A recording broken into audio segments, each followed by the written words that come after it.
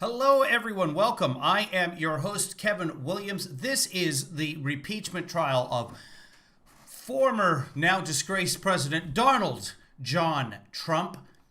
We'll be looking at this today. I've got the C-SPAN up over on the other window here. We will get this going in just a second.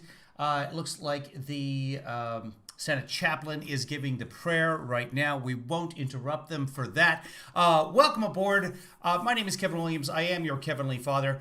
If you'd like to support this broadcast, YouTube currently has me demonetized because I'm harmful. This is what we do. We take the political peoples of the day, Republican or Democrat. I'm neither. I'm independent. I didn't vote for Hillary. And we fact check them. And we have a little bit of fun doing it as well.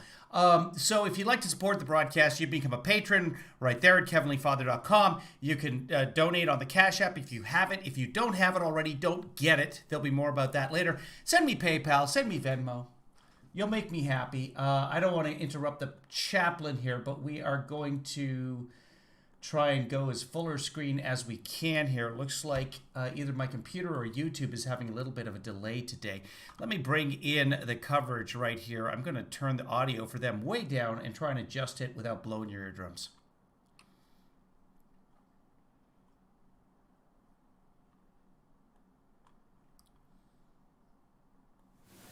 They just said the Pledge of Allegiance. That's what they do every day in the Senate and the House to start things off. Recently, the Republicans on one of the committees in the House tried to pass... And senators, will you please be seated? And tried to pass a rule saying, let's say the Pledge of Allegiance at the beginning of each one of our meetings. And the Democrats who are in charge said, well, no, we say it every single day to start the day. That what you just saw, but probably couldn't hear because I had the volume down. What you saw is everything. So why do we have to say it twice? Now we have to say it 5 times? Did you miss a lot of high school? Lauren Boebert? So now you're trying to make up for it? Anyway, so then, of course, the Republicans were all like, oh, the Democrats hate the Pledge of Allegiance. Chuck Schumer. Of all senators, no motions were filed this morning, so we'll proceed to the House manager's presentation. We anticipate 2 10-minute breaks and a 45-minute dinner break around 6 p.m. in pursuant to the provisions of Senate Resolution 47, the managers for the House of Representatives have 16 hours to make the presentation of their case. God help us. us. The Senate will now hear you, and we recognize Mr. Manager Raskin to begin the presentation of the case for the House of Representatives. Mr. Raskin. Recognize. Thank you very much, Mr. President, members of the Senate. Good morning. Good morning. Good day.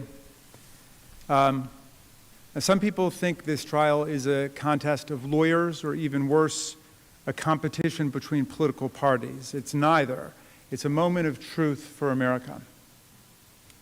My late father, Marcus Raskin, once wrote, "Democracy needs a ground to stand upon, and that ground is the truth." America needs the truth about ex-President Trump's role in inciting the insurrection on January 6th because it threatened our government and it disrupted, it easily could have destroyed the peaceful transfer of power in the United States for the first time in 233 years. It was suggested yesterday by President Trump's counsel that this is really like a very bad accident or a natural disaster where lots of people get injured or killed and society is just out looking for someone to blame.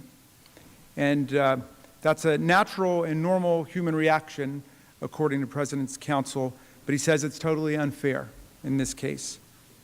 President Trump, according to Mr. Castor, is essentially an innocent bystander who got swept up in this catastrophe but did nothing wrong. Thank you very much, Melanie.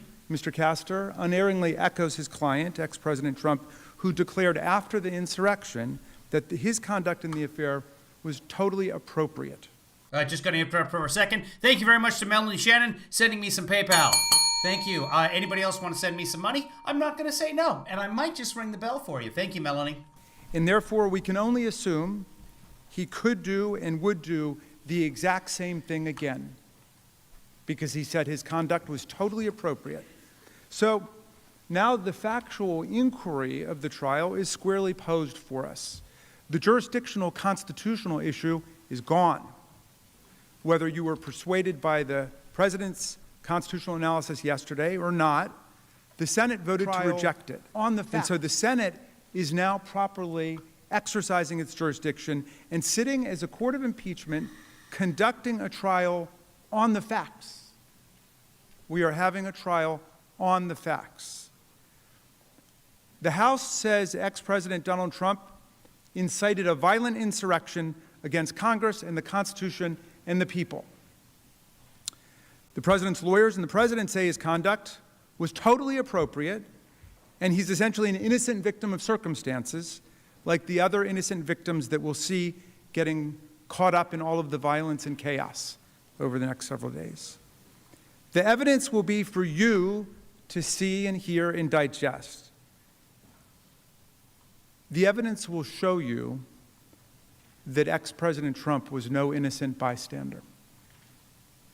The evidence will show that he clearly incited the January 6th insurrection. It will show that Donald Trump surrendered his role as commander-in-chief and became the inciter-in-chief of a dangerous insurrection. And this was, as one of our colleagues put it so cogently on January 6th itself, the greatest betrayal of the presidential oath in the history of the United States. The evidence will show you that he saw it coming and was not remotely surprised by the violence. And when the violence inexorably and inevitably came as predicted and overran this body and the House of Representatives with chaos, we will show you that he completely abdicated his duty as commander-in-chief to stop the violence and protect the government and protect our officers and protect our people. He violated his oath of office to preserve, protect, and defend the Constitution. I'm going to put up some Trump comments above my head here, so you guys will be able to read that as well. The government. They go really, really quickly, so just try not to have an elliptical seizure while this is happening. The people of the United States. The evidence will show you that he assembled, inflamed, and incited his followers to descend upon the Capitol to stop the steal, to block Vice President Pence and Congress from finalizing his opponent's election victory over him. It will show that he had been warned that these followers were prepared for a violent attack, targeting us at the Capitol through media reports, law enforcement reports, and even arrests. In short, we will prove that the impeached president was no innocent bystander, whose conduct was totally appropriate. Speaking of appropriate, that is the chat stream from Right Side Broadcasting happening right now. This is the Trump channel, essentially. He's talked about them many times. 16,000 people watching right now. I don't know what they do for a living, but there's 16,000 of them. And they keep giving money away. Should I show you guys the money? This is just to give you an idea of Trump support. You'll see their super chats. They can do super chats. I've been demonetized because I'm harmful. They've been doing super chats. From talking to other people, by the way, since I've been demonetized last week, the other YouTubers that I have talked to are pretty much under consensus. No, you were reported by a bunch of right-wingers. And if enough of them say you're violating community standards, then YouTube just thinks, well, he's violating community standards, whether I'm doing fact checks or not. So that's what's happening over on the other side of the aisle. And should be a standard for future presidents, but that he incited this attack. They still think the election was a hoax. And he saw it coming. To us, it may have felt like chaos and madness, but there was method in the madness that day. This was an organized attack on the counting of the Electoral College votes in joint session of the United States Congress under the 12th Amendment and under the Electoral Count Act to prevent Vice President Mike Pence and to prevent us from counting sufficient electoral college votes to certify Joe Biden's victory of 306 to 232 in the Electoral College, a margin that President Trump had declared a landslide in 2016. When my colleague, Mr. Neguse, speaks after me, he will set forth in detail the exact roadmap of all the evidence in the case. My fellow House managers and I will then take you through that evidence step by step so everyone can see exactly how these events unfolded. But I want to tell you a few key reasons right now that we know this case is not about blaming an innocent bystander for the horrific violence and harm that took place on January 6th. This is about holding accountable the person singularly responsible for inciting the attack. Let's start with December 12th. You will see during this trial a man who praised and encouraged and cultivated violence. We have just begun to fight, he says, more than a month after the election has taken place. And that's before the 2nd Million MAGA March, a rally that ended in serious violence and even the burning of a church. And as the president forecast, it was only the beginning. On December 19th, 18 days before January 6th, he told his base about where the battle would be that they would fight next. January 6th would be wild, he promised. Be there, we'll be wild, said the President of the United States of America. And that, too, turned out to be true.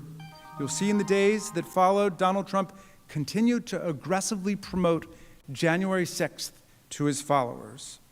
The event was scheduled at the precise time that Congress would be meeting in joint session to count the Electoral College votes and to finalize the 2020 presidential election. In fact, in the days leading up to the attack, you'll learn that there were countless social media posts, news stories, and most importantly, credible reports from the FBI and Capitol Police that the thousands gathering for the President's Save America March were violent, organized with weapons, and were targeting the Capitol. This mob got organized so openly because, as they would later scream in these halls, and as they posted on forums before the attack, they were sent here by the President. They were invited here by the President of the United States of America. And when they showed up, knowing of these reports that the crowd was angry and it was armed, here's what Donald Trump told them. President Trump whipped the crowd into a frenzy, exhorting followers, if you don't fight like hell, you're not going to have a country anymore. And then he aimed straight at the Capitol, declaring, you'll never take back our country with weakness. You have to show strength, and you have to be strong. He told them to fight like hell, and they brought us hell on that day. Show it. Show Incited that by clip. President Trump, his mob attacked the Capitol. This assault unfolded live on television before a horrified nation. According to those around him at the time, this is how President Trump reportedly responded to the attack that we saw him incite in public. Delight, enthusiasm, confusion as to why others around him weren't as happy as he was. Trump incited the January 6th attack, and when his mob overran and occupied the Senate and attacked the House and assaulted law enforcement, he watched it on TV like a reality show. He reveled in it, and he did nothing to help us as Commander-in-Chief. Instead, he served as the inciter-in-chief, sending tweets that only further incited the rampaging mob. He made statements lauding and sympathizing with the insurrectionists. Over at 4:17 p.m., over 3 hours after the beginning of the siege, for the very first time he spoke out loud, not on Twitter, spoke out loud to the American people. Here's what he said. I know your pain. I know you're hurt. So you might be saying, all right, the president is going to console us now. He's going to reassure America. He knows our pain. He knows we're hurt. We've just seen these horrific images of officers being impaled and smashed over the head. We've just been under attack for 3 hours. But here's what he actually goes on to say. I know your pain. I know you're hurt. We had an election that was stolen from us. It was a landslide election, and everyone knows it, especially the other side. So you think he's about to decry the mayhem and violence, the unprecedented spectacle of this mob attack on the U.S. Capitol, but he's still promoting the big lie that was responsible for inflaming and inciting the mob in the first place. If anyone ever had a doubt as to his focus that day, it was not to defend us, it was not to console us, it was to praise and sympathize and commiserate with the rampaging mob. It was to continue to act as inciter-in-chief, not commander-in-chief, by telling the mob that their election had been stolen from them. Even then, after that vicious attack, he continued to spread the big lie. And as everyone here knows, Joe Biden won by more than 7 million votes and 306 to 232 in the Electoral College. But Donald Trump refused to accept his loss even after this attack. And he celebrated the people who violently interfered with the peaceful transfer of power for the first time in American history, and did that at his urging. And when he did, in this video, finally tell them to go home in peace, he added this message. We love you. You're very special. Distinguished members of the Senate, this is a day that will live in disgrace in American history. That is, unless you ask Donald Trump, because this is what he tweeted before he went to bed that night at 6:01 p.m.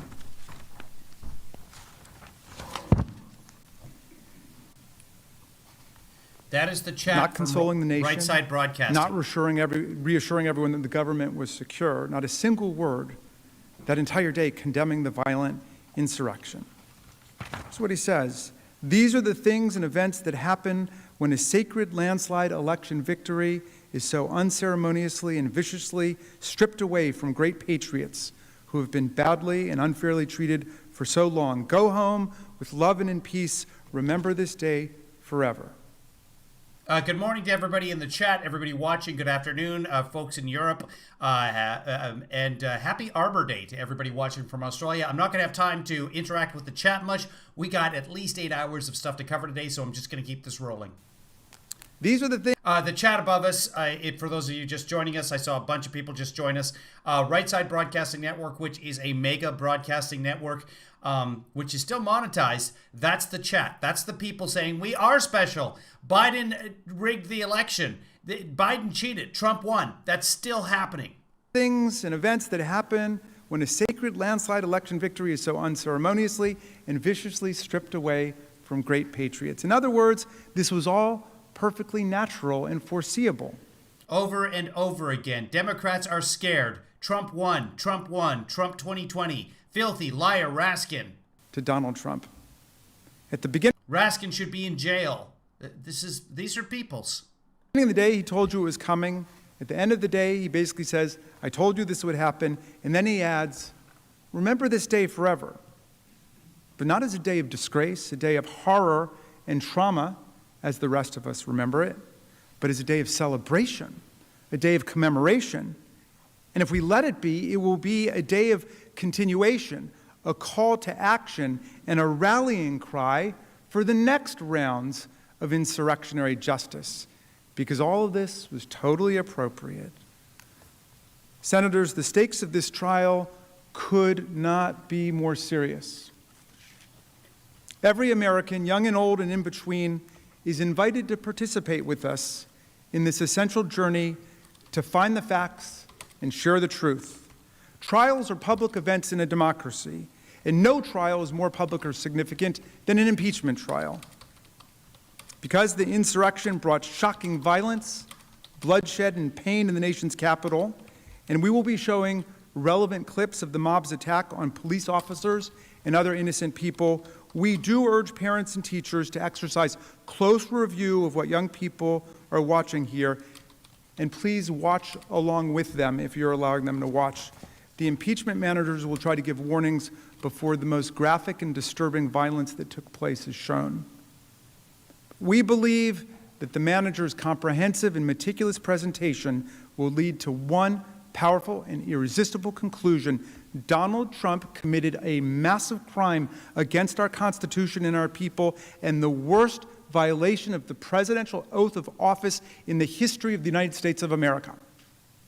For this, he was impeached by the House of Representatives, and he must be convicted by the United States Senate. Before I close, I want to address a constitutional issue still lingering from yesterday's argument. The President obviously is still exploring ways to change the subject and talk about anything other than his responsibility for inciting the attack. We heard a lot yesterday about his claim that this incitement of the insurrection was perfectly appropriate because it's somehow protected by the First Amendment. And this little diversion caught my eye because I've been a professor of constitutional law and the First Amendment for decades. And as we'll demonstrate over the course of the trial, the factual premise and the legal underpinnings of that claim are all wrong. They present President Trump as merely like a guy at a rally expressing a political opinion that we disagree with, and now we're trying to put him in jail for it. That has nothing to do with the reality of these charges or his constitutional offense. The particular political opinions being expressed are not why we impeached the president and have nothing to do with it. It makes no difference what the ideological content of the mob was. And if we license and forgive incitement to violent insurrection by militant Trump followers this week, you can be sure there will be a whole bunch of new ideological flavors coming soon. As we'll demonstrate with overwhelming evidence, portraying Trump as a guy on the street being punished for his ideas is a false description of his actions, his intent, and the role that he played on January 6th when he willfully incited an insurrectionary mob to riot at the Capitol. Last week, 144 constitutional scholars, including Floyd Abrams, a ferocious defender of free speech, Charles Fried, President Reagan's Solicitor General, Stephen Calabrese, the co-founder of the Federalist Society, released a statement calling the president's First Amendment arguments legally frivolous, adding, "We all agree that the First Amendment does not prevent the Senate from convicting President Trump and disqualifying him from holding future office." They went on to say, "No reasonable scholar or jurist could conclude that President Trump had a First Amendment right to incite a violent attack on the seat of the legislative branch, or then to sit back and watch on television as Congress was terrorized and the Capitol sacked." Incitement to violence is, of course, not protected by the First Amendment. That's why most Americans have dismissed Donald Trump's First Amendment rhetoric simply by referring to Justice Oliver Wendell Holmes's handy phrase, "You can't shout fire in a crowded theater." But even that time-honored principle doesn't begin to capture how off-base the argument is. This case is much worse than someone who falsely shouts fire in a crowded theater. It's more like a case where the town fire chief, who's paid to put out fires, sends a mob not to yell fire in a crowded theater, but to actually set the theater on fire, and who then, when the fire alarms go off and the calls start flooding into the fire department asking for help, does nothing but sit back, encourage the mob to continue its rampage, and watch the fire spread on TV with glee and delight. So then we say this fire chief should never be allowed to hold this public job again, and you're fired and you're permanently disqualified, and he objects. And he says, we're violating his free speech rights just because he's pro-mob or pro-fire or whatever it might be. Come on. I mean, you really don't need to go to law school to figure out what's wrong with that argument. Here's the key. Undoubtedly, a private person can run around on the street expressing his or her support for the enemies of the United States and advocating the overthrow of the United States government. You've got a right to do that under the First Amendment. But if the president spent all of his days doing that, uttering the exact same words, expressing support for the enemies of the United States and for overthrowing the government? Is there anyone here who doubts that this would be a violation of his oath of office to preserve, protect, and defend the Constitution of the United States, and that he or she could be impeached for doing that? Look, if you're President of the United States, you've chosen a side with your oath of office, and if you break it, we can impeach, convict, remove, and disqualify you permanently from holding any office of honor, trust, or profit under the United States. As Justice Scalia once said, memorably, you can't ride with the cops and root for the robbers. And if you become inciter-in-chief to the insurrection, you can't expect to be on the payroll as commander-in-chief for the Union. Trump was the President of the United States, and he'd sworn to preserve, protect, and defend the Constitution. He had an affirmative, binding duty, one that set him apart from everyone else in the country, to take care that the laws be faithfully executed, including all the laws against assaulting federal officers, destroying federal property, violently threatening members of Congress and the Vice President, interfering with federal elections, and dozens of other federal laws that are well known to all of you. When he incited insurrection on January 6th, he broke that oath. He violated that duty. And that's why we're here today. And that's why he has no credible constitutional defense. I'll tell you a final sad story in this kaleidoscope of sadness and terror and violence. One of our Capitol officers who defended us that day was a longtime veteran of our force, a brave and honorable public servant who spent several hours battling the mob as part of one of those blue lines defending the Capitol in our democracy. For several hours straight, as the marauders punched and kicked and mauled and spit at us with baseball bats and fire extinguishers, cursed the cops, and stormed our Capitol, he defended us, and he lived every minute of his oath of office. And afterwards, overwhelmed by emotion, he broke down in the rotunda. And he cried for 15 minutes. And he shouted out, "I got called an N-word 15 times today."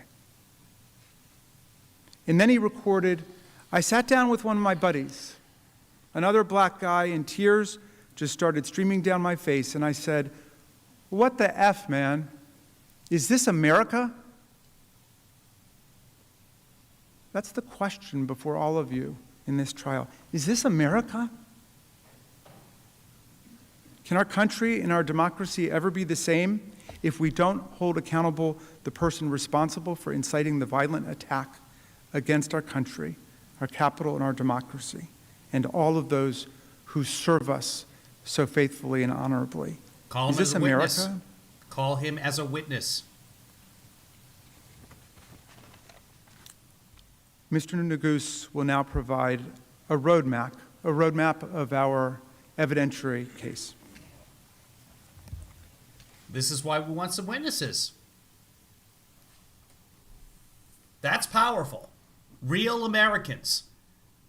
Take it out of the partisan realm. Don't make it Democrats telling you. By the way, the Republican senators, many of them right now, they're not even paying attention. They're reading, they're looking over paperwork, they're signing things, they're talking to each other. They're not supposed to talk at all, but reportedly some of them were talking yesterday. Because, America. Mr. President, distinguished senators, counsel, like several of you, I am a child of immigrants. And as a son of immigrants, I believe firmly in my heart that the United States is the greatest republic that this world has ever known. A hallmark of our republic, since the days of George Washington, has been the peaceful transfer of power. For centuries, we've accepted it as fact. Unfortunately, sadly, we know now that we can no longer take that for granted. Because as lead manager Raskin explained on January 6th, the peaceful transition of power was violently interrupted when a mob stormed this Capitol and desecrated this chamber. As you'll see during the course of this trial, that mob was summoned, assembled, and incited by the former President of the United States, Donald Trump. And he did that because he wanted to stop the transfer of power so that he could retain power, even though he had lost the election. And when the violence erupted, when they were here in our building with weapons, he did nothing to stop it. If we are to protect our republic and prevent something like this from ever happening again, he must be convicted. Now, I want to be very clear about what we will show you during the course of this trial. As my fellow managers present our case to you today, tonight, tomorrow, it'll be helpful to think about President Trump's incitement of insurrection in three distinct parts: the attack, the provocation, the attack, and the harm. Let's start with the provocation. We will show during the course of this trial that this attack was provoked by the president, incited by the president. And as a result, it was predictable and it was foreseeable. And of course, that makes sense. And this mob was well orchestrated. Their conduct was intentional. They did it all in plain sight, proudly, openly, and loudly. Because they believed, they truly believed that they were doing this for him, that this was their patriotic duty. They even predicted that he would protect them. And for the most part, they were right. In his unique role as commander-in-chief of our country, and as the one person that the mob was listening to and following orders from, he had the power to stop it. And he didn't. Now, some have said that President Trump's remarks, his speech on January 6th, was just a speech. Well, let me ask you this. When in our history has a speech led thousands of people to storm our nation's capital with weapons, to scale the walls, break windows, kill a Capitol police officer? This was not just a speech. It didn't just happen. And as you evaluate the facts that we present to you, it will become clear exactly where that mob came from. Because here's the thing, President Trump's words, as you'll see on January 6th, in that speech, just like the mob's actions, were carefully chosen. Those words had a very specific meaning to that crowd. And how do we know this? Because in the weeks prior to, during, and after the election, he used the same words over and over and over again. You will hear over and over three things. You can see them on the screens. First, what lead manager Raskin referred to as the big lie, that the election was stolen, full of fraud, rigged. You will hear over and over him using that lie to urge his supporters to never concede and stop the steal. And finally, you will hear the call to arms, that it was his supporters' patriotic duty to fight like hell. To do what? To stop the steal, to stop the election from being stolen by showing up in this very chamber, to stop you to stop us. I'd respectfully ask that you remember those three phrases as you consider the evidence today. Election was stolen, stop the steal, and fight like hell, because they did not just appear on January 6th. Let me show you what I mean. Let's start with the big lie. You will see during this trial that the president realized really by last spring that he could lose, he might lose the election. So what did he do? He started planting the seeds to get some of his supporters ready by saying that he could only lose the election if it was stolen. I mean, in other words, really what he did is create a no-lose scenario. Either he won the election, or he would have some angry supporters, not all, but some, who believed that if he lost, the election had to be rigged. And they would be angry because he was telling Americans that their vote had been stolen. And in America, our vote is our voice. So his false claims about election fraud, that was the drumbeat being used to inspire, instigate, and ignite them, to anger them. Watch this clip. Because we're not going to let this election be taken away from us. That's the only way they're going to win it. We're not going to let it happen. It's the only way we can it's the only way we can lose, in my opinion, is massive fraud. We all know what happened after that. He lost. He lost the election. But remember, he had that no-lose scenario that I referenced earlier. He told his base that the election was stolen, as he had forecasted. And then he told them, your election has been stolen, but you cannot concede. You must stop the steal. You can't let another person steal that election from you.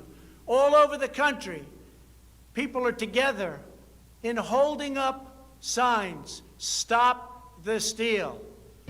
The Democrats are trying to steal the White House. You cannot let them. You just can't let them. Now, while he's inciting his supporters, he's also simultaneously doing everything he possibly can to overturn the election. First, he begins with the courts, a legitimate avenue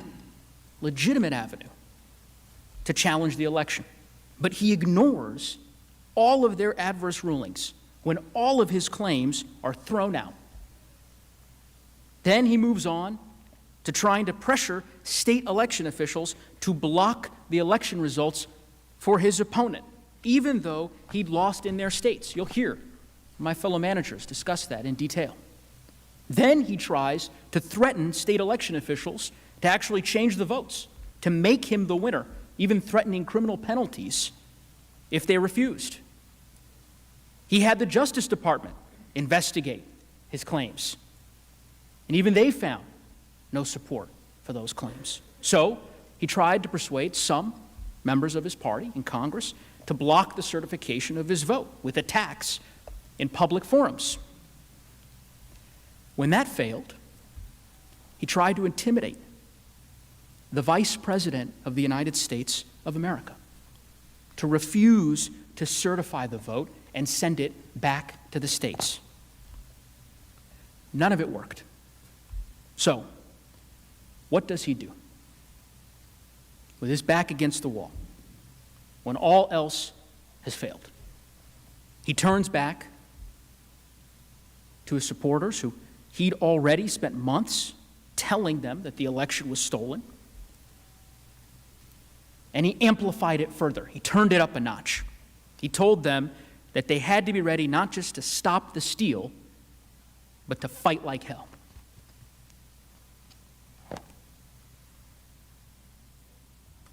fight for the survival of our nation, and we are going to keep on fighting.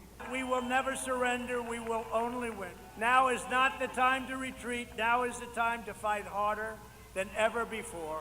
We have to go all the way, and we're going to fight like hell, I'll tell you right now. We will not bend. We will not break. We will not yield. We will never give in. We will never give up. We will never back down. We will never, ever surrender. You will see that in the months as the president made these statements, people listened. Armed supporters surrounded election officials' homes. The Secretary of State for Georgia got death threats. Officials warned the president that his rhetoric was dangerous and it was going to result in deadly violence. And that's what makes this so different, because when he saw firsthand the violence that his conduct was creating, he didn't stop it. He didn't condemn the violence. He incited it further. And he got more specific. He didn't just tell them to fight like hell. He told them how, where, and when. He made sure they had advance notice, 18 days advance notice. He sent his save the date for January 6th. He told them to march to the Capitol and fight like hell. On January 6th, as Lead Manager Raskin said, the exact same day that we were certifying the election results. And what time was that rally scheduled for? The exact same time that this chamber was certifying the election results in joint session. When did he conclude his speech? Literally moments before Speaker Pelosi had gavelled us into session. Many of us were in the House during that joint session of Congress. I was sitting 2 rows behind Leader Schumer and Leader McConnell. I remember it vividly. And as we were standing there, fulfilling our solemn oath to the Constitution, the president was finishing his speech just a couple of miles away. How did he conclude that infamous speech?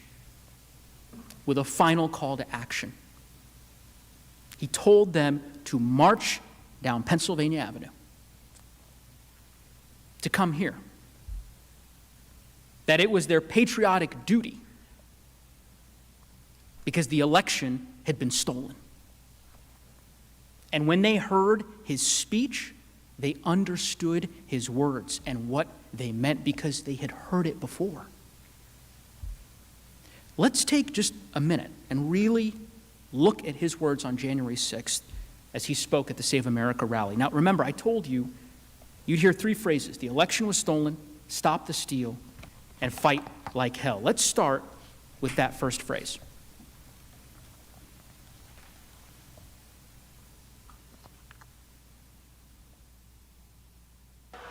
All of us here today do not want to see our election victory stolen. There's never been anything like this. It's a pure theft in American history. Everybody knows it.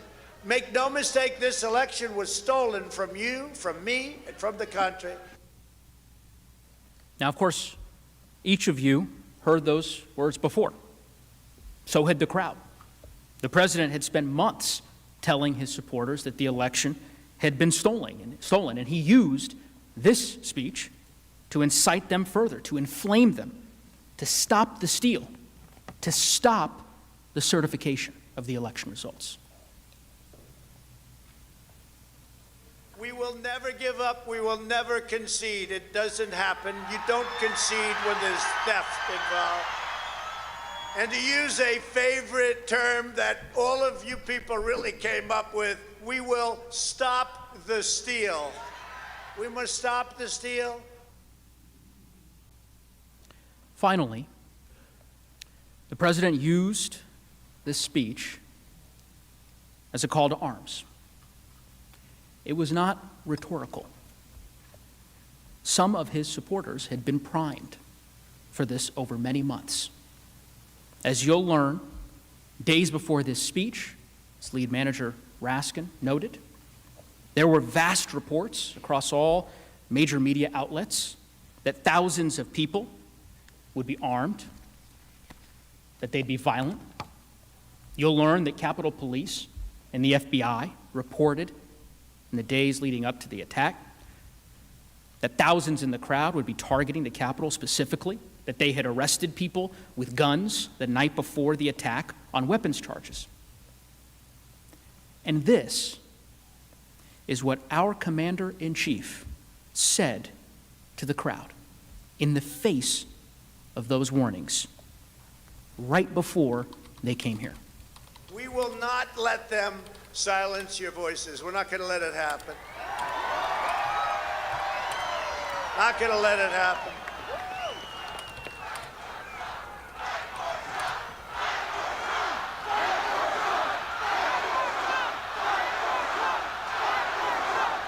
Thank you.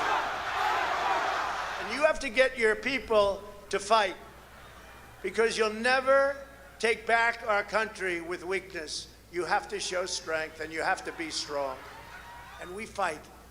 We fight like hell. And if you don't fight like hell, you're not going to have a country anymore. And they did. You They have went down and they to fought. get your people to fight. He told them. Senators, this clearly was not just one speech. It didn't just happen. It was part of a carefully planned, months-long effort with a very specific instruction. Show up on January 6th and get your people to fight the certification. He incited it. It was foreseeable. And again, you don't have to take my word for it. The president's former chief of staff, is a retired Marine, 4-star general, was confirmed by this body to be the Secretary of Homeland Security, overwhelming vote. That man was John Kelly. And on the day after the insurrection, he said this. You know, the president knows who he's talking to when he tweets or when he makes statements. He knows who he's talking to. He knows what he wants them to do. And the fact that he said the things he's been saying, since the election, and encouraging people, no surprise again at what happened yesterday. No surprise. Think about that. No surprise. The president had every reason to know that this would happen because he assembled the mob, he summoned the mob, and he incited the mob.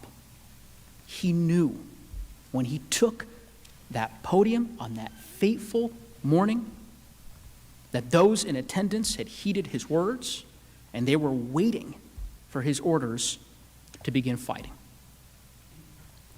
And that, of course, brings me, my fellow managers, to what happened here in this building. As lead manager Raskin stated, my colleagues are going to walk through the events of January 6th and the evidence in very great detail. They are painful to watch and to recount, and I'm not going to repeat the evidence now. But I do want to be clear about what also happened during that terrible attack, and that is this, that President Trump once again failed us. Because when the violence erupted, when we and the law enforcement officials protecting us, protecting you, were under attack, as each of you were being evacuated from this chamber, from a violent mob, as we were being evacuated from the House, he could have immediately and forcefully intervened to stop the violence. It was his duty as commander-in-chief to stop the violence, and he alone had that power. Not just because of his unique role as commander-in-chief, but because they believed that they were following his orders. They said so.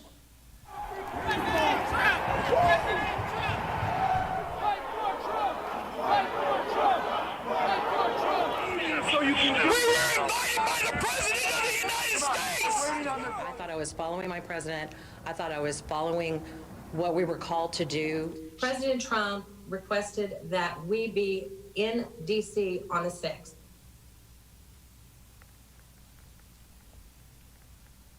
You heard it from them. They were doing what he wanted them to do. They wouldn't have listened to you, to me, to the Vice President of the United States, who they were attacking. They didn't stop in the face of law enforcement, police officers fighting for their lives to stop them. They were following the president.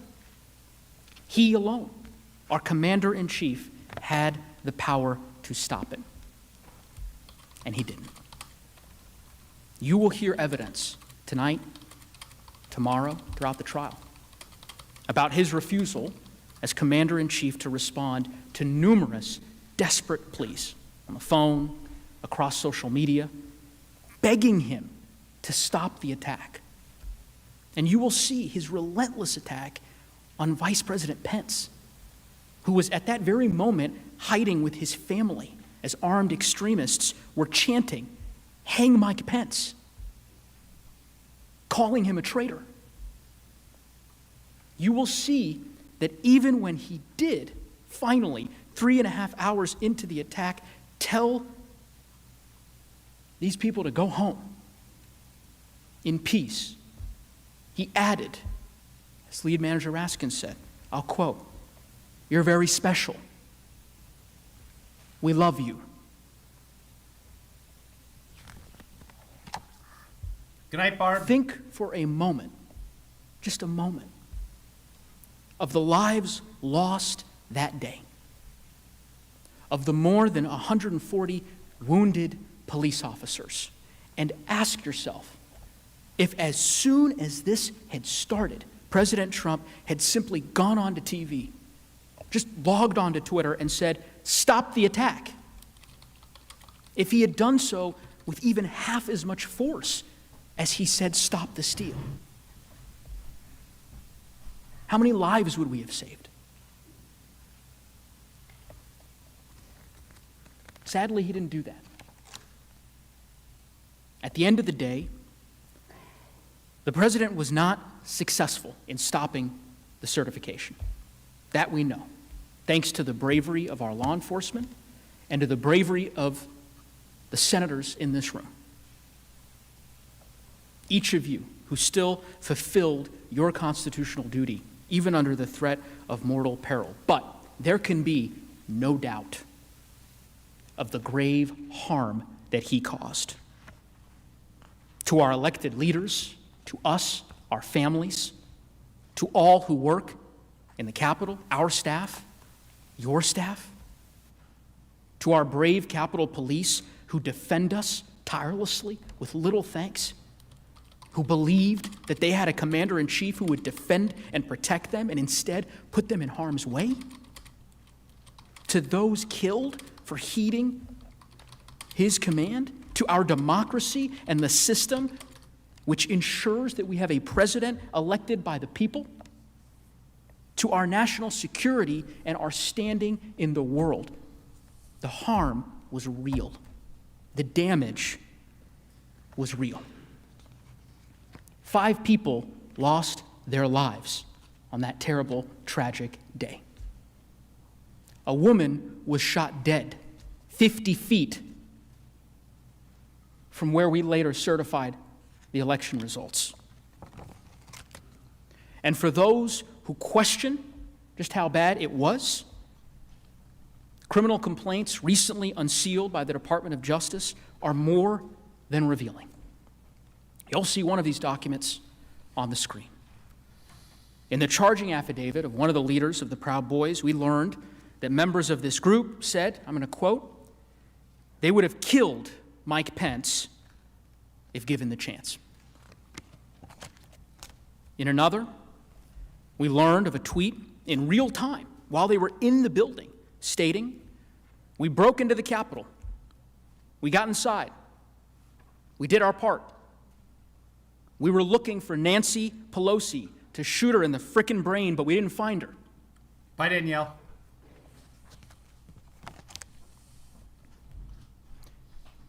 and for anyone who suggests otherwise. These defendants themselves have told you exactly why they were here. You'll see this in the trial. That in the halls of the Capitol, on social media, in news interviews, and in charging documents, they confirm they were following the president's orders. You can see some of the statements on that screen. One who said, Trump wants all able-bodied patriots. Another, that President Trump is calling us to fight. This isn't a joke. Another one, I thought I was following my president. I thought I was following what we were called to do. Our president wants us here. We wait and take orders from the president. He made them believe over many weeks that the election was stolen and they were following his command to take back their country. As I prepared for yesterday, this trial, there's one memory that I couldn't shake, which was on the night of January 6th, and the feeling of walking back onto the House floor and seeing many of you there. I remember us finishing our task at 4 in the morning. And as I walked off the floor, I was so grateful for the opportunity to thank the Vice President of the United States, Mike Pence, for his actions, for standing before us and asking us to follow our oath and our faith and our duty.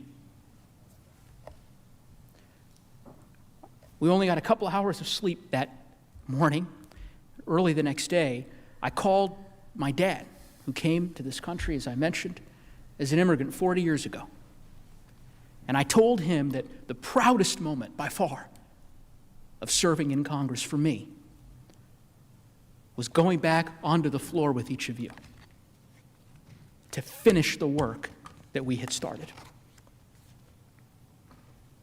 I'm humbled to be back with you today. And just as on January 6th, when we overcame that attack on our Capitol, on our country, I'm hopeful that at this trial, we can use our resolve and our resilience to again uphold our democracy by faithfully applying the law, vindicating the Constitution, and holding President Trump accountable for his actions.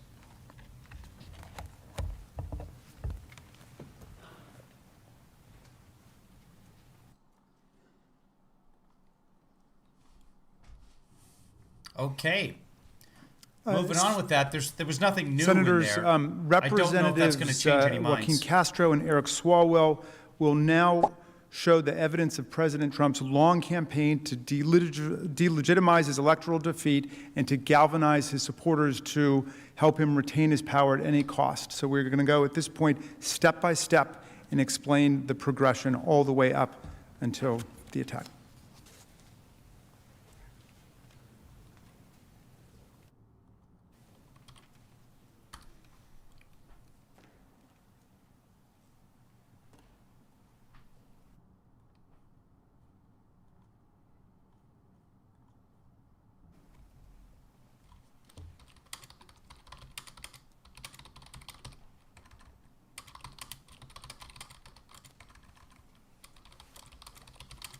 Good afternoon, y'all. My name is Joaquin Castro, and I represent San Antonio in the United States Congress. There's a saying that a lie can travel halfway around the world before the truth has a chance to put on its shoes. And that was before the internet.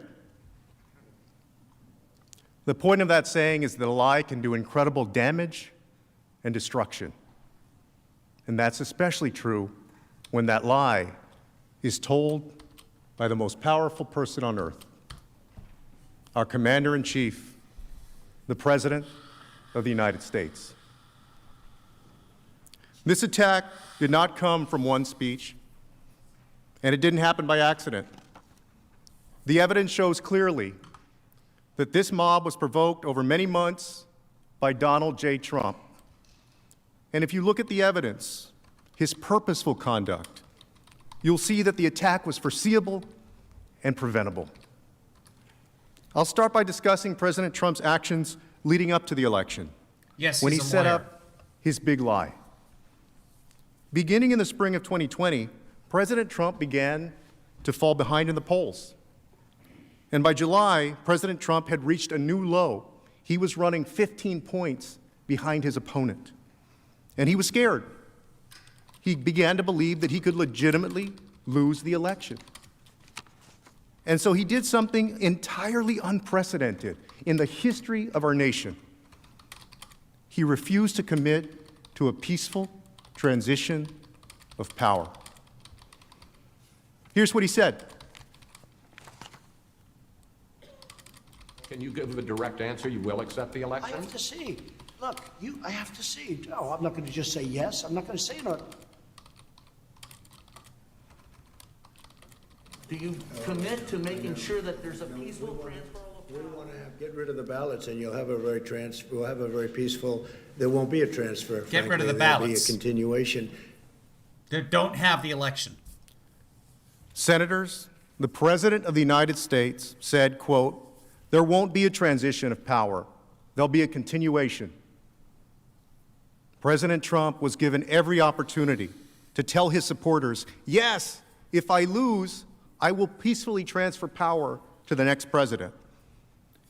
Instead, he told his supporters the only way he could lose the election is if it was stolen.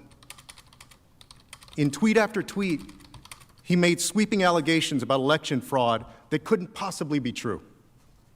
But that was the point. He didn't care if the claims were true.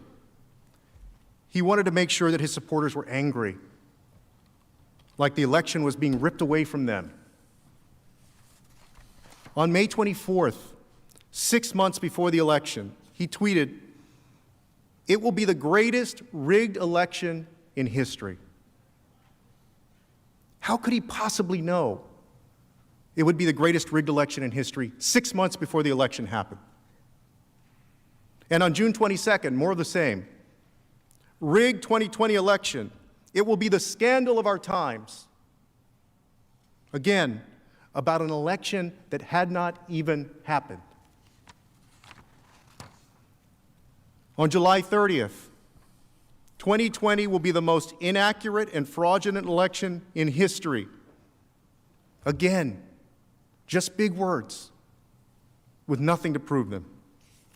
But he wanted to make his supporters believe that an election victory would be stolen from him and from them.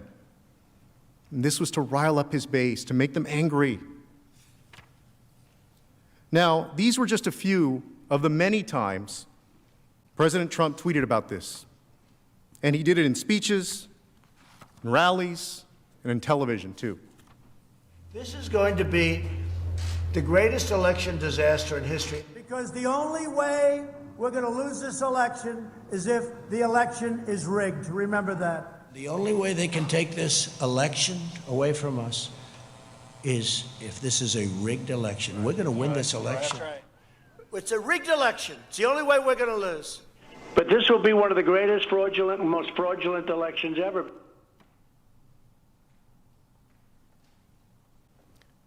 This is clearly a man who refuses to accept the possibility or the reality in our democracy of losing an election. Is he a man, though? And there are Is that dozens what a more man tweets is? and speeches of Donald Trump spreading his lie. But you get the point. His supporters got the point as well. They firmly believe that if he lost, it was because the election was rigged. Will you accept the result if Joe Biden wins? No.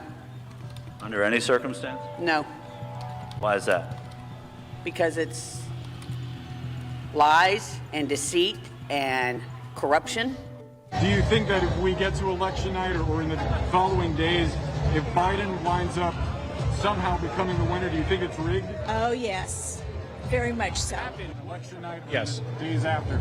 If it shows up that Joe Biden won, yes. In your opinion, would that be the only way that Trump could lose, that it'd be a rigged election? Is that the only way Joe Biden can win? Absolutely. I agree with that, because there's no way in heck our president's going to lose. But yes, it would be a rigged election. There's some type of cheating went on, what have you. And I firmly believe that.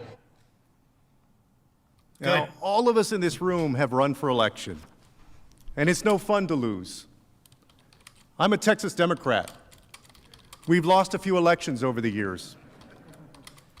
But can you imagine telling your supporters that the only way you could possibly lose is if an American election was rigged and stolen from you? And ask yourself whether you've ever seen anyone at any level of government make the same claim about their own election.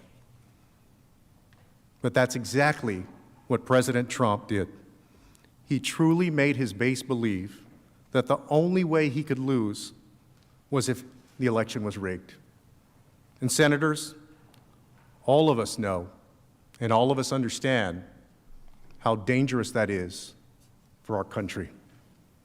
Because the most combustible thing you can do in a democracy is convince people that an election doesn't count, that their voice and their vote don't count, and that it's all been stolen, especially if what you're saying are lies. Let us turn now to the election. As you know, the results were not fully reported on election night, which is not unusual in our nation's history. But by November 7th, major news networks, including Fox News, reported that once the remaining votes were counted, Joe Biden would be the likely victor. So President Trump began urging his supporters to stop the count. I would imagine that if we went around this room, there are folks sitting here that started down on election night and ended up coming back up and winning their races. Perhaps that's why some of you are seated in this room today. But imagine if you were behind and the results start coming in, and as you started pulling ahead, your opponent said, "That's not fair. Stop the count while I'm still ahead." That's what Donald Trump did. But that's not how America works.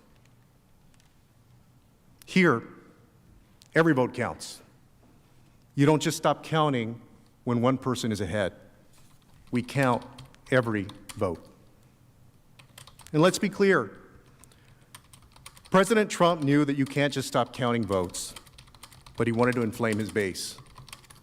There was a purpose behind this, to truly make them believe that counting votes would result in a stolen, rigged election. He said at 12:49 a.m. on election night, quote, "They're trying to steal the election. We will never let them do it." A little over an hour later, at roughly 2:30 in the morning, before all the votes were even close to being counted, he goes even further and actually declares victory. Take a look. This is a fraud on the American public. This is an embarrassment to our country. It is. We were getting ready to win this election. Frankly, we did win this election. Frankly, we did win. Rather than calmly saying, "Let's count the votes. If there's legal issues, we'll go to court and we'll resolve them." Instead, he told his supporters that he actually won the election and the whole thing was a fraud. He said that on November 4th, and he has never recounted that statement since. Despite President Trump's pressure at the time, election officials around the country continued to carry out their duties. And as votes were counted and his loss became more certain, he riled up his base further.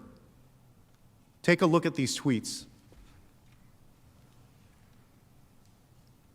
On November 5th, he tweeted in all capital letters, as if shouting commands, quote, "Stop the count. Stop the fraud." Senators, this is dangerous. I also want you to remember these tweets for another reason.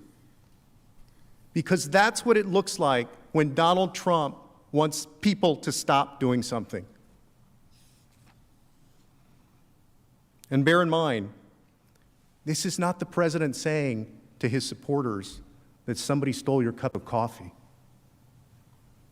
This is the commander-in-chief telling his supporters, your election is being stolen and you must stop the counting of American votes. And it worked. His words became their actions. His commands led to their actions. Take a look at this. The same day as those tweets,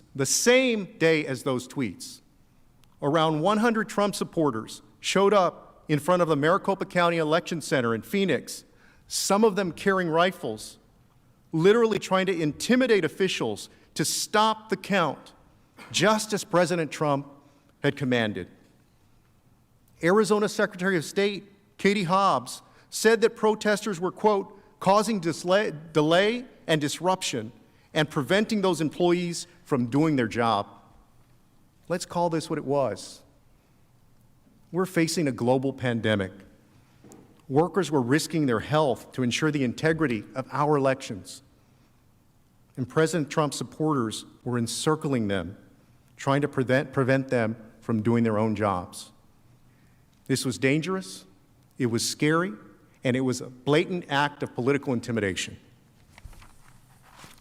In Philadelphia, that same day, police investigated an alleged plot to attack the city's Pennsylvania Convention Center, where votes were being counted. Police took at least one man into custody who was carrying a weapon. And this happened all over, in Atlanta, in Detroit, and in Milwaukee. His supporters used armed force to try to disrupt lawful counting of votes because they bought into Trump's big lie that the election was stolen from them. President Trump's months of inflaming and inciting his supporters had worked. They believed it was their duty to quite literally fight to stop the count, so they showed up at election centers across the country to do just that. This is a fraud on the American public. This is an embarrassment to our country. We were getting ready to win this election. Frankly, we did win this election.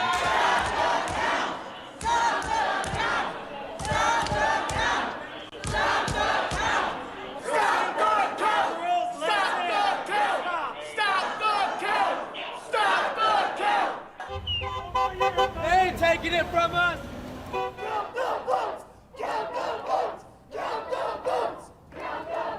We were winning in all the key locations by a lot, actually. And then our numbers started miraculously getting whittled away in secret. They will be hiding. They will pay. They will be destroyed because America is rising.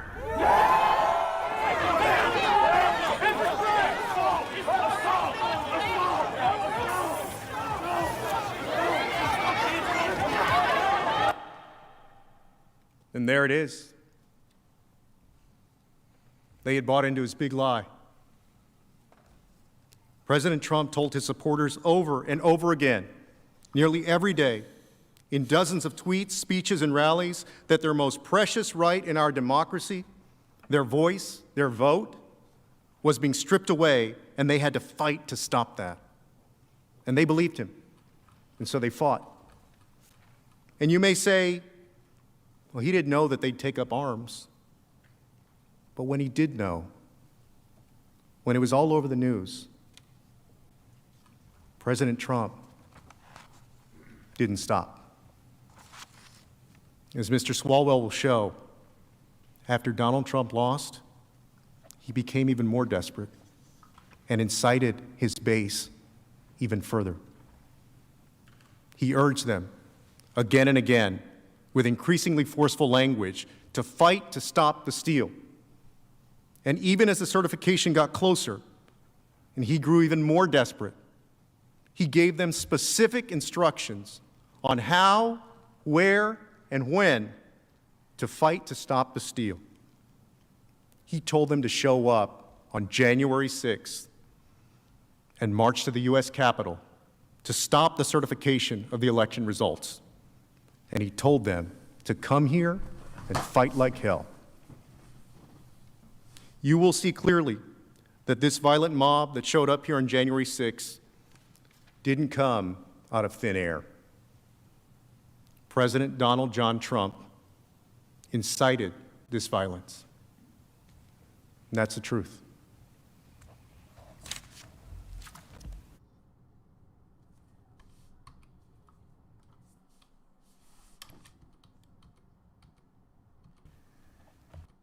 Mr. President, distinguished senators, my name is Eric Swalwell, and I represent California's 15th Congressional District. Manager Castro just told you about Donald Trump's lies and acts before the election. But, to paraphrase Winston Churchill, that wasn't the end of his efforts. That wasn't the beginning of the end. But perhaps it was the end of the beginning. Here's what I mean. You saw President Trump prime for months his supporters to believe that if the election was lost, it only could have been so because it was rigged. But that took time.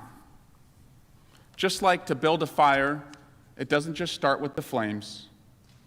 Donald Trump, for months and months, assembled the tinder, the kindling, threw on logs for fuel to have his supporters believe that the only way their victory would be lost was if it was stolen. So that way, President Trump was ready, if he lost the election, to light the match. And on November 7, after all the votes were counted, President Trump did lose by 7 million votes. But for Donald Trump, all was not lost. He had a backup plan. I can't change the camera. Instead of now. accepting the results or pursuing legitimate claims, he told his base more lies. He doused the flames with kerosene. And this wasn't just some random guy at the neighborhood bar blowing off steam. This was our commander-in-chief. Day after day, he told his supporters false, outlandish lies that the victory, that the election outcome was taken and it was rigged. And he had absolutely no support for his claims. I'm going to see if I can get another angle. That wasn't the point. He wanted to make his base angrier and angrier. And to make them angry, he was willing to say anything. On November 15, he states, "I concede nothing. We have a long way to go. Rigged election." Doesn't say why the election is rigged. November 17, in a Twitter statement, "Dead people voted." That's it. No evidence, just dead people voted. November 28, Twitter statement. "We have found many illegal votes. Stay tuned." This just wasn't true. He never found illegal votes. He didn't even try to pretend that he had evidence for that. And stay tuned, well, that was all about inciting his base, not about bringing legitimate claims. It was about dramatizing the election to anger his supporters. December 5, you see here, he goes after the governors of Arizona and Georgia, governors from his own party, claiming that they weren't with him. You see, senators, he is casting this in combat terms, that either you were with him, making sure that he won the election, or you're fighting against him. These are just a few of the hundreds of Twitter statements that President Trump sent.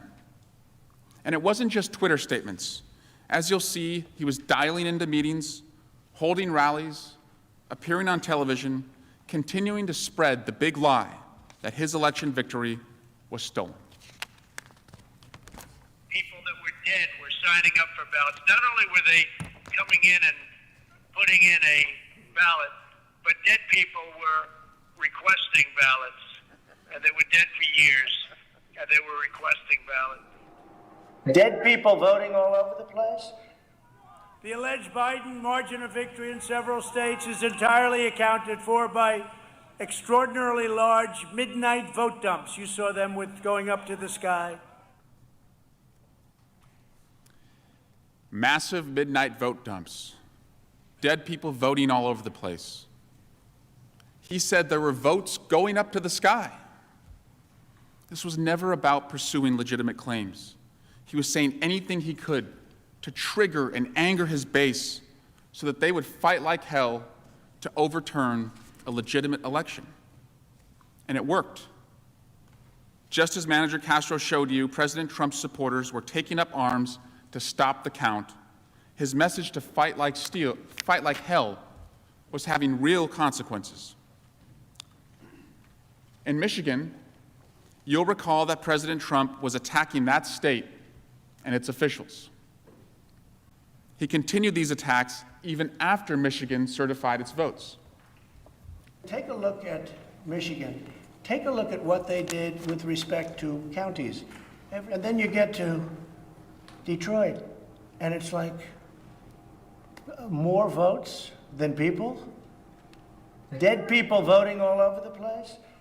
You know, I went almost every county in Michigan, almost every district. We should have won that state very easily. We have a similar type of governor, I think, but I'll let you know that in about a week. He's literally telling them that there were more votes in Detroit than people. I don't have any shots of the other senators. About 260,000 people voted in Detroit. There are roughly 500,000 registered voters in Detroit. Everyone shares there the same There are approximately 670,000 people living in the city. So again, not true. But he needed to make these outlandish claims to truly make his supporters believe that their victory was stolen from them. And it was working. A few days after these clips, on December 5, his supporters surrounded the Michigan Secretary of State's home. Secretary of State's house and the steal. Stop the steal! Stop the steal! Stop the steal! Stop the steal! Stop the steal! Stop the steal! Stop the steal! You're a threat to democracy! You're a threat to free and honest election! There's a mob outside your house, and you're the threat to democracy. 9 o'clock at night. Secretary's family's inside. Protesters have surrounded her home. God. Can you imagine being a kid in that house? And as we saw, when armed protesters showed up to follow President Trump's direction to stop the steal, this was not the first time that President Trump's supporters used threats and intimidation. President Trump cannot say, I didn't know what I was inciting. From what Manager Castro showed and what I just showed, there was plenty of evidence that his words had consequences. And if he wanted to stop it, he could stop it. You saw Mr. Castro read statement after statement from our commander-in-chief saying, stop the count, stop the steal. President Trump was never shy about using his platforms to try and stop something. He could have very easily told his supporters, stop threatening officials, stop going to their homes, stop it with the threats. But each time, he didn't. Instead, in the face of escalating violence, he incited them further. The next phase in the certification of results was the certification on December 14 of the Electoral College votes. The night before, President Trump personally issued 14 Twitter statements with more false claims about the election being stolen and directing his supporters to make sure that, quote, they cannot be certified. He states here, the rhinos that run the state voting apparatus have caused us the problem of allowing the Democrats to so blatantly cheat in their attempt to steal the election, which we won overwhelmingly. We will never give up. In the face of threats to elected officials, this is his message. And he calls them rhinos, Republicans in name only, and tells them to never give up. President Trump, to him, it was his supporters against anyone who would not overturn the election results so that President Trump could win. But on December 14, despite all of President Trump's efforts to stop, the electors cast their votes according to the will of the American people, and Joe Biden was certified as having won 306 Electoral College votes. The day after this occurred, Leader McConnell recognized this, stating, "Many of us hoped that the presidential election would yield a different result. But our system of government has processes to determine who will be sworn in on January 20. The Electoral College has spoken." As Manager Castro said, no one here, no one among us wants to lose an election. Sometimes there's a reason to dispute an election. Sometimes the count is close. Sometimes we ask for a recount or we go to court. That's entirely appropriate. But what President Trump did was different. What President Trump did was the polar opposite of what any of us would do if we lost an election. Because once the outcome is clear and a judge rules, we concede. We recognize the will of the American people because we let the people decide. And that's what all of the courts, the Justice Department, and the 50 states that had counted the votes, they said it was time for a peaceful transition of power because that's what our Constitution and rule of law demands. Except President Trump. He directed all of the rage that he had incited to January 6th. That was his last chance to stop the peaceful transition of power. And that brings us to the attack. Manager Castro told you the power of the lie, especially when the lie comes from the most powerful person in the world, the Commander-in-Chief. It also helps if you spend millions of dollars to amplify that lie. You'll see here, in mid-December, President Trump announced the release of ads, including ones entitled, "The evidence is overwhelming," "Fraud," "Stop the Steal." He spent $50 million from his legal defense fund on these ads to stop the steal and amplify his message. They were released nationally, played in video ads, online advertising, and targeted text messages. They used the same words and phrases that President Trump had been spreading for months, that the election was full of fraud, to stop the steal. But now they had a specific purpose. How do we know that purpose? These ads were designed to run all the way up to January 5, and then they stopped. This was purposeful and deliberate planning to target his base to rally around that day. And it wasn't just his ads. He continued to use his own platform. He told his supporters, who truly believed their victory had been stolen and who were ready to fight when, where, and how to stop what he believed was a steal. Donald Trump would issue a deliberate call to action. And just like in his ads, that action centered around January 6th. On December 19, at 1:42 in the morning, our Commander-in-Chief tweeted, he almost said Commander-in-Tweet. "Big protest in D.C. on January 6th. Be there. I'll allow it. Will be wild. Will be wild." We know why he picked this day. It wasn't random. It was his last chance to stop a peaceful transition of power. And he gave his supporters plenty of time to plan. This was the save the date, sent out 18 days before the event on January 6th. And it wasn't a casual one-off reference or a single invitation, For the next 18 days, Donald Trump would make sure to remind them over and over and over to show up on January 6th. And he would tell them exactly what he wanted them to do. On December 26, he tweets, "If a Democrat presidential candidate had an election rigged and stolen, with proof of such acts at a level never seen before, the Democrat senators would consider it an act of war and fight to the death. Mitch and the Republicans do nothing, just want to let it pass. No fight."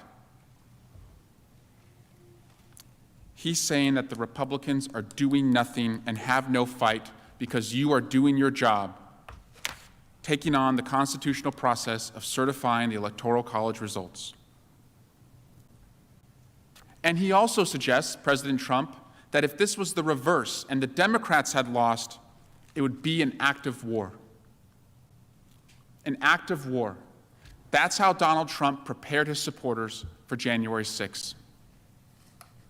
He even stated again 14 minutes later to make sure his supporters understood, quote, "The Justice Department and the FBI have done nothing about the 2020 presidential election voter fraud, the biggest scam, all caps, in our nation's history, despite overwhelming evidence. They should be ashamed." And then he adds, "History will remember. Never give up. See everyone in D.C. on January 6th. These are too many. That phrase, history will remember, was the first time Donald Trump had used it in his presidency. This is bad, guys. They're giving ammunition to the defense. Why January 6th? Because we're going to have a rally on January 6th at the Ellipse. He's inviting people to his rally. You're giving them things to disarm easily.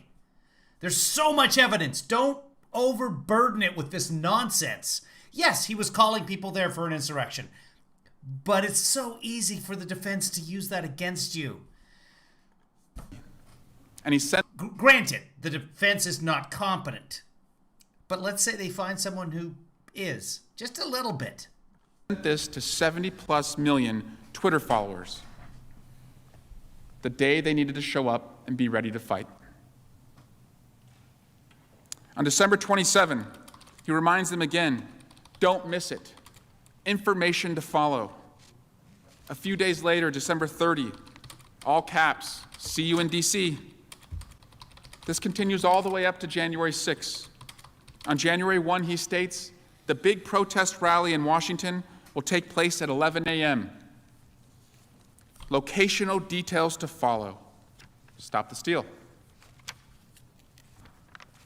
You'll see that an hour later, President Trump retweeted one of his Twitter followers. That follower was Kylie Kremer, executive director of Women for America First, the group organizing the January 6 rally and the creator of the Facebook group Stop the Steal. Kremer tweeted, quote, "The cavalry is coming, Mr. President," referring to the cavalry showing up on January 6. She also added a website for supporters to RSVP and made clear what the message was. Hashtag Stop the Steal. And what did President Trump say in response to hearing that the cavalry was coming?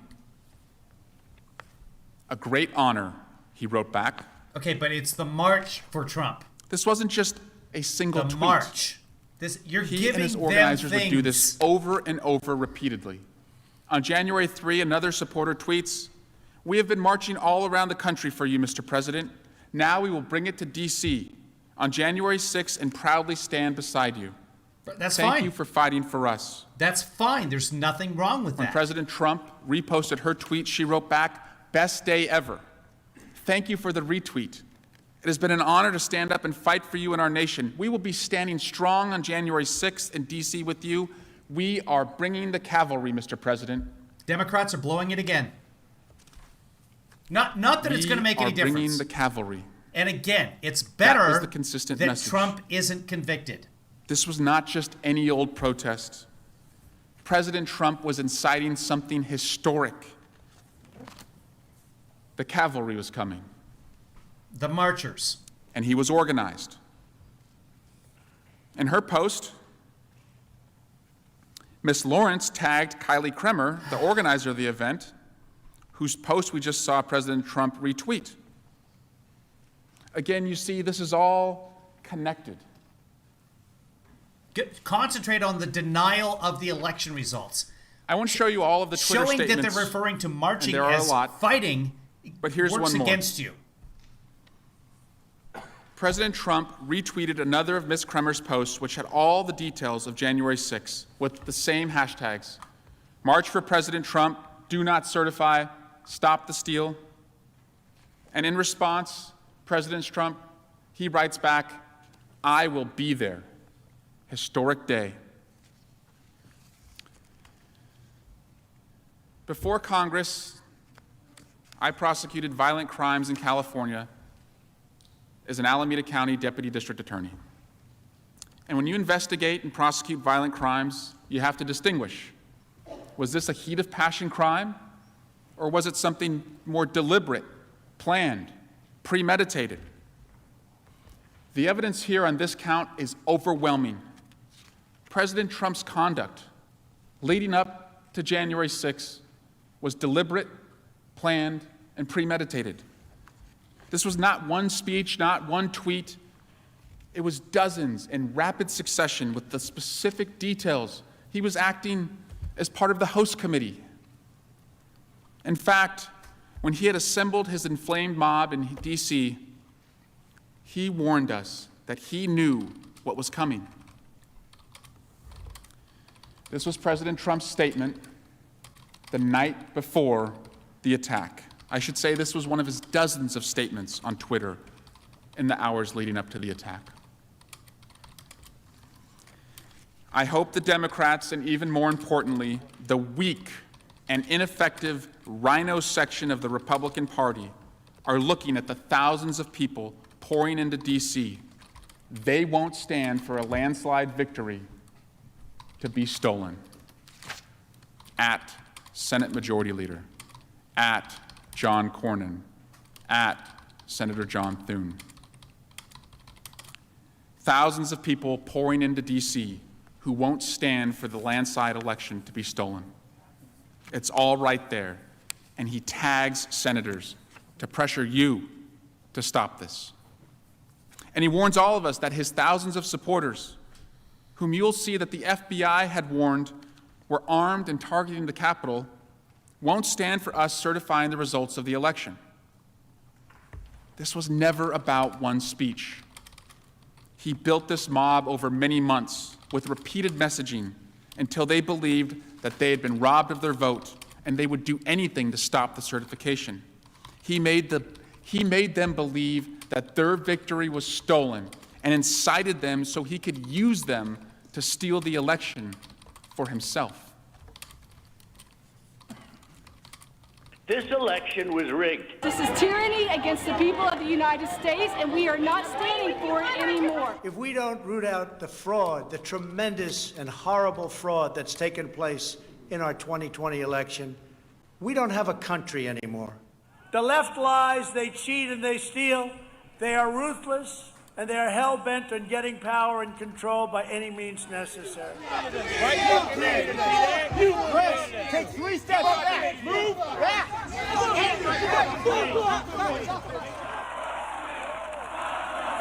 Can't let it happen. Can't let it happen.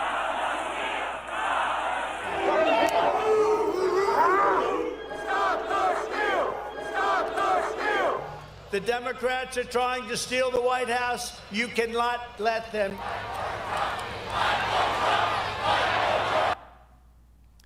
Can't let it happen. Never concede. Fight, he told them in speech after speech. These crowds were ready to fight. This is what President Trump was inciting. He foresaw what was coming, and this is what he deliberately led to our doorstep on January 6th. I want to be clear. During this trial, when we talk about the violent mob during the attack, we do not mean every American who showed up at President Trump's rally. Certain Americans came to protest peacefully, as is their right. That is what makes our country so great. to debate freely, openly, and peacefully our differences, just like all of you were attempting to do in this very room on January 6th. But what President Trump did was different. He didn't tell his supporters to fight or be strong in a casual reference. He repeatedly, over months, told them to fight for a specific purpose. He told them their victory was stolen, the election was rigged, and their patriotic duty was to fight to stop the steal. And he repeated this messaging even after he saw the violence it was inciting. And when they were primed and angry and ready to fight, he escalated and channeled their rage with a call to arms. Show up on January 6th, at the exact time the votes of the American people were being counted and certified, and then march to the Capitol and fight like hell. He told this to thousands of people who were armed to the teeth, targeting us and determined to stop the Electoral College count. What our Commander-in-Chief did was wildly different from what anyone here in this room did to raise election concerns. This was a deliberate, premeditated incitement to his base to attack our Capitol while the counting was going on. Good. And it was foreseeable, especially to President Trump, who warned us he knew what was coming. This is what the evidence has overwhelmingly shown and will show in this trial. And it's also the truth. They're all ending with "it's also the truth." This is the truth. That was a good presentation. Mr. Parts President. of it, but also some terrible parts. I ask unanimous consent the Senate recess for a 15-minute break. All right. Without objection, so ordered. Okay, so we're going to have a 15-minute break here. It'll probably be a 20 or 30-minute break. I will leave C-SPAN running here. I am going to take a quick break. I will be back in just a couple of minutes. I haven't showered yet this morning. It's early here, so I'm going to refresh and reload. We will do that. Here's the deal. Nobody's minds are going to be changed here. And when I say nobody, maybe one or two people, that's fine.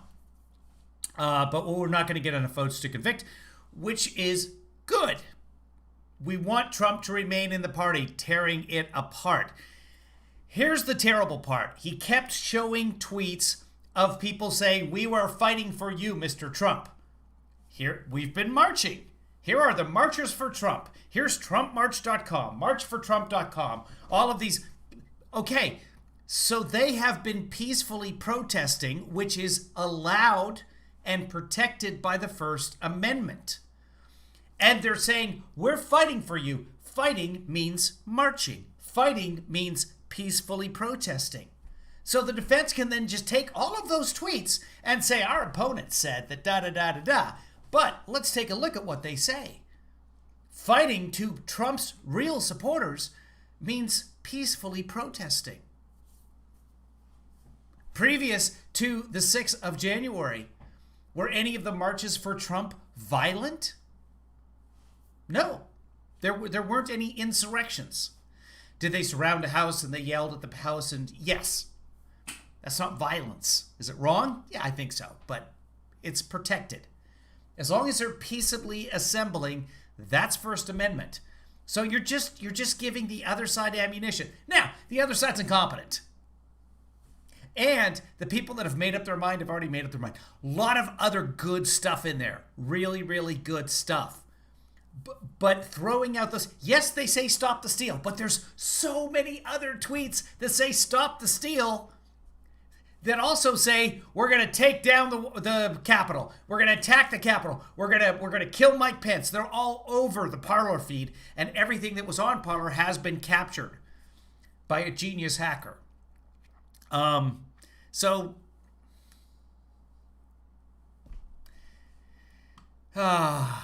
Anyway, let's go back to C-SPAN, see what they're talking about. Let's put on a real news channel. Put on a real news channel for you guys for a second, and I'm going to take a break, and I will be back.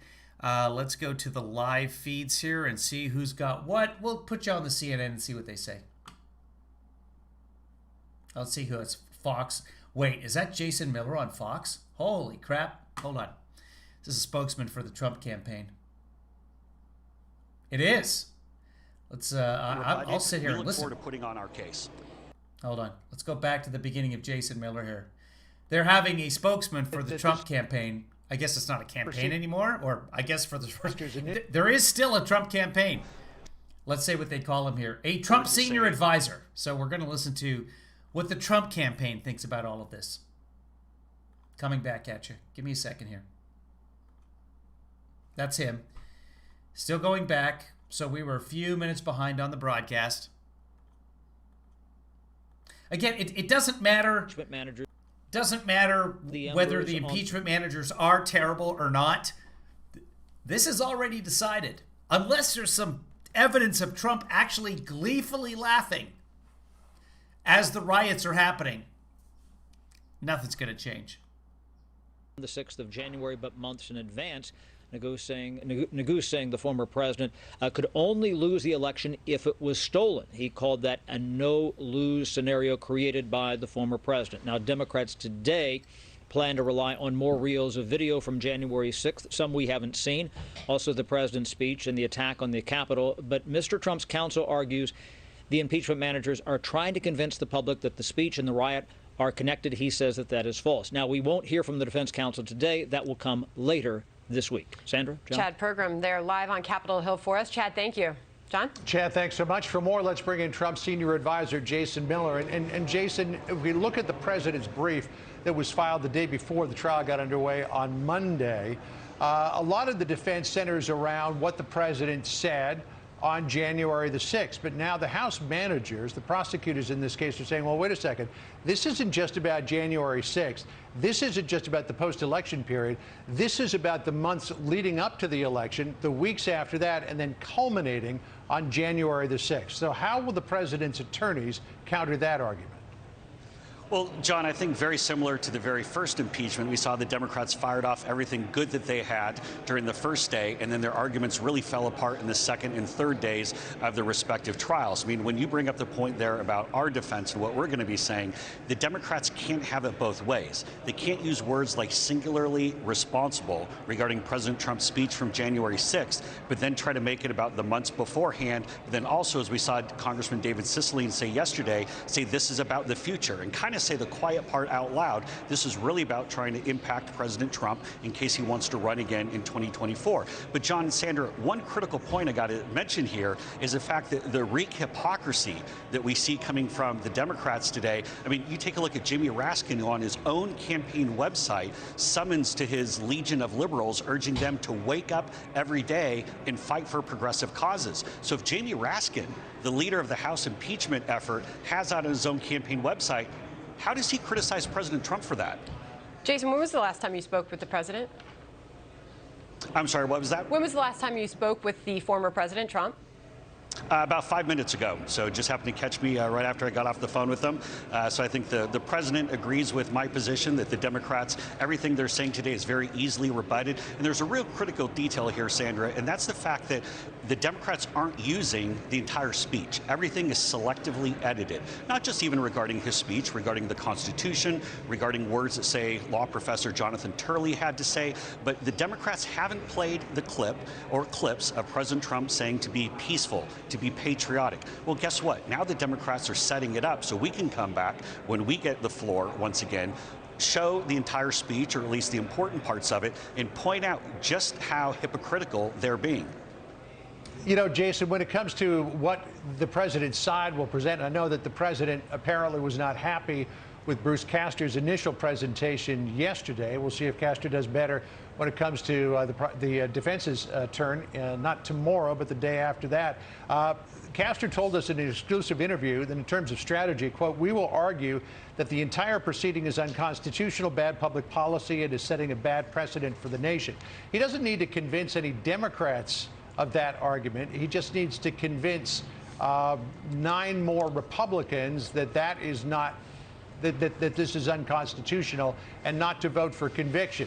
You may lose 5, maybe 6 Republicans when it comes to the final vote. Can you hang on to the remaining 9? Oh, absolutely. In fact, I think we're in position to actually get some of those Republicans back.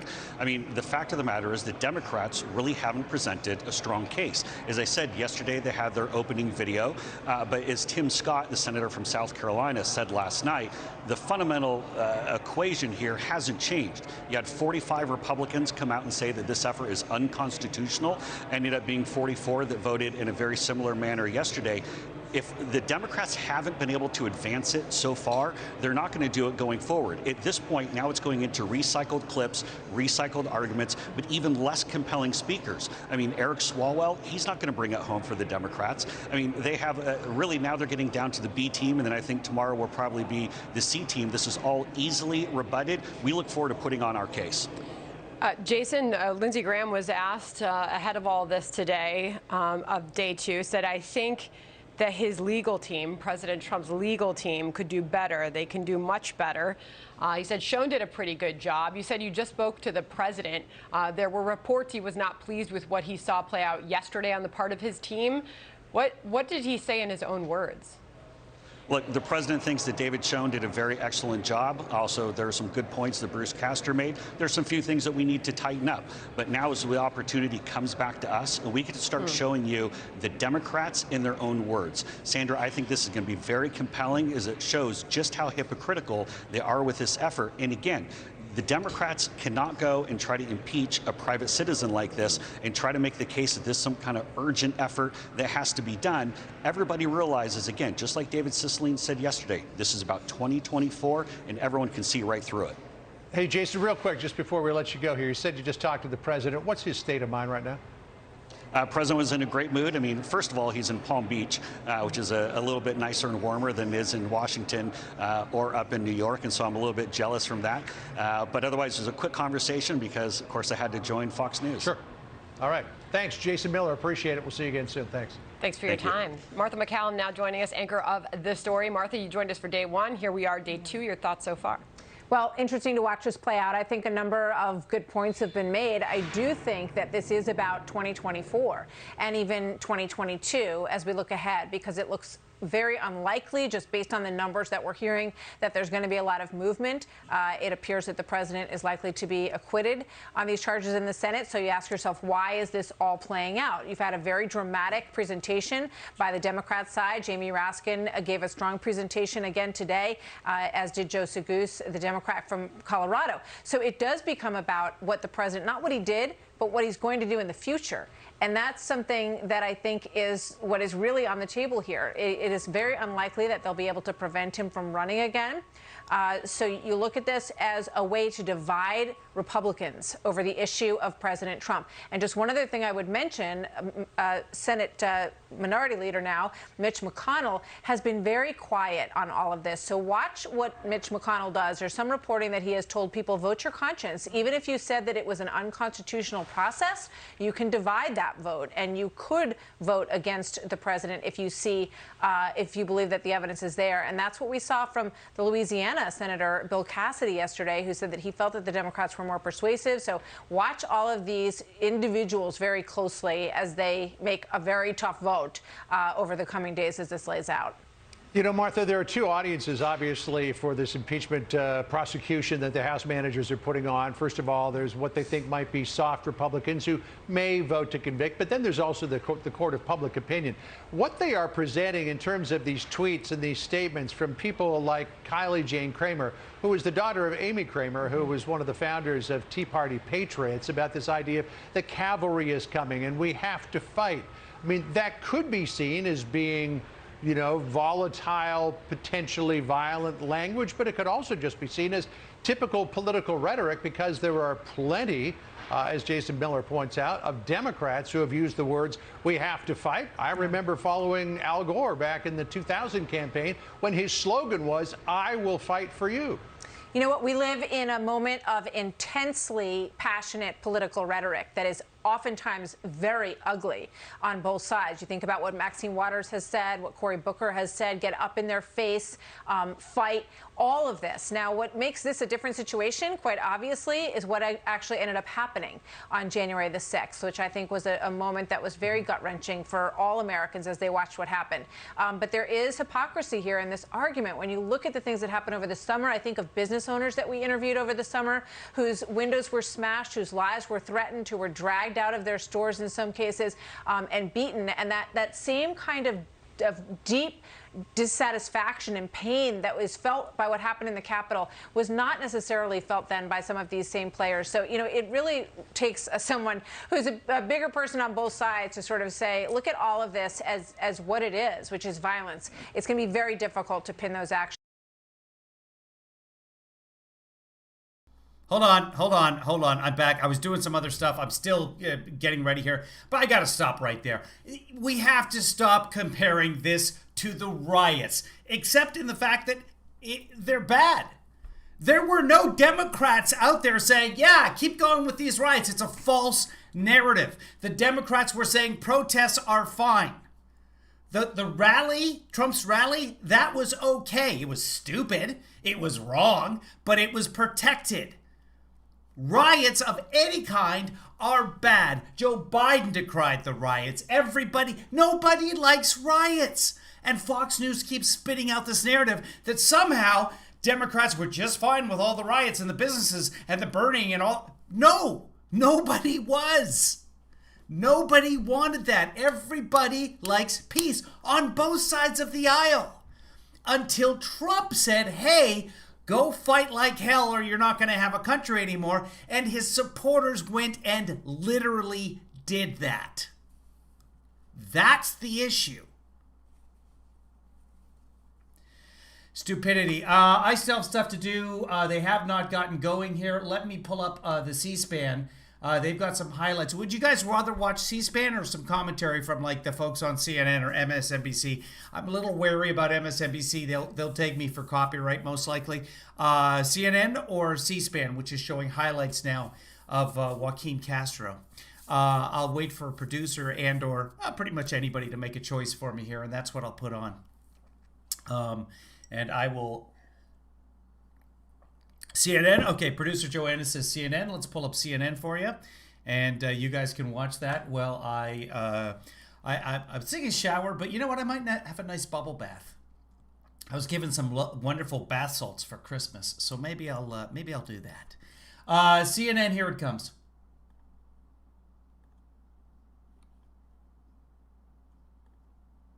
There was no plans for that.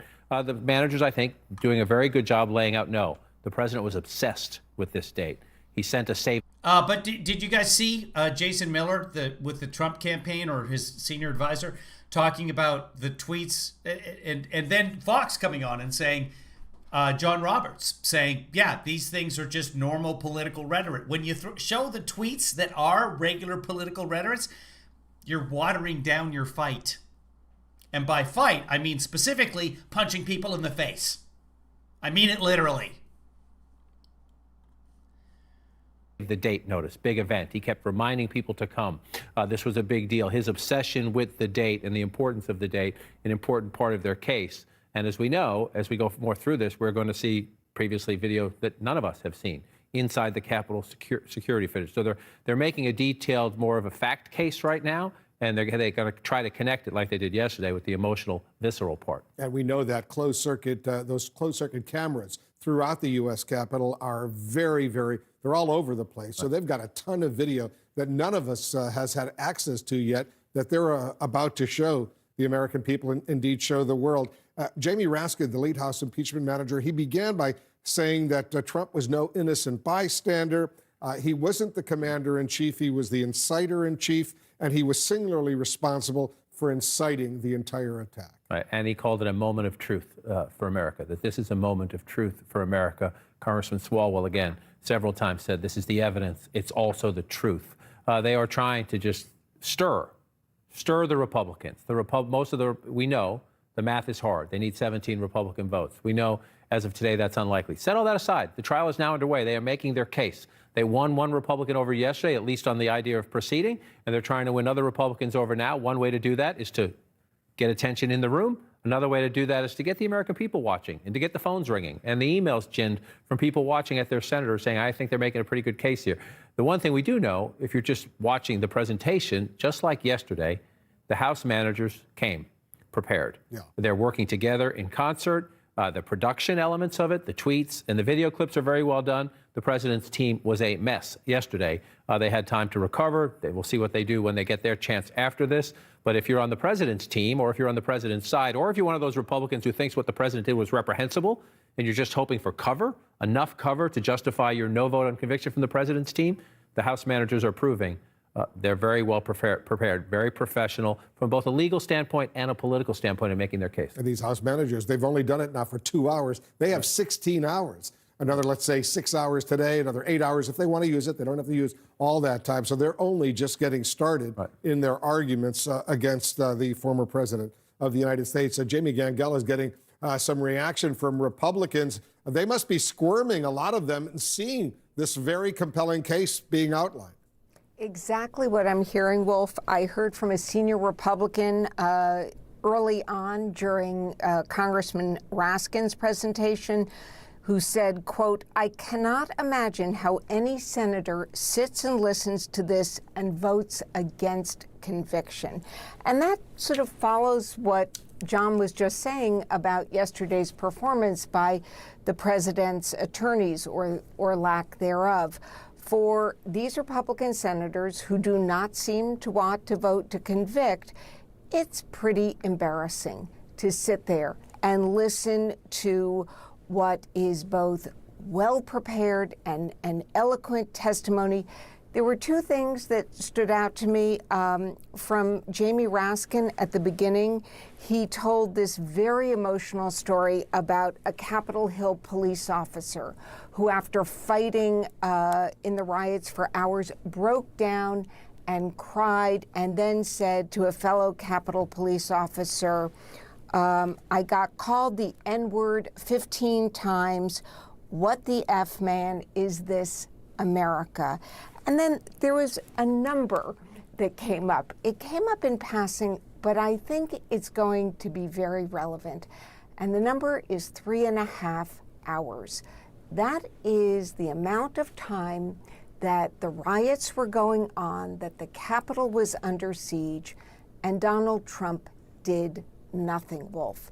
I think as both the House managers put their case together, and let's not forget, the Justice Department, the FBI, they have not ruled out doing criminal investigations down the road. That number, 3.5 hours, is significant.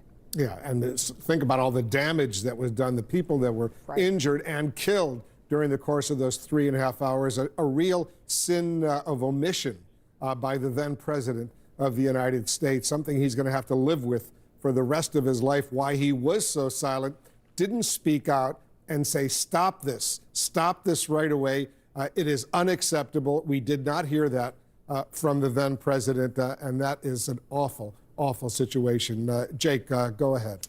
Thanks, Wolf. We're just moments away from the second impeachment trial of Donald Trump resuming in the U.S. Senate.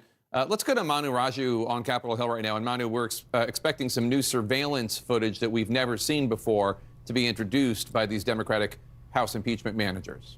Yeah, they're saying that this is coming from Capitol security footage. They would not tell me this morning where this footage is from, whether it's from the police departments in the Washington Metropolitan Police Department or from Capitol Police, but they said it's Capitol security footage. They said they want to leave some element of surprise, but they expect it to be rather riveting and rather something that potentially could not be suitable for younger audiences as well. But nevertheless, they plan to present that sometime this afternoon. The question will be whether or not they can change any minds. And in talking to a number of Republican senators up and down, they are still hanging on to the idea that this is not a constitutional proceeding. And despite the Democrats ask that they separate out their concerns about the constitutionality, which of course was affirmed by a majority vote in the Senate on a bipartisan basis yesterday, to separate that out with a vote on the merits, most of them are saying they cannot do that, that they said they will vote ultimately based on their concerns that this, in their view, is not constitutional, which shows the high hurdles that Democrats have,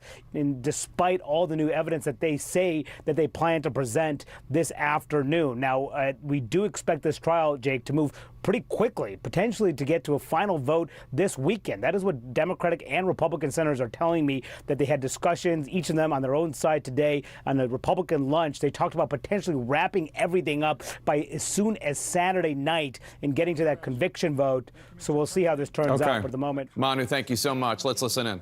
Will now detail former President Trump's increasingly desperate attempts to stop the steal.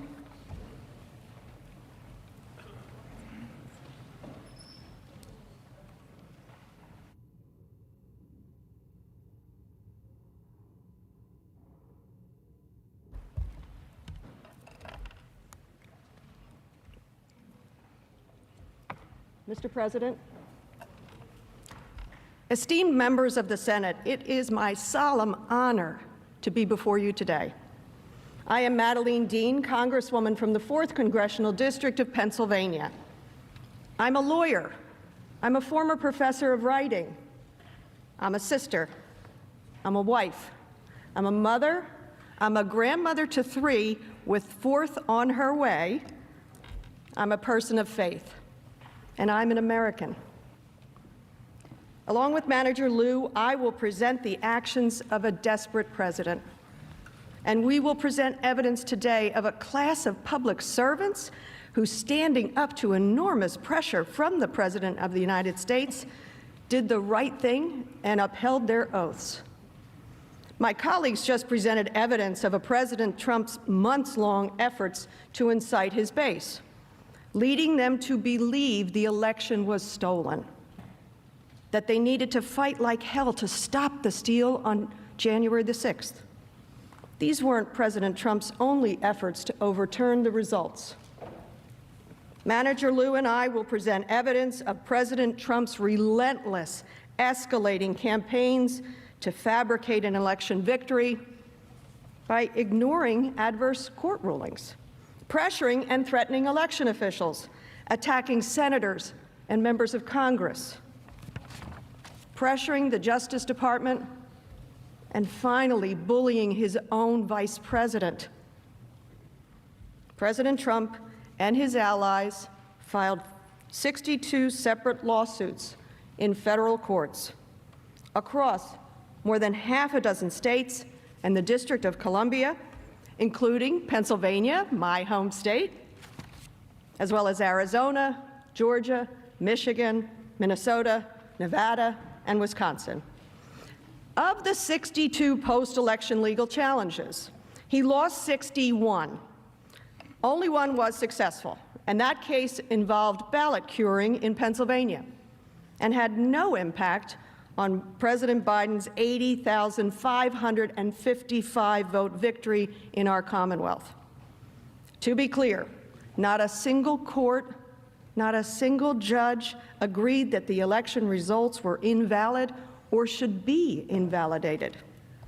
Instead, court after court reviewing these challenges said these cases were, quote, not credible, without merit, based on nothing but speculation, and flat out wrong. The judiciary resoundingly rejected Trump's fraud allegations and upheld the election results. But it was more than that.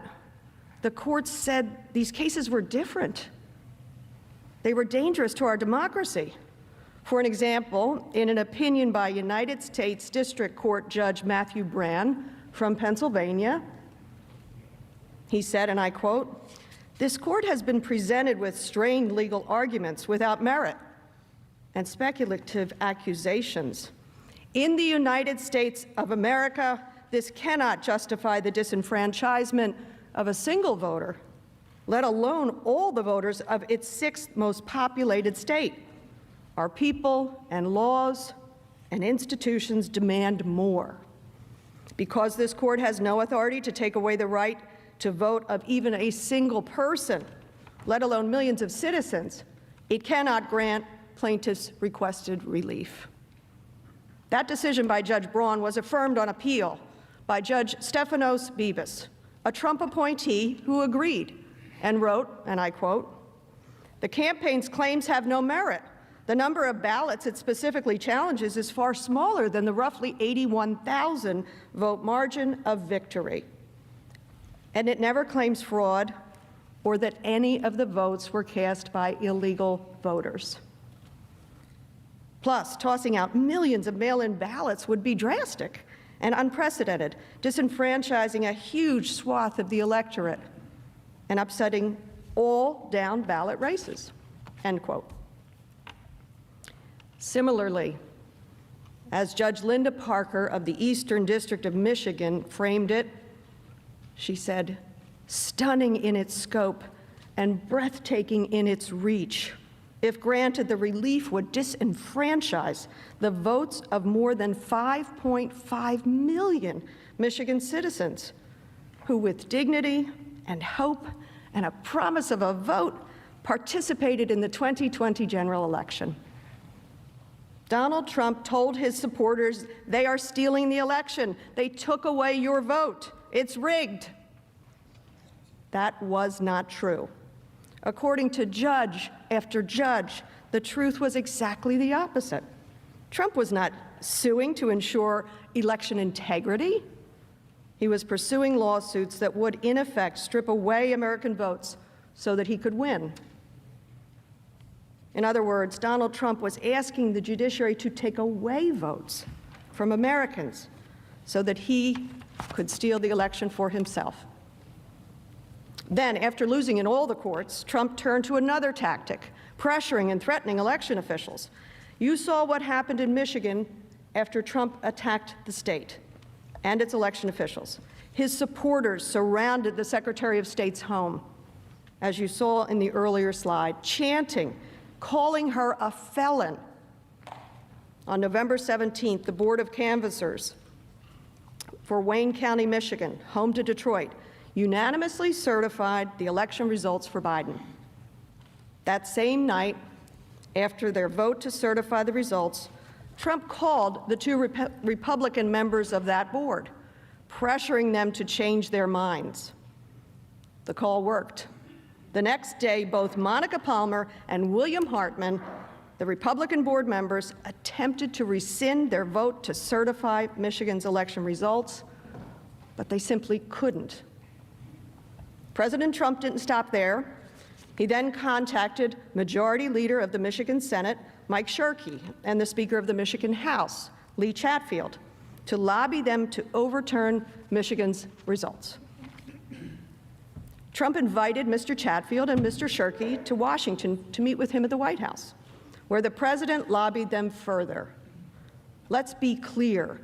Donald Trump was calling officials, hosting them at the White House, urging them to defy the voters in their state and instead award votes to Trump. The officials held strong, and so Trump moved on to a different state, my home state of Pennsylvania. I am certain my senators, Casey and Senator Toomey, remember what happened there. In early December, as he did in Michigan, he began calling election officials, including my former colleagues in the Pennsylvania legislature, Republicans, Majority Leader Kim Ward and Speaker of the House Brian Cutler. Majority Leader Ward said the president called her to, quote, declare there was a fraud in the voting, end quote. Then on November 25th, President Trump phoned into a Republican state Senate policy hearing trying to convince the Republican legislators, senators, and House members there had been a fraud in the vote. He even had his lawyer hold a phone up to the microphone in that hearing room so the committee could hear him. Here is what he said. We can't let that happen. We can't let it happen for our country.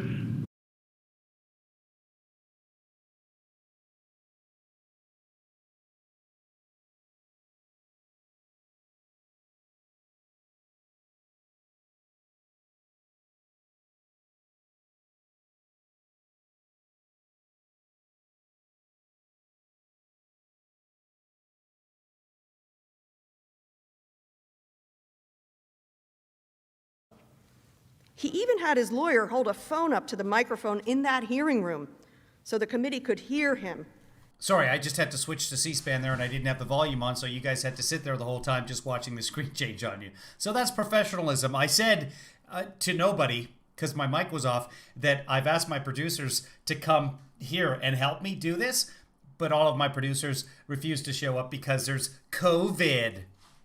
There's news on Kevin Lee Daughter on the COVID front as well, but I'm going to leave you hanging on that. Here is what he said. I am harmful. We can't let that happen. We can't let it happen for our country. And this election has to be turned around because we won Pennsylvania by a lot and we won all of these swing states by a lot. This was a gathering. I've attended many, I have to tell you, as a former state legislator, a lot of policy hearings. I have to say with some confidence that was likely the first time a president of the United States of America called into a state legislative policy hearing. And remember, here is the president saying he won Pennsylvania, and Pennsylvania had been certified that Biden had won by more than 80,000 votes. Less than a week after calling into that meeting, he invited multiple Republican members of the Pennsylvania legislature to the White House, the same scheme he had used on the Michigan legislators. It didn't work with those public servants either. Think about it. The President of the United States was calling public officials, calling from the White House, inviting them into the Oval Office, telling them to disenfranchise voters of their state, telling them to overturn the will of the American people. Also, he could take the election for himself. And then in Georgia, a state Trump had counted on for victory, his conduct was perhaps the most egregious. On November 11th, Republican Secretary of State Brad Raffensperger confirmed that he believed ballots were accurately counted for Biden. Trump went on a relentless attack. Here are just a few examples. In all, Trump tweeted at Raffensperger 17 times in the coming week. I'll show you just a few. Calling him a disaster, obstinate, not having a clue, being played for a fool, and being a so-called Republican. All because Raffensperger was doing his job, ensuring the integrity of our elections. And these attacks had consequences. Mr. Raffensperger and his family received death threats. Quote, "Your husband deserves to face a firing squad. You better not botch this recount. Your life depends upon it." The Raffenspergers should be put on trial for treason and face execution. Just some of the threats they received. After these death threats, on November 25th, Mr. Raffensperger wrote an op-ed where he said, "My family voted for Trump, donated to him, and are now being thrown under the bus by him." But he also noted, elections are the bedrock of our democracy. They need to be run fairly and, perhaps more importantly, impartially. That's not partisan. That's just American. It's important to remember that this wasn't just a random attack. Trump wasn't just criticizing a politician over policy or saying he didn't agree. Donald Trump was savagely attacking a Secretary of State because the official did his job and certified the state according to how the people in that state voted. Donald Trump was trying to undermine our elections by taking votes away from the American people so that he could remain president. And he was willing to blame and betray anyone, even his own supporters, if they got in the way. Remember, senators, those threats were to Mr. Raffensperger's family.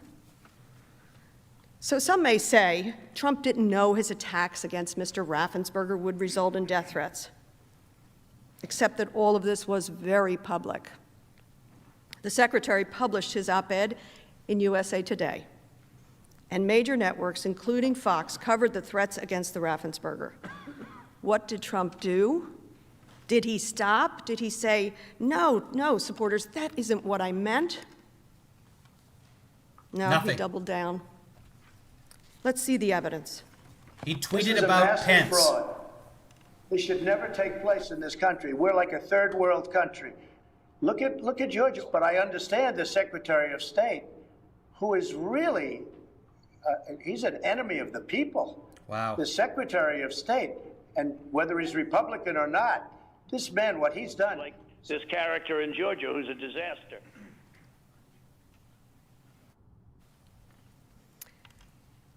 Let that sink in.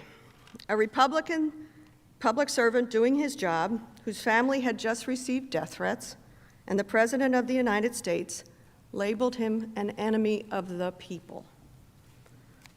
And that's why this is different, because this was not just one attack or one comment. This was attack after attack in the face of clear threats of violence.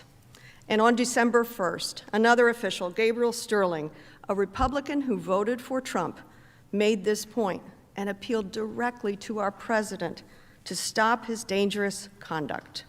Mr. President, it looks like you likely lost the state of Georgia. We're investigating. There's always a possibility. I get it. And you have the rights to go through the courts. What you don't have the ability to do, and you need to step up and say this, is stop inspiring people to commit potential acts of violence. Someone's going to get hurt. Someone's going to get shot. Someone's going to get killed. He was right.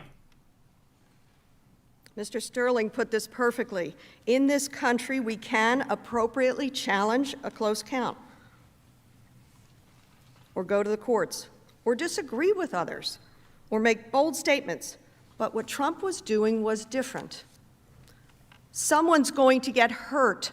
Someone's going to get shot. Someone's going to get killed. Mr. Sterling saw what Trump's conduct was fomenting. He warned him on live TV that violence was already happening and that more violence was foreseeable and inevitable. Sterling's pleas were played over and over on every network. Rather than heed that warning, Trump escalated again. In early December, Trump called Brian Kemp, the governor of Georgia, and pressured him to hold a special session of the state legislature to overturn the election results and to appoint electors who would vote for Trump. A few weeks later, on December 23rd, Trump called the chief investigator for the Georgia Bureau of Investigations, who was conducting an audit of the signature matching procedures for absentee ballots. Trump urged him, find the fraud, and claimed the official would be a national hero if he did. Let's call this what it is. He was asking the official to say there was evidence of fraud when there wasn't any. The official refused, and the investigation was completed. And on December 29th, Raffensperger announced that the audit found, quote, no fraudulent absentee ballots with a 99% confidence level.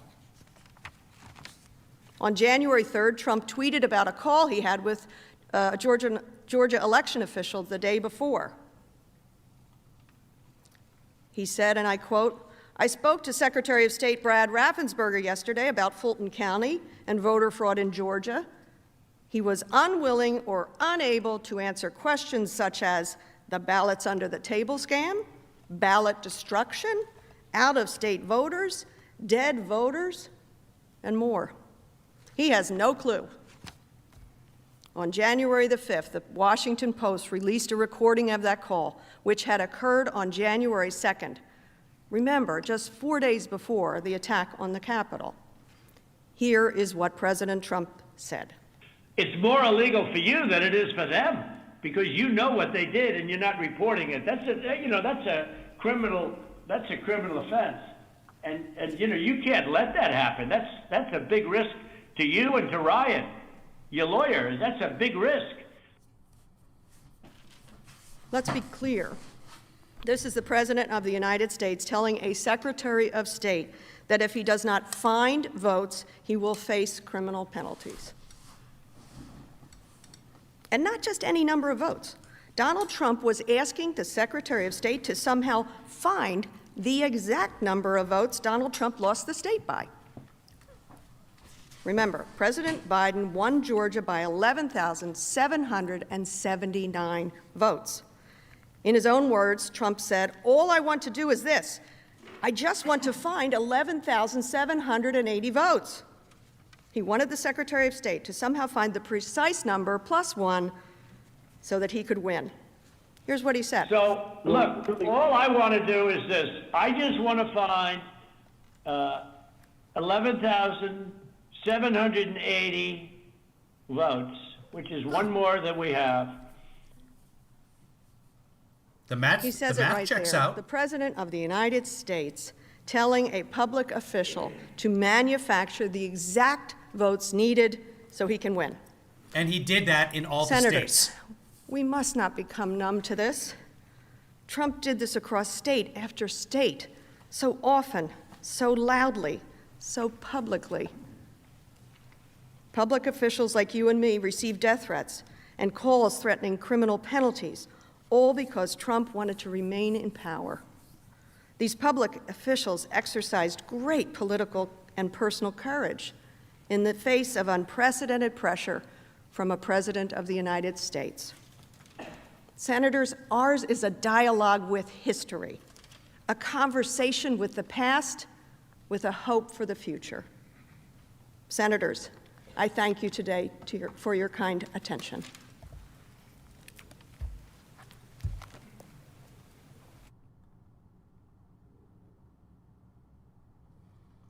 Okay, pretty good. Pretty good. Yeah, there are no alternate views that I can find. I will be looking for photos. If you have photos of the senators doing what they're doing, send them to me, DM them to me. I'm Congressman Ted Lieu. We're all sharing the same views. Congresswoman Dean went through President Trump's efforts to overturn the election through the courts, and when that started failing, his deeply disturbing attacks on state and local officials. I'm going to walk through President Trump's extraordinary efforts remaining until January 6th, when he tried again to overturn the election. I first want to highlight Representative Raskin's question to all of you today. Is this America? Like all of you, I love this country. I am an immigrant. My parents came to Ohio, and we started off living in the basement of a person's home. We were poor, and they went to flea markets to sell gifts to make ends meet. Over many years, they built a small business, opened 6 gift stores, and achieved the American dream. It's one reason I joined the United States Air Force on active duty. I believe America is an exceptional country. I was trained as a prosecutor at Maxwell Air Force Base in Alabama, and I remain in the reserves because we're the greatest country in the world. But how did our exceptional country get to the point where a violent mob attacked our Capitol, murdering a police officer, assaulting over 140 other officers? How do we get to the point where rioters desecrated, defiled, and dishonored your Senate chamber, where the very place in which you sit became a crime scene, and where National Guard troops still patrol outside wearing body armor? I'll show you how we got here. President Donald J. Trump ran out of nonviolent options to maintain power. After his efforts in the courts and threatening officials failed, he turned to privately and publicly attacking members of his own party in the House and in the Senate. He would publicly bait senators, naming them in social media. For example, on December 18th, President Trump named at Senate Majority Leader and Republican senators, telling them they have to get tougher or they won't have a Republican Party anymore. We won the presidential election by a lot. Fight for it. Don't let them take it away. President Trump was suggesting to members of this Senate that if they didn't help him try to overturn the election, there would be consequences. On December 24th, President Trump wrote, "I saved at least 8 Republican senators, including Mitch, from losing in the last rigged for-president election. Now they almost all sit back and watch me fight against a crooked and vicious foe, the radical left Democrats. I will," and in all capital letters he wrote, "never forget!" exclamation point. President Trump was telling you that you owe him, that if you don't help him fight to overturn the results, he will never forget, and that there will be consequences. These are threats just like the threats he made to state and local officials. And it continued. On December 29th, President Trump tweeted, "Can you imagine if the Republicans stole a presidential election from the Democrats? All hell would break out. Republican leadership only wants a path of least resistance. Our leaders, not me, of course, are pathetic. They only know how to lose. P.S. I got many senators and congressmen and congresswomen elected. I do believe they forgot." President Trump targeted senators and members of Congress on social media, calling them pathetic for letting the election get, quote, stolen from them. On January 4th, 2 days before the attack, President Trump tweeted, "The surrender caucus within the Republican Party will go down in infamy as weak and ineffective guardians of our nation, who are willing to accept the certification of fraudulent presidential numbers." Now he's mocking some Republican members as the surrender caucus, calling them weak and ineffective guardians of our nation because they would not pretend that he had won when in fact he had not. And then, the very day before the attack, President Trump's threats grew even more heated and specific towards Republicans that he considered to be part of that surrender caucus. Now, we've shown you this tweet before, but I want to draw your attention to how the president was not just inciting his base, but how he was also calling out specific Senate Republicans at the end of this tweet. This is a specific warning to anyone who won't help him overturn the results. Anyone who was against the president became an enemy. And let me be very clear. The president wasn't just coming for one or two people or Democrats like me. He was coming for you, for Democratic and Republican senators. He was coming for all of us, just as the mob did at his direction. In addition to going after senators and members of Congress, President Trump also pressured our Justice Department to investigate the false claims that the election was stolen. At the president's direction, Attorney General William Barr, a loyal member of the president's cabinet, authorized federal prosecutors to pursue substantial allegations of voting and vote tabulation irregularities. Bill Barr pursuing these allegations sparked an outcry. 16 assistant U.S. attorneys in the Trump administration urged the Attorney General to cease investigations because they had not seen evidence of any substantial anomalies. That means they did not find any evidence of real fraud. Attorney General Barr pursued the investigations anyways, and after his investigation, this is what he found, quote, "We have not seen fraud on a scale that could have affected a different outcome in the election." 2 weeks later, on December 14th, the electors voted to give Joe Biden 306 electoral votes and ensured his victory. The following day, Bill Barr resigned. Attorney General Barr had loyally served President Trump. He had never publicly come out against the president, but for Bill Barr, making up election fraud claims and saying the election was stolen was a bridge too far. Bill Barr made clear that attempting to overturn election results crossed a line.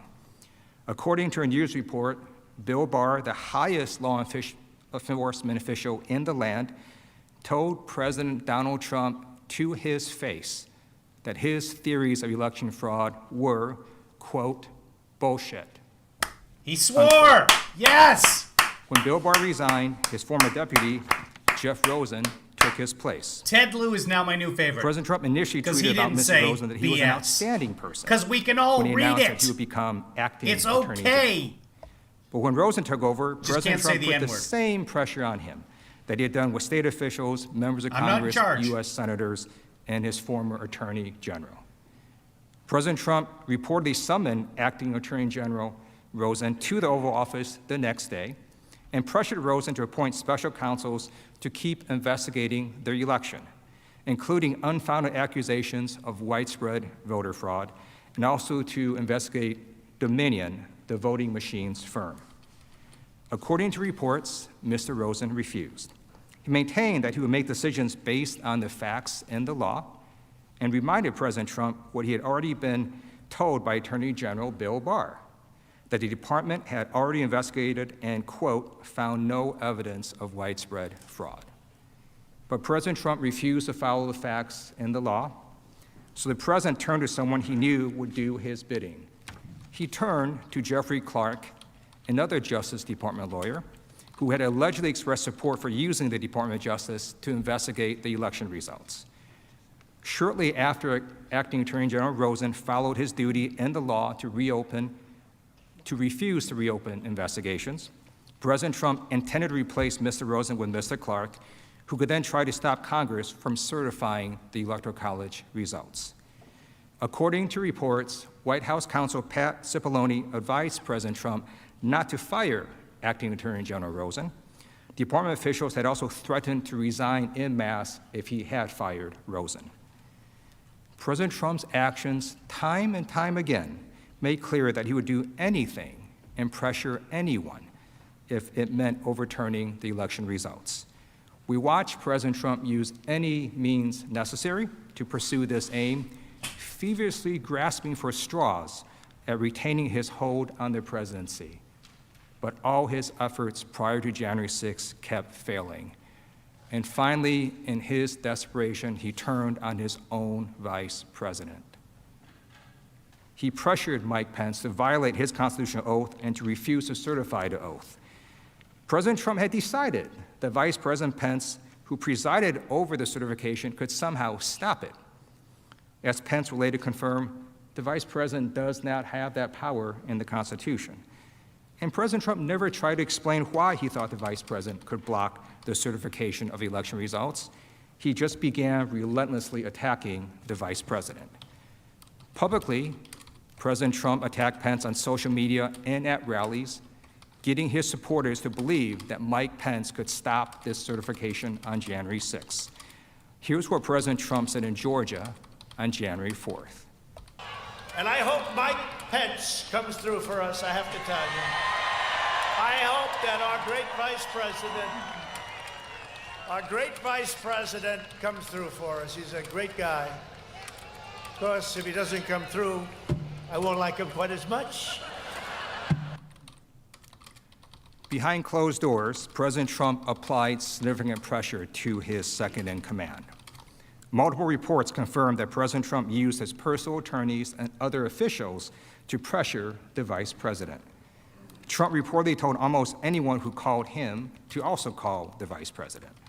According to reports, when Mike Pence was in the Oval Office, President Trump would call people to try to get them to convince the vice president to help him. And President Trump kept repeating the myth that Pence could stop the certification to his base to anger them, hoping to intimidate Mike Pence. On the morning of the rally on January 6th, President Trump tweeted, "All Mike Pence has to do is send them back to the states," and in all caps he wrote, "and we win. Do it, Mike. This is a time for extreme courage." Not a thing. President Trump later went on to Cannot attack be Pence done. nearly a dozen times in his speech at the Save America March. Privately, in person, before Pence headed to oversee the joint session on January 6th, President Trump again threatened Pence. "You can either go down in history as a patriot," Mr. Trump told him, according to two people briefed on the conversation, "or you can go down in history as a pussy." Find those people, have them as witnesses. As a veteran, I find it deeply dishonorable that our former president and commander-in-chief equated patriotism with violating the Constitution and overturning the election. You will see and hear the consequences of President Trump's repeated attacks on the vice president, the chance of traitor, and the chance of hang Mike Pence. Thankfully, Vice President Pence stood his ground like our other brave officials stood their ground. He refused the president and fulfilled his duty on January 6th, even after the Capitol was attacked, even after he was personally targeted, even after his family was targeted. Vice President Pence stood strong and certified the election. Vice President Pence showed us what it means to be an American, what it means to show courage. He put his country, his oath, his values, and his morals above the will of one man. The All president he had did tried was everything facilitate in his the power account. to seize everything in his attempt to seize power from the rightful victor of the election. President Trump's extraordinary actions grew increasingly more desperate. You saw him go from pursuing claims in the courts to threatening state and local election officials, to then attacking members of Congress and the Senate, to compromising our Justice Department, and then to attacking the Republican vice president. These brave public servants were being pressured by our commander-in-chief to overturn the results. Some of them and their families got death threats. Thankfully, at every turn, our democratic processes prevailed and the rule of law prevailed. It is only because all of these people stayed strong and refused President Trump that our republic held fast and the will of the electorate was seen through.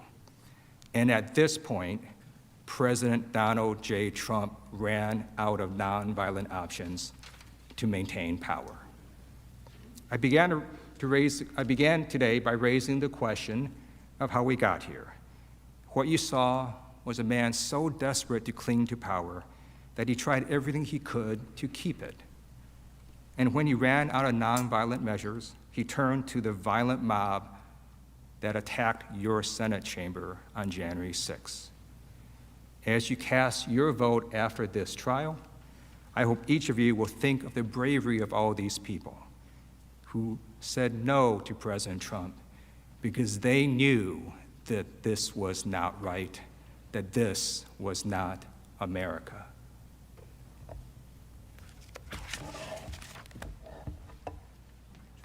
Okay, that was Ted Lieu. I think this is Jamie Raskin again. It is. Next, Representative Stacey Plaskett of the Virgin Islands will show in quite chilling detail, I should say, how President Trump was well aware of the threat of violence on January 6th and how he welcomed and amplified his supporters' plans for insurrection against the Union. I should say, as lead manager, this is a moment of special pride for me because Representative Plaskett is not only the first delegate ever to be on a team of impeachment managers in American history, but she was also my law student at American University's Washington College of Law. And I hope I'm not violating any federal educational records laws when I say she was an A student then and she's an A+ student now. Stacey Plaskett. He probably means the first one from the U.S. Virgin Islands. And I really hope she gets to swear.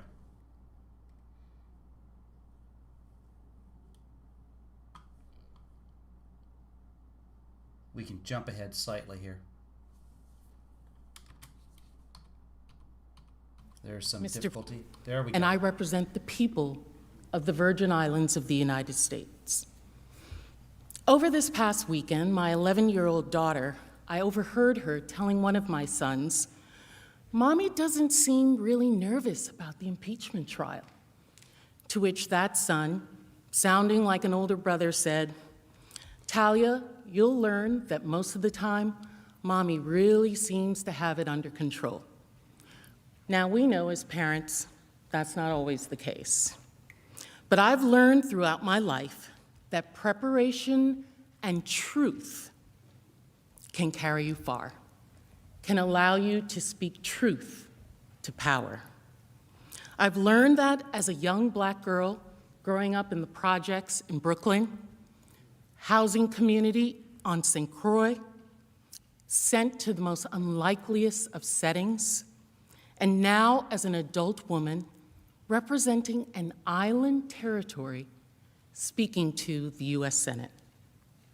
And because of truth, I am confident today speaking before you, because truth and facts are overwhelming that our president, the President of the United States, incited a mob to storm the Capitol to attempt to stop the certification of a presidential election. My fellow managers have shown and will continue to show clear evidence that President Trump incited a violent mob to storm our Capitol when he ran out of nonviolent means to stop the election. Once assembled, that mob, at the president's direction, erupted into the bloodiest attack on this Capitol since 1814. Some of you have said there's no way the president could have known how violent the mob would be. That is false, because the violence, it was foreseeable. I want to show you why this violence was foreseeable and why Donald Trump was different than any other politician just telling their fighters, their supporters, to fight for something. The violence that occurred on January 6th, like the attack itself, did not just appear. You'll see that Donald Trump knew the people he was inciting. He saw the violence that they were capable of, and he had a pattern and practice of praising and encouraging that violence, never, ever condemning it. And you'll see that this violent attack was not planned in secret.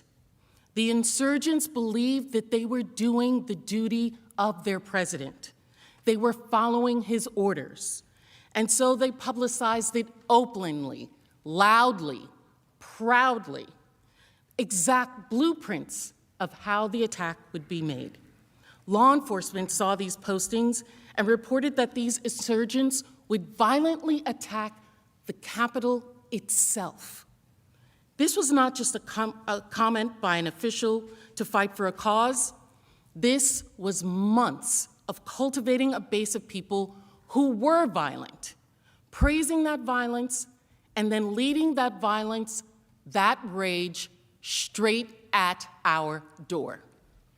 The point is this: by the time he called the cavalry of his thousands of supporters on January 6th, and an event he had invited them to, he had every reason to know that they were armed, that they were violent, and that they would actually fight.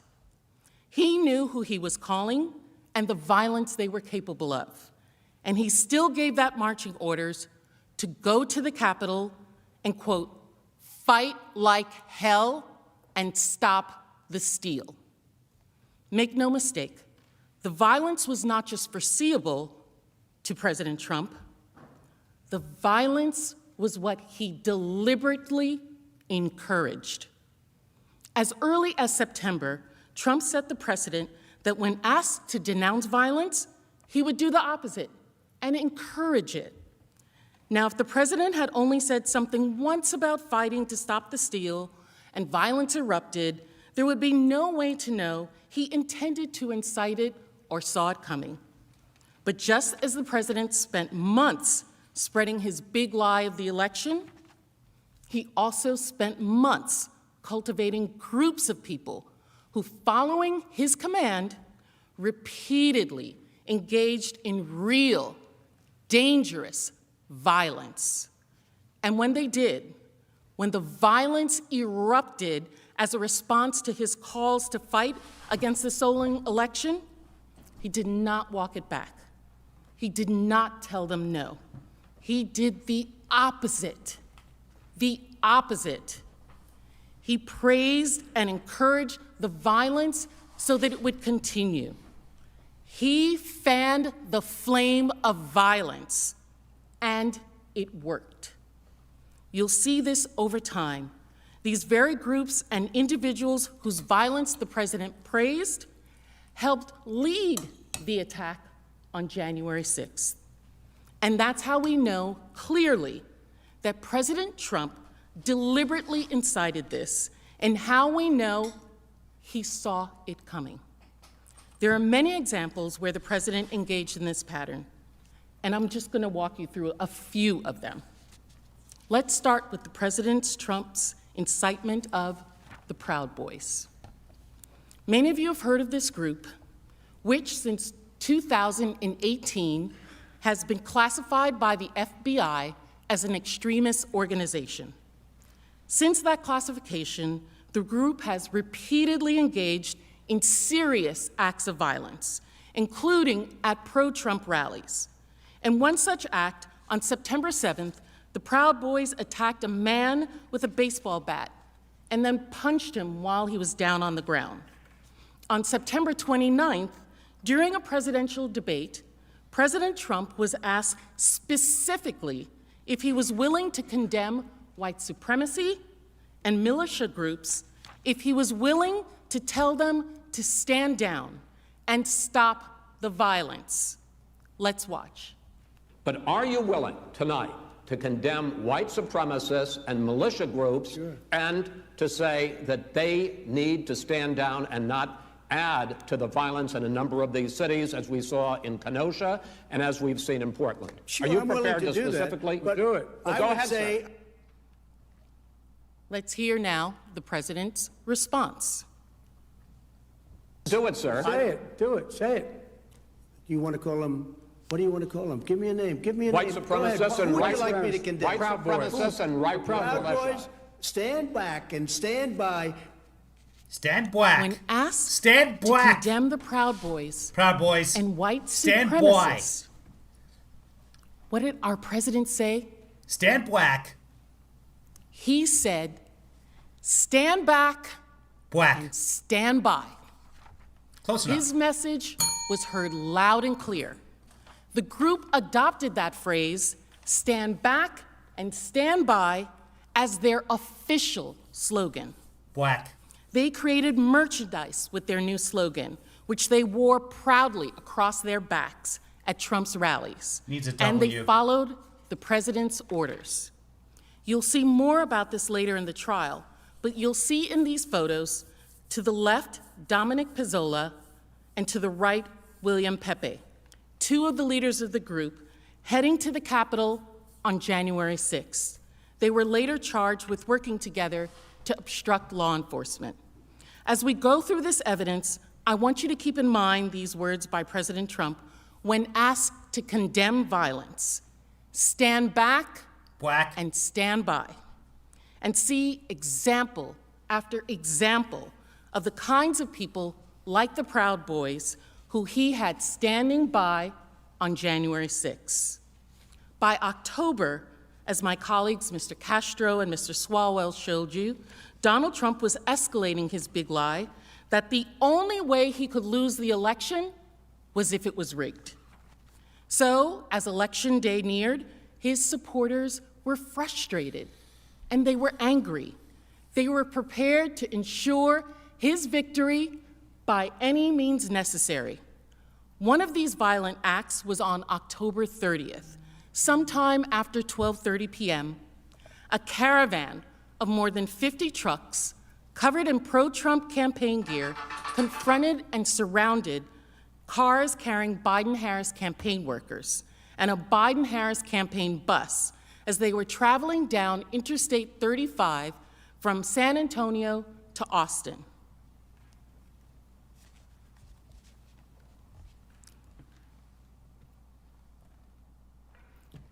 According to witnesses, this caravan repeatedly tried to force the bus you saw and you see in that video to slow down in the middle of the highway and then to run it off the road. What that video you just saw does not show is that the bus that they tried to run off the road was filled with young campaign staff, volunteers, supporters, surrogates, people. As the Trump supporters closed in on the bus, a large black pickup truck adorned with Trump flags suddenly and intentionally swerved and crashed into a car driven by a Biden-Harris volunteer. News of the event went viral on social media. The President of the United States, in a campaign, saw his own supporters trying to run a bus carrying his opponent's campaign workers off the highway, to physically intimidate people in this country campaigning. Here was his response the next day. 3, 2, 1, go! Welcome to the Red Kingdom. Hold on. Yeah. I gotta mute the song in case I get a copyright strike for this. So they're playing a Trump song. And you can see the different cars, the trucks surrounding the Biden-Harris bus, and an In-N-Out burger. So I love Texas too. Of the United States tweeted a video of his supporters trying to drive a bus off the road. You'll recall in that first video that I showed you, there was no sound. Well, the one that he tweeted had a fight theme song placed to it that the president put that music to that video. He did not. And he added at the top, I love Texas. He did not put the music on the video. That tweet that he did had been viewed 12.6 million times. She's making a lot of mistakes. And it wasn't just a tweet. On November 1st, at a Michigan rally with a sea of supporters, the president talked about that incident again. Here it is. Do you see the way our people, they were protecting his bus yesterday because they're nice. So his bus, they had hundreds of cars. Trump, and the American flag. That's it. You see Trump and American flag. The president made a public joke of violence against campaigners in an American election. He made light of it. This was not a joke. In fact, it was so violent, it put so many people in harm's way that the FBI investigated the incident and the criminal responsibility of those who attacked these campaign workers. Now, our President Donald Trump could have said, okay, I didn't realize how bad that was. This was very violent. Please stop. But he didn't. He saw the investigation and made a statement in defense of his supporters' attack on the bus, writing, quote, in my opinion, these patriots did nothing wrong. Engaging in violence for him made them patriots to Donald Trump. For anyone who says Donald Trump didn't know the violence he was inciting, I ask you to consider his supporters tried to drive a bus off the highway in the middle of the day to intimidate his opponent's campaign workers. And his response was to tweet the video of the incident that had fight music, joke about it, and call those individuals in that incident patriots. And once again, Donald Trump's praise worked to incite them further. I don't know what fight music is. Emboldened by that praise, they remained ready to fight, ready to stand back and stand by. This link is not That's a hypothetical. good point. Stay with Just that. like we saw with the Proud Boys showing up in full force on January 6th, Donald Trump's encouragement of this attack made sure his supporters were ready for the next one. The caravan bus attack had been organized by a Trump supporter named Keith Lee. Leading up to the attack on our Capitol of January 6th, Mr. Lee teamed up with other supporters to fundraise to help to bring people to Washington, D.C. for that day.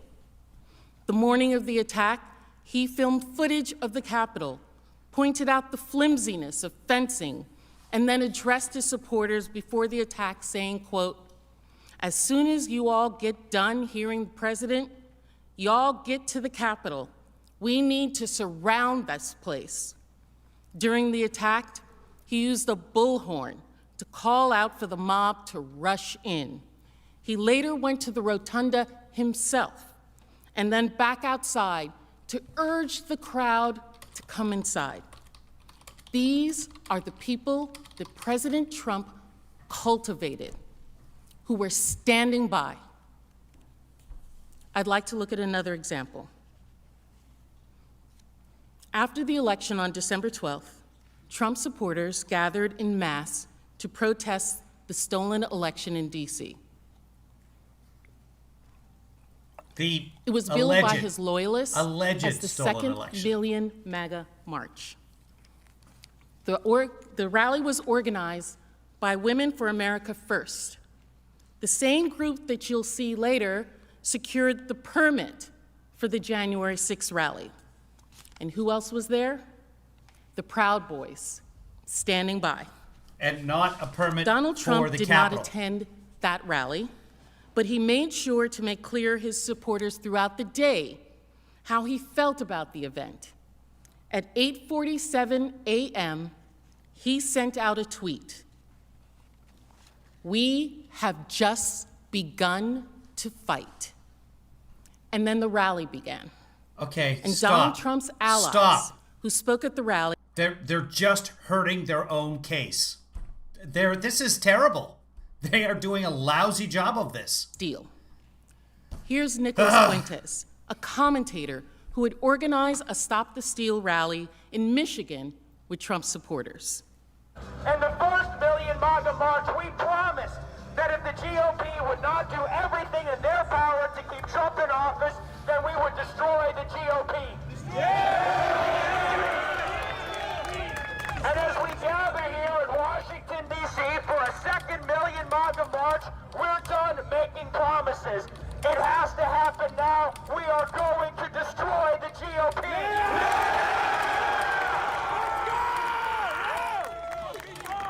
Let's go! Destroy the GOP! Destroy the GOP!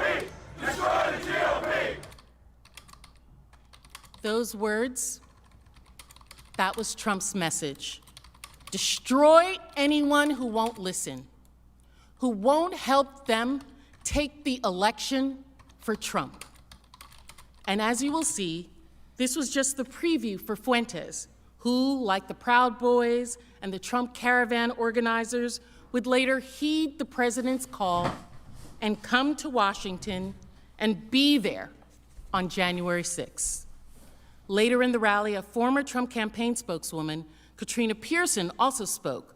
During her speech, she stated, quote, "This isn't over. This is just beginning," referring to the fight to stop the steal.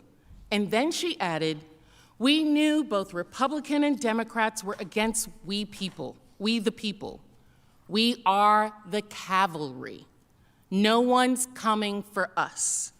It's clear that Trump and some of his supporters saw this as war. Why not a show that fight video? against anyone who was unwilling to do whatever it took to keep Donald Trump in power.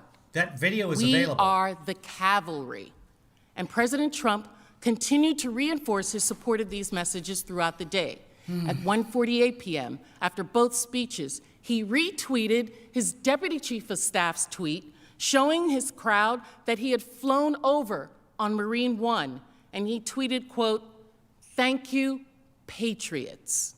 Okay. These people were, as you can see, gathered en masse and being told by the president's allies that their election had been stolen. And they were told they were the cavalry. No one else could do it. And after hearing these speeches and seeing the president's support, this is what Donald Trump's cavalry was capable of.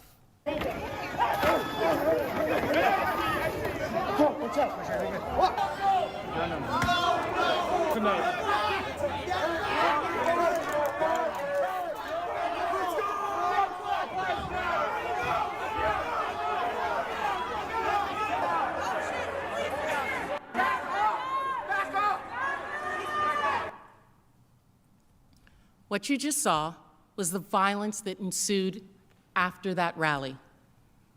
The Proud Boys, after that rally, engaged in serious acts of violence in downtown D.C.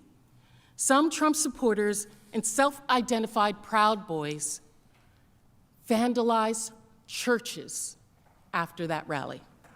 If we look at these events, it's clear how we got here. Because what did the president do after that?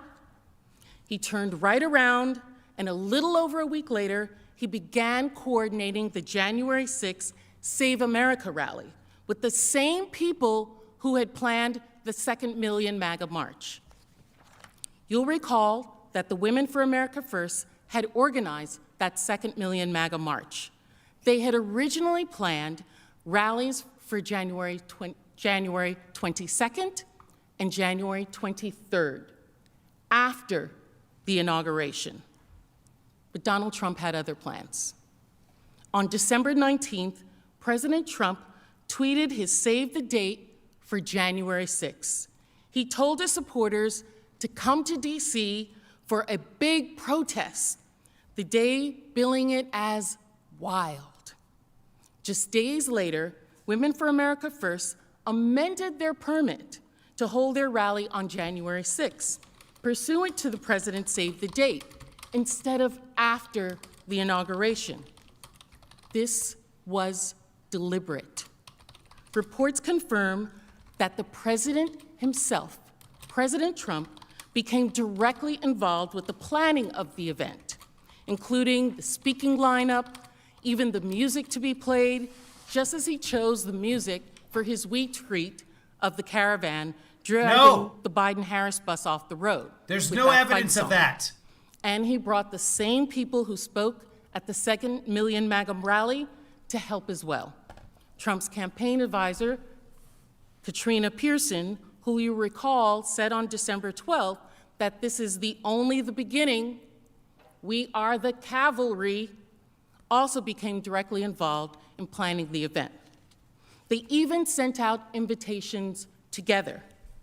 This is Amy Kremer, one of the founders of Women for America First, tweeting the invitation, tagging Donald Trump and other organizers, inviting the same supporters who had just engaged in serious violence at the 2nd Million MAGA rally, it's a rally, to show up to the largest rally to stop the steal. Yeah. President Trump seemed to have other plans for what was going to happen at that rally, too. Women for America First had initially planned for the rally-goers to remain at the ellipse until the counting of the state electoral slates was completed. Yes. Just like they had remained at Freedom Plaza. This is what I've been saying. Just the fact of we're going to march down to Pennsylvania Avenue, that's a violation of law. For Trump to do that is a violation of law and order, and everyone has completely ignored that. The Capitol was completely cordoned off. There were fencing, the bicycle fences, all the way around the Capitol building and the grounds. Nobody was supposed to be there. To gather on the Capitol grounds, you need a permit. This is the first time I've seen it mentioned. After the 2nd Million MAGA march. In fact, the permit stated in no uncertain terms that the march from the ellipse was not permitted. It was not until after President Trump and his team became involved in the planning that the march from the ellipse to the Capitol came about, in direct contravention of the original permit. This was not a coincidence. None of this was. Donald Trump, over many months, cultivated violence, praised it, and then when he saw the violence his supporters were capable of, he channeled it to his big, wild, historic event. He organized January 6th with the same people that had just organized a rally, resulting in substantial violence, and made absolutely sure this time these violent rally-goers wouldn't just remain in place.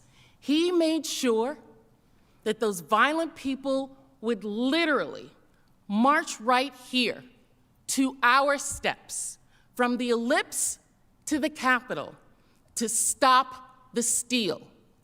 His cavalry. This was deliberate.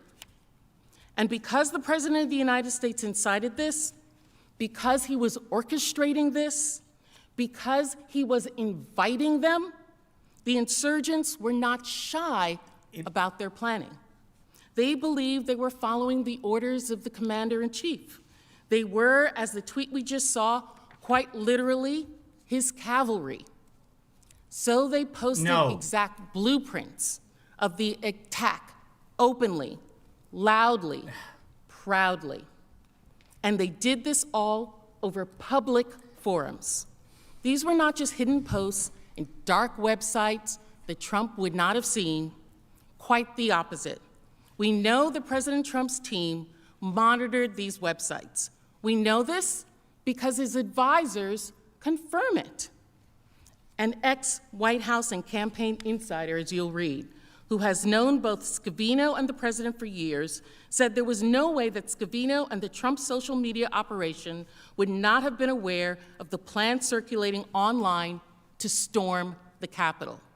Because, and I quote, "The Trump operation closely monitored the web's darkest corners, ranging from mainstream sites such as Twitter, Facebook, and Reddit, to fringe message boards like 4chan and XChan, now called XCun, to the Donald.win, an offshoot of a banned Reddit community." She said they literally became the cavalry. No, they literally didn't. Cavalry have to be on horses. There's no other kind of cavalry. Dedicated to rabidly supporting all things Trump. They actively monitored the exact sites, like the Donald.win, on which these insurrectionists wrote their posts. And so what would Trump and his team have seen when they were monitoring these white sites? What would his supporters have said? They would have seen a clear roadmap of exactly what happened. This is an example of a post that was captured from one of the sites dedicated to Donald Trump that we just talked about, shortly before the site was taken down. And the meme reads, quote, "The Capitol is our goal. Everything else is a distraction. Every corrupt member of Congress locked in one room and surrounded by real Americans is an opportunity that will never present itself again." Let that sink in. Think about that. The exact thing that happened on January 6th, that was their goal. And they said it out loud on sites that the Trump administration was actively monitoring. A third-party site captured a post on the Donald.win where one user posted, quote, "This cannot simply be a protest. It has to be the establishment of the MAGA militia with the command offices set up, with all further militia tactical missions spreading from there."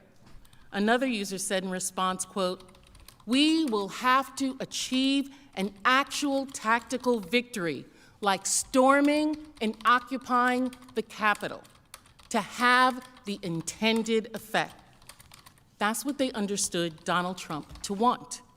There it is in black and white. And they explained why they felt justified in this. Another poster on the forum, the Donald.win, wrote on January 4th, quote, "If Congress illegally certifies Biden, Trump would have absolutely no choice but to demand us to storm Congress and kill/beat them up." Donald Trump will have no choice. That was what he made them believe, to the point his supporters felt justified even in carrying weapons and storming our Capitol. This was in post after post. Here's another. Yes. When discussing how to carry guns into D.C., one noted, quote, "Yes, it's illegal, but this is war, and we are clearly in a post-legal phase of our society." What? Right. They treated it as a war, and they meant it. The morning of the attack, under the thread, "Today I told my kids goodbye," one poster wrote, "Today I had the very difficult conversation with my children that Daddy might not come home from D.C." Within a matter of hours, that post amassed 4,000 likes. President Trump had truly made them believe that their election had been stolen and that it was their patriotic duty to fight to steal it back. Patriotic, a term he gave those who use violence for him, and they were willing to say goodbye to their children for this fight. And their supporters didn't just rely on entering the Capitol with guns haphazardly. They had maps of this building. They talked through which tunnels to use and how to get to the Senate chamber. Some posted specific floor plans, layouts of the Capitol, Okay. alongside hopes of... All right, the Daily Beast was able to find these. The Washington Post were able to find these. Why haven't you found them? That's what we should be seeing right now, the originals. This is very poorly done. Overwhelming law enforcement to, quote, find the tunnels, arrest... If there's a mountain out there, bring the mountain to Muhammad. The worst traitors. Posters also fixated on what they saw as their ability to easily overwhelm the Capitol Police, as, quote, there are only around 2,000 of them.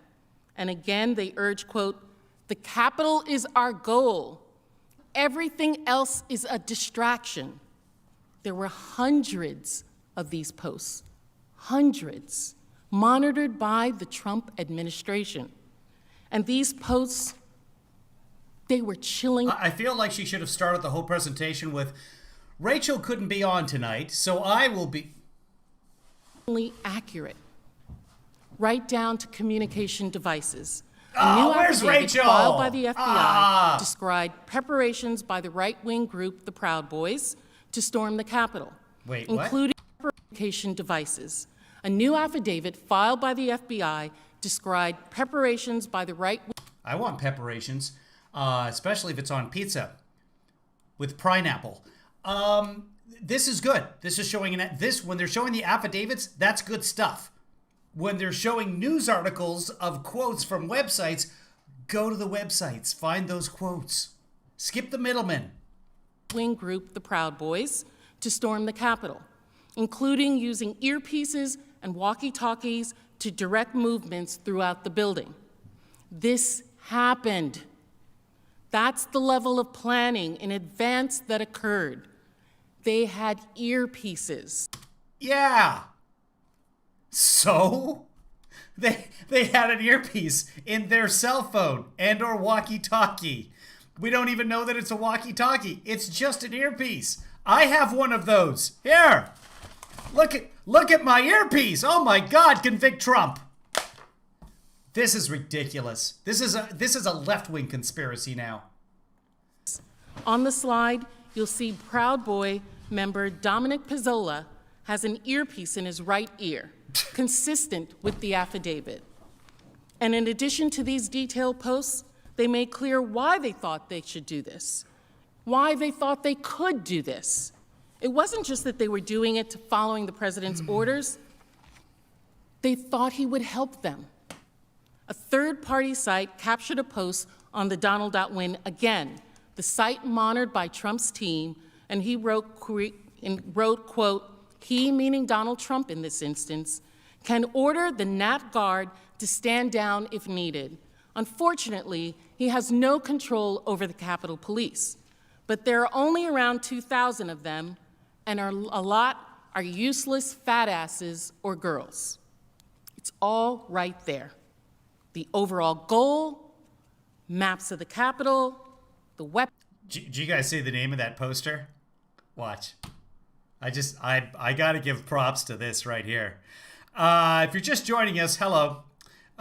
Check out the name of the poster here. Oh, not that. Give me a second. There we go. Huh? Slow clap. Slow clap for that username. The overall goal, maps of the Capitol, the weapons, communication devices. They even said publicly, openly, proudly, that President Trump will help them to commandeer the National Guard, so all they have to do is overwhelm the 2,000 Capitol Police officers. This was reported in the NBC News and the Washington Post with headlines like, violent threats ripple through far-right internet forums ahead of protests. Pro-Trump forums erupt with violent threats ahead of Wednesday's rally against the 2020 election. Fox News also reported that the Proud Boys would come to the January 6th rally prepared for violent action, even quoting a Proud Boy member who said they would, quote, incognito and spread across downtown D.C. in smaller numbers. City officials, seeing these same warnings, also publicly warned about the violence and unlawful weapons at the event. D.C. Mayor Muriel Bowser cautioned residents of the District of Columbia to avoid the downtown area while the rally attendees were in town. Federal law enforcement warned of these threats also.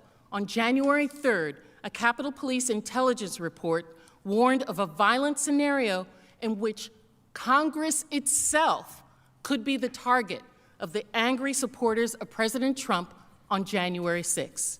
According to that report, obtained by the Washington Post, supporters of the current president see January 6, 2021, as the last opportunity to overturn the results of the presidential election. This sense of desperation and disappointment may lead to more incentive to become violent. Unlike previous post-election protests, the targets of the pro-Trump supporters are not necessarily the counter-protesters as they were previously, but rather Congress itself is the target for January 6th. The day before the rioters stormed the Congress, an FBI office in Virginia also issued an explicit warning that extremists were preparing to travel to Washington to commit violence and, quote, war, according to internal reports. The FBI report cited to an online post where the user declared that Trump supporters should go to Washington and get violent. The supporter said, quote, "Stop calling this a march or a rally or a protest. Go there ready for war. We get our president or we die." These threat warnings were not just hypothetical.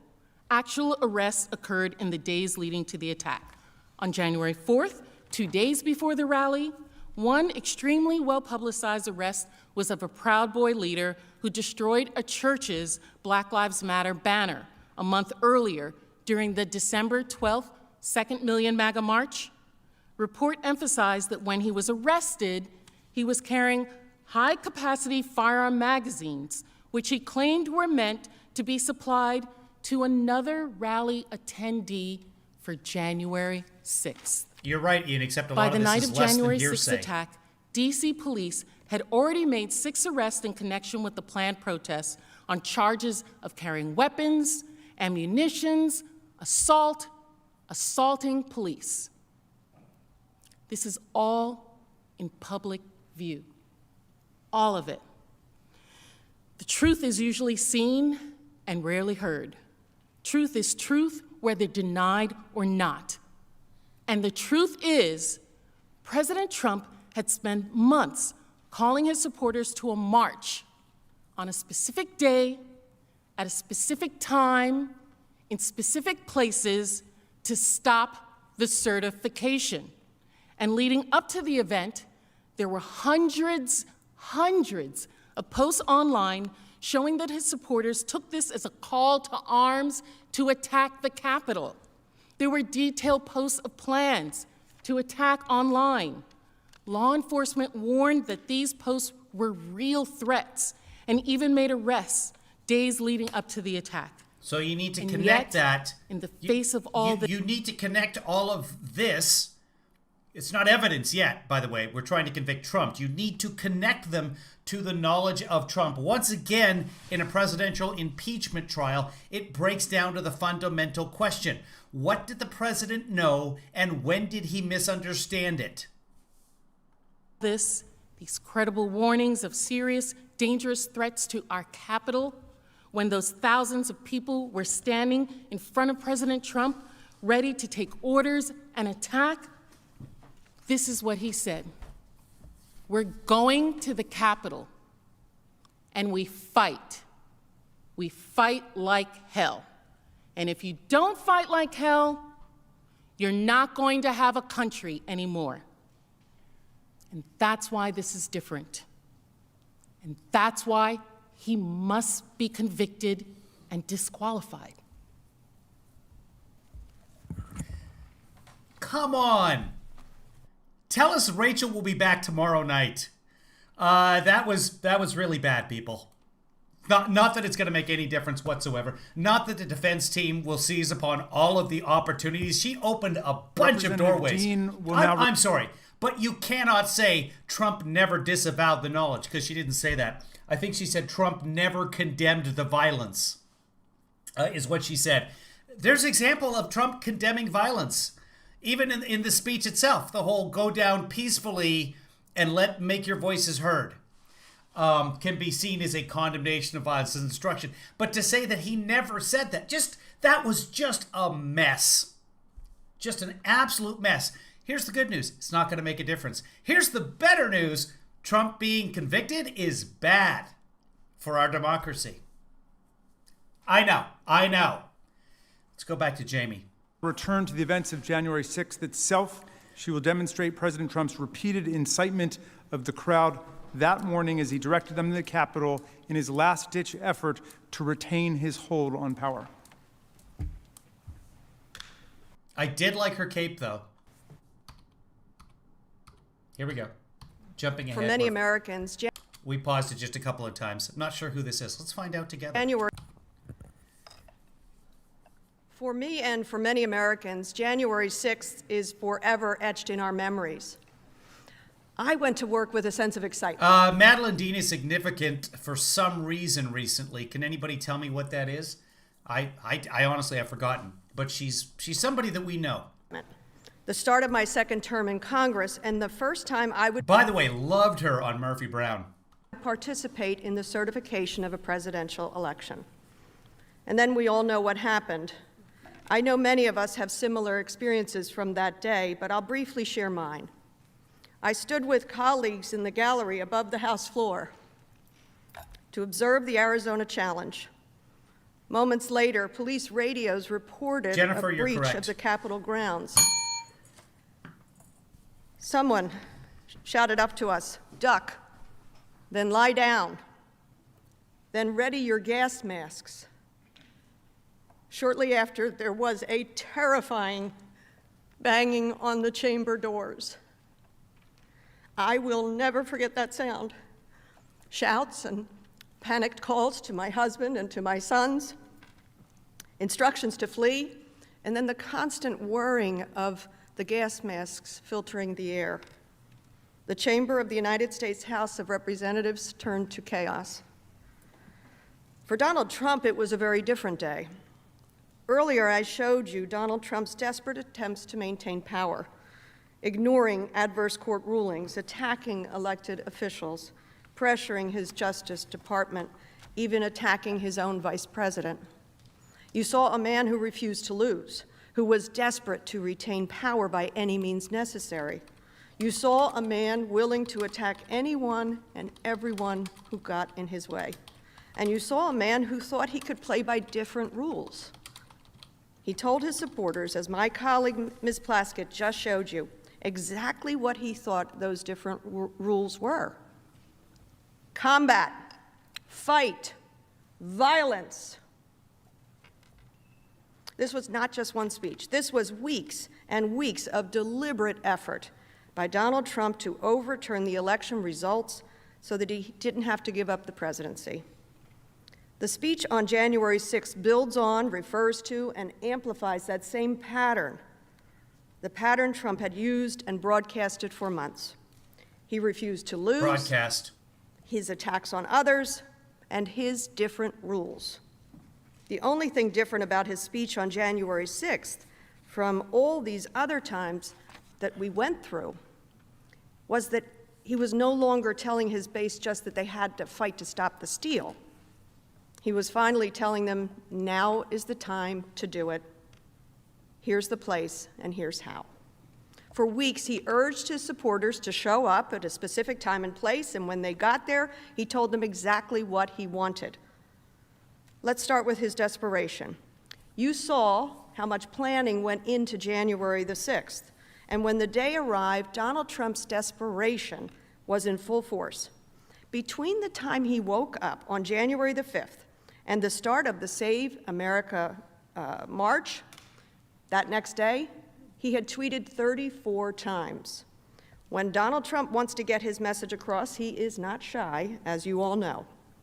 These tweets were relentless. And these tweets all centered on his singular focus, his drumbeat to motivate, anger, and incite his supporters. His big lie. The presidential election had been rigged, it had been stolen from him, and they had to fight to stop it. And the timing was no coincidence. He sent 34 tweets because this was his last chance to rile up his supporters before the big, historic, wild event he had planned. Now, I won't go through all of these tweets, but let me just highlight a few. At 1 in the morning, he tweeted, "If Vice President Mike Pence comes through for us, we will win the presidency. Mike can send it back." This will look familiar to you because Mr. Liu just showed you how Trump had privately, he was pressuring and publicly attacking his vice president to stop the certification. Guys, don't block and when Vice President Pence Yusuf. refused, when he explained that the Constitution simply does not allow... Sorry, Yusuf, you're in timeout. That might have been a mistake. I'm not even sure. Yusuf, you're in timeout. And when he comes back, he has Arabic writing. So Yusuf, don't block him. He's fine. You're in timeout for 300 seconds. That was a few seconds ago. So you'll be back, Yusuf. Allow him to stop certification. Donald Trump provoked his base to attack him. The late in the evening tweet was no different. It just got more forceful. Let's be clear. What Donald Trump was saying, that Vice President Pence could send back the certification, was not true. For one thing, all 50 states had ratified this election. And for another, Vice President Pence explained to him that he does not have the power to unilaterally overturn states' votes and just send the certification back. And Donald Trump knew this, but this was his last chance to get his vice president to stop the certification, and so he was willing to say or do just about anything. These tweets attacking the election as fraudulent, attacking his vice president, and urging his supporters to fight continued throughout the morning. Here's another example.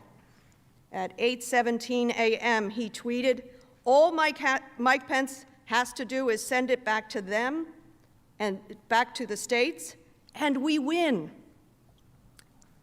And we win. That's what he said, even though by then he had clearly lost. As Trump continued tweeting, the Save America March at the White House was now in full swing.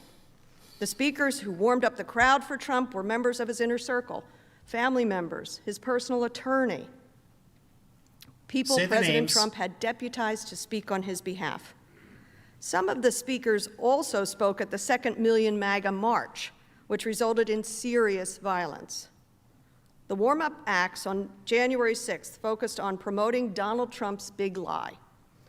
They stoked the same fears, a stolen election, of fraud, of ripping victory away from them. And the speakers told them what to do about it. As the crowd erupted in "Fight for Trump," chants throughout that morning, Donald Trump Jr. urged, "That's the message. These guys better fight for Trump." The speakers lasted 3 hours, repeating President Trump's message, and finally, at about noon, Donald Trump took the stage with the seal of the presidency on his podium and the White House as his backdrop. President Trump spoke for more than 70 minutes. His narrative was familiar. It was the same message he had spent months spreading to his supporters. The big lie. The election was stolen, that they should never concede, and that his supporters should be patriots and fight much harder to stop the steal, to take back our country. The same phrases he'd spread for weeks, but now the message was immediate. Now it was just no longer just fight, it was fight right now. All of us here today do not want to see our election victory stolen by emboldened radical left Democrats, which is what they're doing, and stolen by the fake news media. That's what they've done and what they're doing. We will never give up. We will never concede. It doesn't happen. You don't concede when there's theft involved. Our country has had enough. We will not take it anymore, and that's what this is all about. And to use a favorite term that all of you people really came up with, we will stop the steal. That set the tone. Our country has had enough, and we will not take it anymore. He told them and us right at the beginning that the only way to take back the country was to fight. Let's look at what he said next. And Rudy, you did a great job. He's got guts. You know what? He's got guts, unlike a lot of people in the Republican Party. He's got guts. He fights. Ms. Plaskett showed you example after example of Donald Trump, when confronted with violence, praising it. We saw him instruct the Proud Boys, a violent extremist group, to stand back and stand by. That group was there on January the 6th. We saw him praise a caravan of his supporters after they tried to drive a bus belonging to the Biden campaign off the road. The organizer of that attack was there on January the 6th. And we saw him team up with the organizers of the violent Second MAGA Million March to plan his rally on January the 6th. And what does he do at that rally? He tells Giuliani he's doing a great job addressing the crowd, saying he has guts to call for fighting. And to be clear, this is what he was praising. So, let's have trial by combat. Okay. Good. Good connection. Good. Trial by combat. Donald Trump praised Rudy, said he did a good job, had guts for telling the crowd that we need trial by combat. Could have led with that. Next, more attacks. All Vice President Pence has to do is send it back to the states to recertify, and we become president, and you are the happiest people. This attack, like the tweets he sent that morning, had a purpose: convincing his supporters that the future of our country, of our democracy, hinged on whether Vice President Pence would overturn the election, something he knew Pence could not and would not do. He called out Vice President Pence 9 times that day, and each time he got more forceful. Here's what he said at 12:15. And we're going to have to fight much harder, and Mike Pence is going to have to come through for us, and if he doesn't, that will be a sad day for our country, because you're sworn to uphold our Constitution. Now it is up to Congress to confront this egregious assault on our democracy. And after this, we're going to walk down, and I'll be there with you. We're going to walk down. We're going to walk down anyone you want, but I think right here we're going to walk down to the Capitol. Capitol! And we're going to cheer on our brave senators and congressmen and women. And we're probably not going to be cheering so much for some of them, because you'll never take back our country with weakness. You have to show strength, and you have to be strong. We're going to have to fight much harder, and Mike Pence will have to come through for us. That's what he said. And he told the crowd what he meant and exactly what to do, literally commanding them to confront us at the Capitol. He even told them he'd walk there with them, which of course was not true. That's a lie. And then he told them exactly what to do when they got to the Capitol. You'll never take your country back with weakness. You have to show strength. And don't forget who is standing there. The same people Ms. Plaskett described to you. Many people violent. Violent people law enforcement had warned would be armed and would be targeting us. One of President Trump's key defenses focus on what he said for a few seconds, 15 minutes into the speech. I know that everyone here will soon be marching on. So glad that they're playing this, because all of the right wing yesterday was, why won't they play where they said he was peacefully? Why not, Democrats? What are you hiding with your splicing and your dicing and your doctoring? Over to the Capitol building to peacefully and patriotically make your voices heard. In a speech spanning almost 11,000 words, yes, we did check, that was the one time, the only time President Trump used the word peaceful or any suggestion of nonviolence. The implication of the president's tweets, the rally, and the speeches were clear. President Trump used the word fight or fighting 20 times, including telling the crowd they needed to fight like hell to save our democracy. We know how the crowd responded to Donald Trump's words, and he knew how they responded to his speech. Here is the evidence of how the crowd reacted. We're going to walk down to the Capitol. Yeah! Capitol!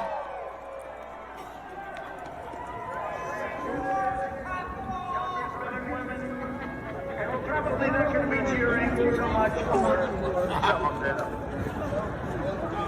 Because you'll never take back our country with weakness. You have to show strength. Yes.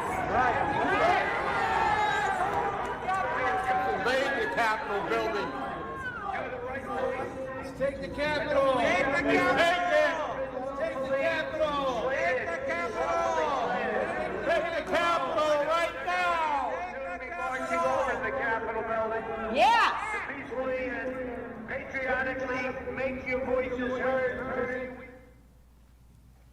Storm the Capitol. Invade the Capitol. Fight, fight, fight, fight. Take the Capitol right now. Yeah. These were the words of the crowd. Trump was telling them to fight, and he would keep telling them to fight throughout the rest of his speech.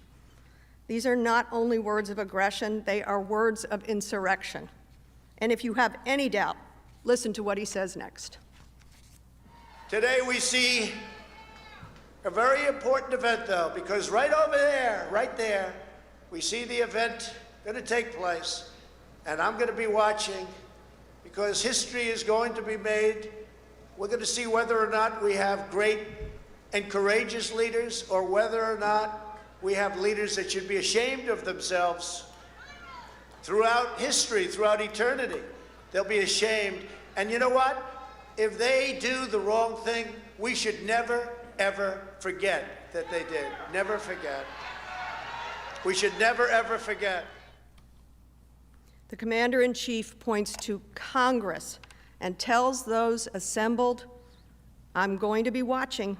History is going to be made. This was clearly not just some rally or march or protest. This was about Donald Trump trying to steal the election for himself, claiming that the election was fraudulent, illegitimate, so that his supporters would fight to take it back. In fact, after stoking the crowd's anger for nearly 40 minutes, after repeating false election conspiracy after false election conspiracy, he said this in no uncertain terms. You will have an illegitimate president. That's what you'll have. Any outcome besides him keeping the presidency would be illegitimate. This was building on the big lie of a rigged and stolen election. And here's what he said a little later in the speech. When you catch somebody in a fraud, you're allowed to go by very different rules. So I hope Mike has the courage to do what he has to do. When you catch somebody in a fraud, you're allowed to go by very different rules. We told you that context matters. Here's the context. This was not just one reference or a message to supporters by a politician to fight for a cause. He'd assembled thousands of violent people, people he knew were capable of violence, people he had seen be violent. They were standing now in front of him.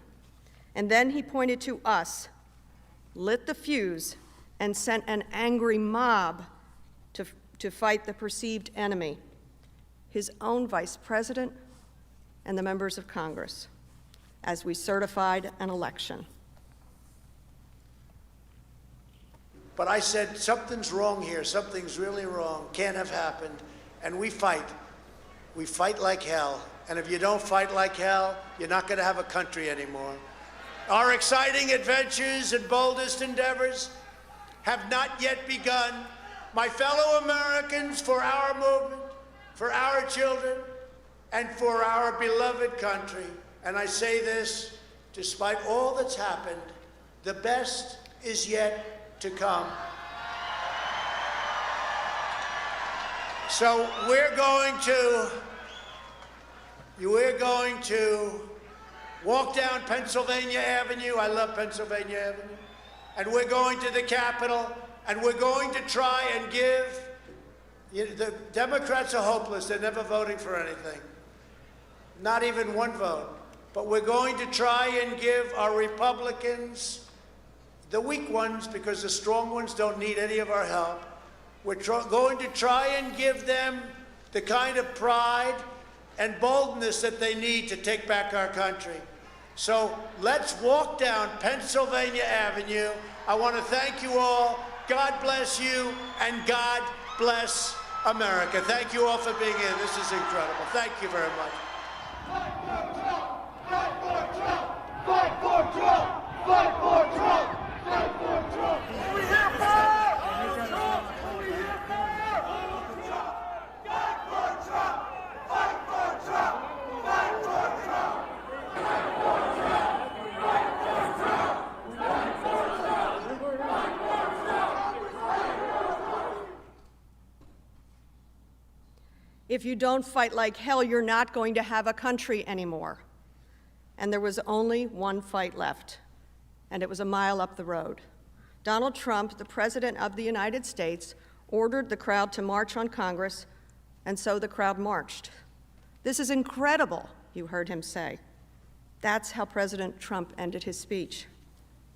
I'd like to close with a very brief timeline of what was happening in parallel alongside the president as he spoke on the 6th of January.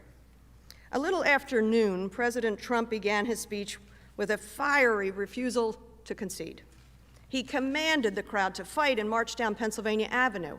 And around 12:20, some rally-goers, some attendees, began marching. By 12:30, as President Trump continued to incite his supporters, large segments of the rally crowd had amassed at the Capitol. At 12:53, as the president's speech was playing on cell phone broadcasts, the outermost barricade of the northwest side of the Capitol was breached. And Capitol Police were forced back to the steps of the Capitol. At 1:10, the president ended his speech with a final call to fight and a final order to march to the Capitol. At 1:45, the president's followers surged past Capitol Police, shouting, "This is a revolution!" Just after 2:10, an hour after President Trump ended his speech, the insurrectionist mob overwhelmed Capitol security and made it inside the halls of Congress. Because the truth is, this attack never would have happened but for Donald Trump. And so they came, draped in Trump's flag, and used our flag, the American flag, to batter and to bludgeon.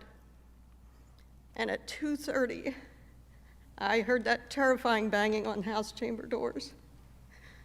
For the first time in more than 200 years, the seat of our government was ransacked on our watch.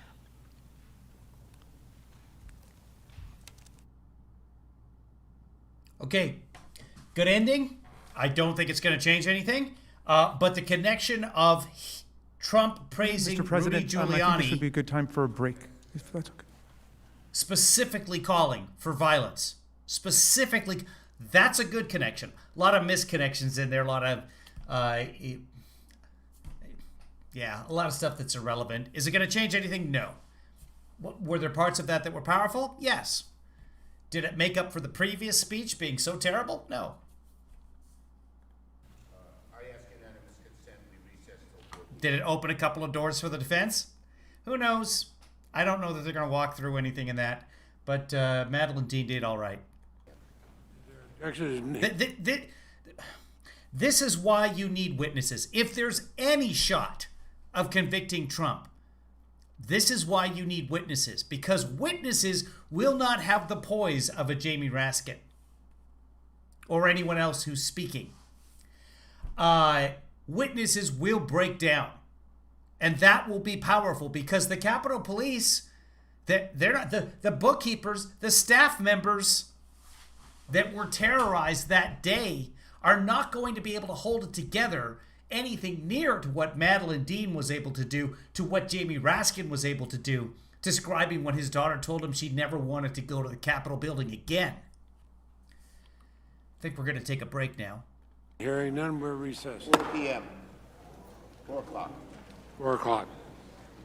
You need to connect the president directly with the violence. That's what needs to happen. And so far today, the Democrats haven't done that very well at all. A couple of minor points they've been able to score. Otherwise, they've just been missing the target over and over and over again. Break time here. Let's see what C-SPAN decides to do. We're actually just a couple of minutes behind here. Beginning on Friday. So then a break here up till 4 o'clock Eastern or so. Here's it's about 9 minutes from now. And the witnesses. It'll be longer. Subpoena additional documents, the closing arguments, and a vote on impeachment set to happen early next week. We don't have a specific activity. He's bringing it a little hearing. Daniel Flatley says Senator Mike, especially when videos were put on 1989 to 2010. Our own process, Daniel Flatley says, intently, a special invitation was underway. He tweets this: senators were still attentive to the, as the trial is underway. He tweets this: senators were still attentive to the trial manager's presentation in the mid-afternoon, many of them taking notes and listening intently, especially when videos were played and tweets were displayed. Daniel Flatley says Senator Mike Lee had some books stacked on his desk, including the federal impeachment process and the contested removal power 1789 to 2010. Our own Craig Kaplan is keeping an eye on things on Capitol Hill, tweets out this map, and it's about Senator Hawley, who's been reported to be watching actually from the visitors gallery, saying this. Senator Hawley said this to NBC. The gallery is, I feel, I had a little better kind of view, kind of where I sit over the Senate chamber is in the corner. So here you can sit head on. I can also space out a little bit more, and it's not quite as crowded. You can see on that map where he is seated in the chamber itself. So he's gone up to the gallery to keep an eye on the proceedings. One senator we heard from earlier during the first break is Senator Richard Blumenthal, Democrat from Connecticut, on how he felt the House managers were handling the case so far. Thank you, guys. Appreciate it. This evidence is so powerful, brick by brick.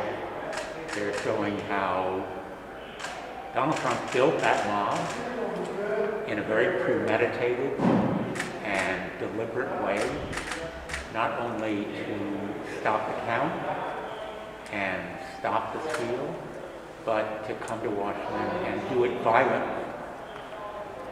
The result of Donald Trump deliberately building a mob and then fueling their anger and rage, inviting them to come to Washington, and then to storm the Capitol was, in fact, this violent injury and death that resulted on January 6th. It was planned over days, weeks, before the election, warning the only way they would lose is if it were rigged, and then afterwards. What should come across the American people is that January 6th was no accident, no isolated act, no aberration. It was deliberately planned, the result of premeditated, inflaming the rage and fury of his followers who believed the big lie. Where do you think Trump was going with it? That's what I find the hardest thing. He knew he had lost the election. He was aware of that. He knew that Congress was going to certify Biden's electoral college victory. What do you think was like his motive? You're a former AG. What was his motive? He knew he had lost, and the only way he could retain power was by physically stopping the count. In fact, apparently by killing some of the people involved. Overthrowing the government. Michael Pence. Overthrowing the government. Want to overthrow the U.S. government. It was a coup attempt, an effort to overthrow the government and stop democracy from working. The founders' worst nightmare. And that's why this high crime was among the most heinous that any public official could commit. What we will see is that Donald Trump not only incited this riot and insurrection, but also then as commander-in-chief did nothing to save our democracy. In fact, he continued to inflate it. He called them special people.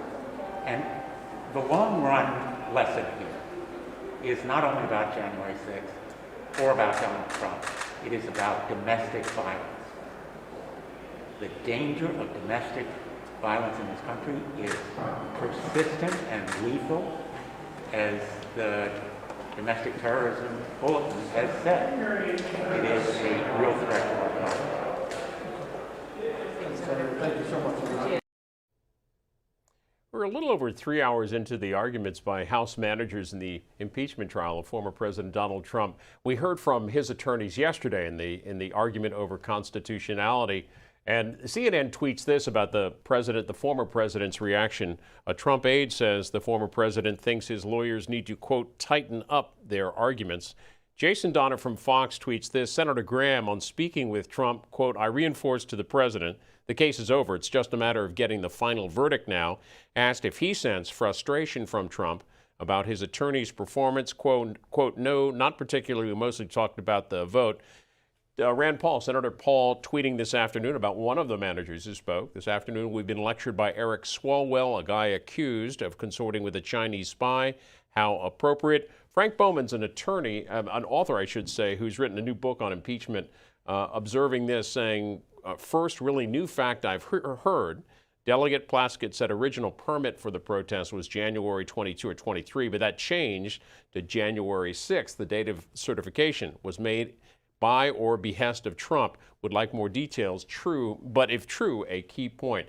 Delegate Plaskett, as was pointed out by Jamie Raskin, the first ever delegate to present a impeachment case. She, among the four managers who spoke at that last session, we heard twice from Madeleine Dean. We also heard from Ted Lieu, and we expect to hear from Diana Daggett. She's the only one so far who has not spoken in the Senate. Here on C-SPAN 2, waiting for the Senate to return to resume the court of impeachment against former President Donald Trump, set to be back in the next 10 minutes or so at 4 o'clock Eastern. We'll show you some of the arguments made in this last session by House managers. Donald Trump told his supporters they are stealing the election. They took away your vote. It's rigged. That was not true. According to judge after judge, the truth was exactly the opposite. Trump was not suing to ensure election integrity. He was pursuing lawsuits that would, in effect, strip away American votes so that he could win. In other words, Donald Trump was asking the judiciary to take away votes from Americans so that he could steal the election for himself. Then, after losing in all the courts, Trump turned to another tactic, pressuring and threatening election officials. You saw what happened in Michigan after Trump attacked the state and its election officials. His supporters surrounded the Secretary of State's home, as you saw in the earlier slide, chanting,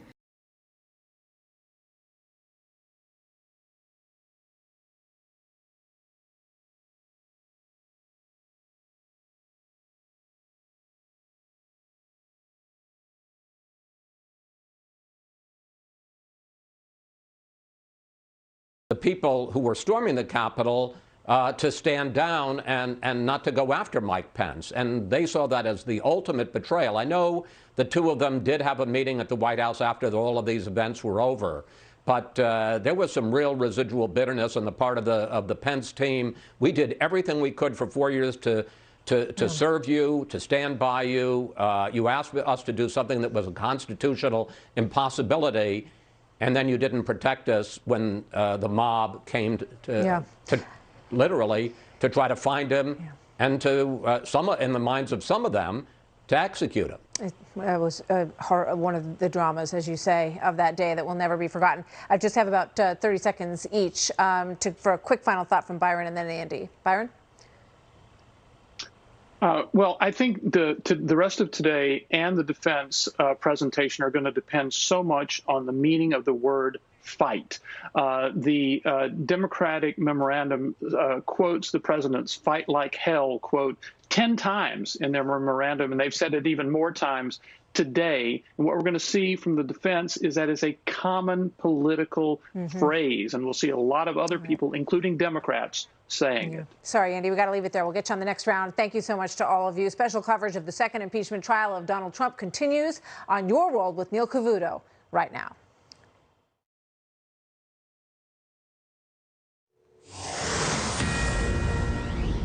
All right, Martha, thank you very, very much. I am Neil Cavuto. This is Your World, and you're looking at Capitol Hill right now. Senators are making their way back into the room to sort of hear the case that the House managers are building.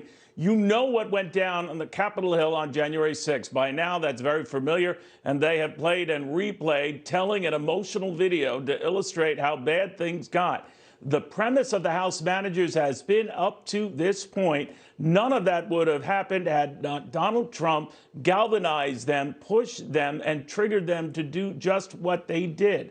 Others are saying that this was all pre-staged and prearranged, and no matter what the president would have said, the genie was out of the proverbial bottle. House managers will continue making that case that this was really an insurrection created exclusively by the President of the United States. And that is why they are still pushing to have him convicted and prevented from even entertaining running for office again. The legal read right now with Jonathan Turley, the George Washington constitutional law professor, to Fox News contributor, John Yoo, the UC Berkeley law professor, former deputy assistant attorney general. Gentlemen, welcome to both of you. Jonathan, to you first. I don't know if any minds are being changed or we're getting closer to the 17 Republicans that would have to be swayed to go ahead and make a conviction stick. But at this stage, how do you think it's going? What's going as we expected, and I think your observation is the correct one. Quite frankly, in this strategy, I see more of an effort to enrage than to convict. You know, the problem with the House brief and now their arguments is that they're focused on how words were interpreted, not how they were intended. And what's interesting is that the House members are referring to what some witnesses have said in the media, witnesses close to the president. But they let weeks go by without calling any of these people to lock in their testimony, to call them into an actual hearing, and to create the record they didn't create in the snap impeachment. So the question is, you know, if you're really trying to convict, why you haven't marshaled that testimony and so that you could present it the way that you were referring to New York Times or CNN statements. You could actually be using direct testimony. You know, John, to Jonathan's point, I'm wondering if this is not about convicting the former president, being an uphill battle, but revealing new tapes, video, audio, I suspect, as we're getting hints of more to come, that will forever plant in Americans' minds, yeah, he said some crazy stuff. He really seemed not very presidential during all of that. And that the power of that alone is enough to dissuade Americans from considering Donald Trump for any office in the future. What do you think of that? Yeah, that's a really, actually, it's a great point in that and I agree with Jonathan here that the House managers are not doing a good job of trying to present evidence for the charge which they made against Donald Trump, which is incitement to insurrection. Instead, as you point out, Neil, they're just throwing everything. A couple of PayPal updates. Thank you very much, Melanie Shannon, from earlier today over PayPal. Thank you so much. And also, just coming in, Robert Stump. Thank you very much, Robert. I appreciate it, Robert. I appreciate everyone who's sending that money in. I've been demonetized on YouTube. Here, you can see me. See how sad I am? YouTube is taking my demonetization, or my monetization away, so I can't make money off the YouTube ads. Because I am harmful. This is what they've said. and no explanation of how. But anyway, I'm harmful. So if you're appreciating the harm, if you're that kind of masochist, then please do like my friend Robert Stump here and send some money. PayPal, Cash App. I'll explain the Cash App. Don't use the Cash App unless you already have Cash App. But I have a link for the Cash App, and theoretically, I will get money if you use the link. You will get money if you use the link. So hold off on that. Let's get back. Let's see what's going on CNN. It's going to be Jake Tapper talking about it. We've heard. Oh, hold on. No, we're going back to Fox because they have Turley. Violence was imminent, and violence was imminent. It's not what I saw on the live objectively feed. Was violence. Then let's go to Jake. Anxiousness and a recognition that what the Democrats have done so far has been powerful. The videos that they've shown so far has been powerful, and it's added to a sense of urgency in Trump's team for them to put together their own new videos. As Dana reported earlier this morning, what I'm hearing is behind the scenes right now, they're scrambling to find prominent Democrats and some of the impeachment managers and what they said about fighting and so forth. So that's being worked on behind the scenes. What's interesting is when you talk to people in Trump's world about what the substance of what we're seeing play out there today, they don't want to talk about it. They just want to focus on the constitutionality aspect. But what lead manager Raskin pointed out very early on was that was addressed yesterday. Now it is a trial of the facts and Trump's behavior and the article of impeachment, incitement of an insurrection. That's what they're focused on. What really stood out to me, too, is it was very clear, a pattern through all the managers that spoke today, was they were making it clear that these rioters, they weren't just acting on their own accord. As much as Trump and his team want to condemn the violence and these rioters, they're responsible for themselves, they were making it clear that they were acting on behalf of Trump. They were basically following his marching orders, and that Trump is the one that should shoulder all the blame for their actions and behavior, Jake. Interesting. All right, Pamela Brown, thank you so much. You know, it's interesting. Jamie pointed out, Abby, that one of the video clips that they ran was a white supremacist, a well-known white supremacist whose name I won't honor by mentioning it, leading a chant of, I forget if it was end or kill the GOP. It was anti-Republican Party.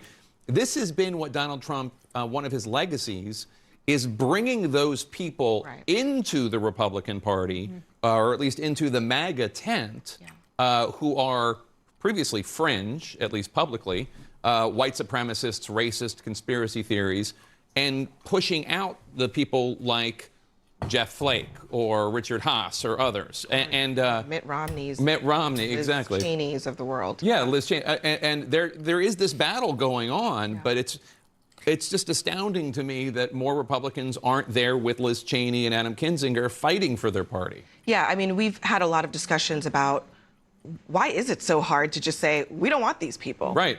I mean, it should be pretty easy to wall off the mainstream Republican Party from the fringe elements, but it seems that that is something that they are unwilling to do, and it's in part because, as the impeachment managers laid out, Donald Trump cultivated these people for years, not just over the last 6 months, but, you know, we could go back to Charlottesville when many of the same individuals were involved in that rally and that riot that happened down there that left a person dead. So that's part of the case here, which is that and you saw them literally, the impeachment managers, showing pictures of individuals who were from the Proud Boys after the president said, stand back and stand by, showing up in Washington, having spent weeks and weeks meticulously planning this and posting all over the internet about it.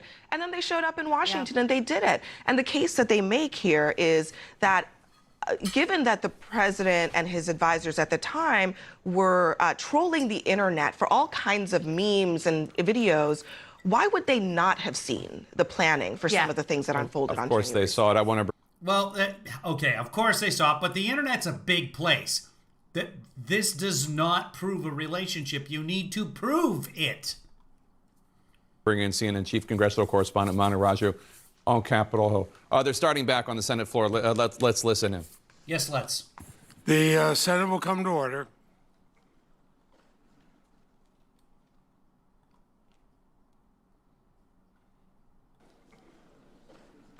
Turn this off.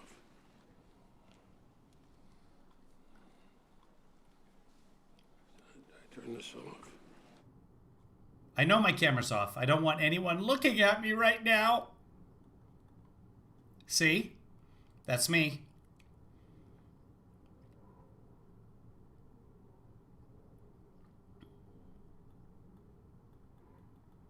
I don't know anything about the Giuliani impeachment tapes. This is going to be fun. So welcome aboard. I am your Heavenly Father, Kevin Williams. This is what we do. We are watching the impeachment hearings along with the rest of you. And we are commenting as we go. You are welcome to comment as well. There's a chat room available for you. That chat room is an amalgamation of all the chat rooms that you can be in. And so if you're watching on Facebook, just make a comment. It'll show up over there. If you're on Twitch, if you're on Periscope, if you're on Twitter, YouTube seems to be the best place to chat. I'm not going to say that they are right now because YouTube took away my monetization. So I'm not, all of the work that I'm doing, all of the ads that get shown that you have to sit through, I'm not getting any money from that from YouTube right now. I'm in a timeout from YouTube, and I can reapply in another 25 days or so. I think we went back a little bit earlier because nothing's going on the floor, and they clearly haven't started proceedings here yet. If you would like to help me out during the time that YouTube has me demonetized, then please, we welcome you to come on board. You can go on Patreon at kevinleefather.com, and here's Jamie Raskin. We have order in the Senate, please. Thank you, Mr. Raskin. Thank you, Mr. President. Members of the Senate. At this point, Representatives Plaskett and Swalwell will take you through the actual day of the attack. They will recreate the attack as it unfolded, focusing on the threats to Vice President Pelosi, Vice President Pence, Speaker Pelosi, the joint session, and law enforcement. I do want to alert everyone that there is some very graphic, violent footage coming, just so people are aware. And I'm going to call again on Ms. Plaskett, who I should also tell you went to work at the Department of Justice and was the senior counsel for Deputy Attorney General Larry Thompson under Attorney General Ashcroft. So she's a very well-trained and experienced prosecutor, as you can tell.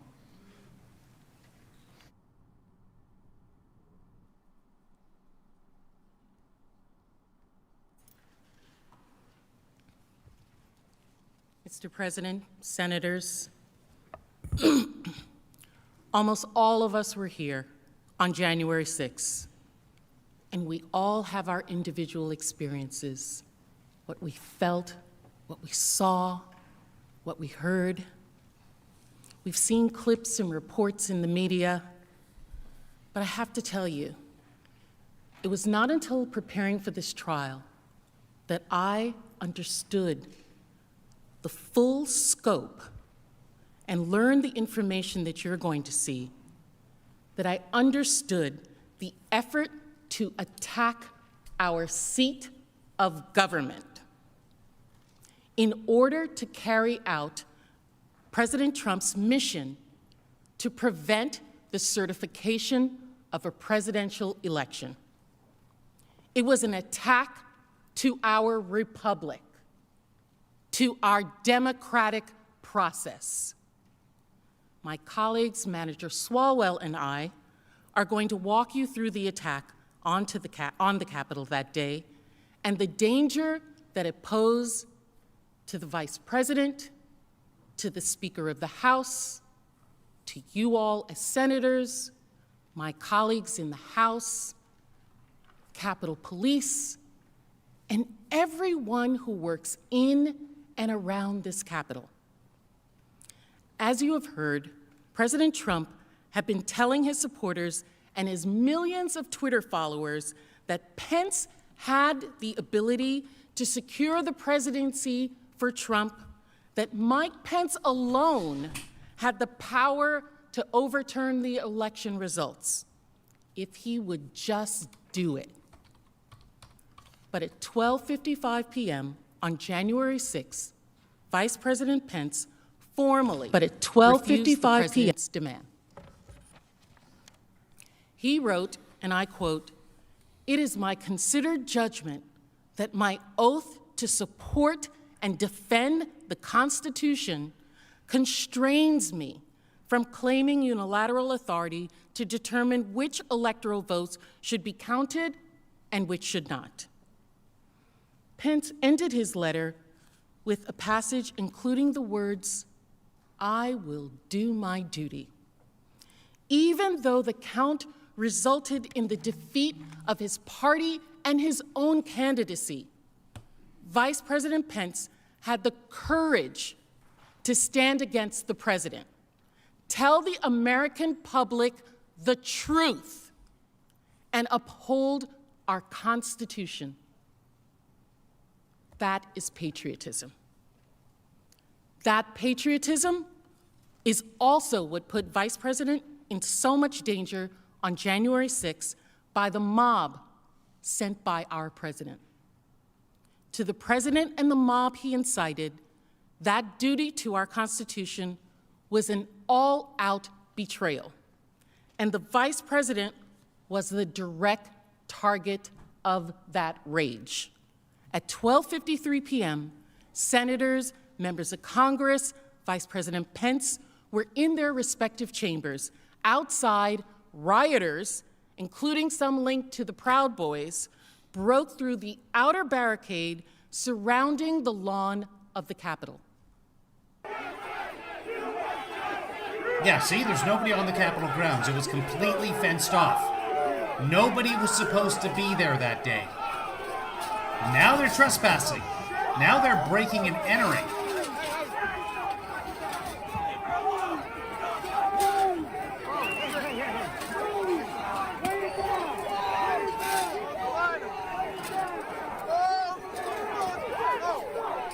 Look at the police officer throwing swings. And there's already people behind the gate, just wandering around. Some are jumping over, and they're just walking up to the Capitol.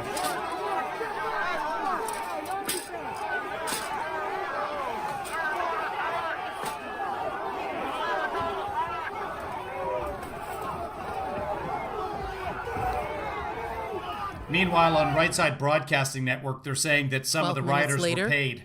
Vice President Pence began presiding over the joint session of Congress to certify the results of the presidential election. You can see Vice President Pence gaveling in the joint session here.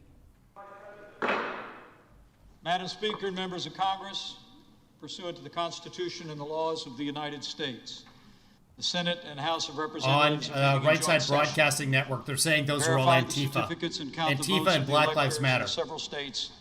All those protesters. I didn't see any African-American protesters there, but they're being blamed as Antifa and Black Lives Matter. While Vice President Pence presided over the joint session, Trump supporters began their assault on our Capitol. Which is what we said would happen. Remember the day of. We said this, at least I said this, and many in the chat room agreed. We said this is all going to be blamed on Antifa.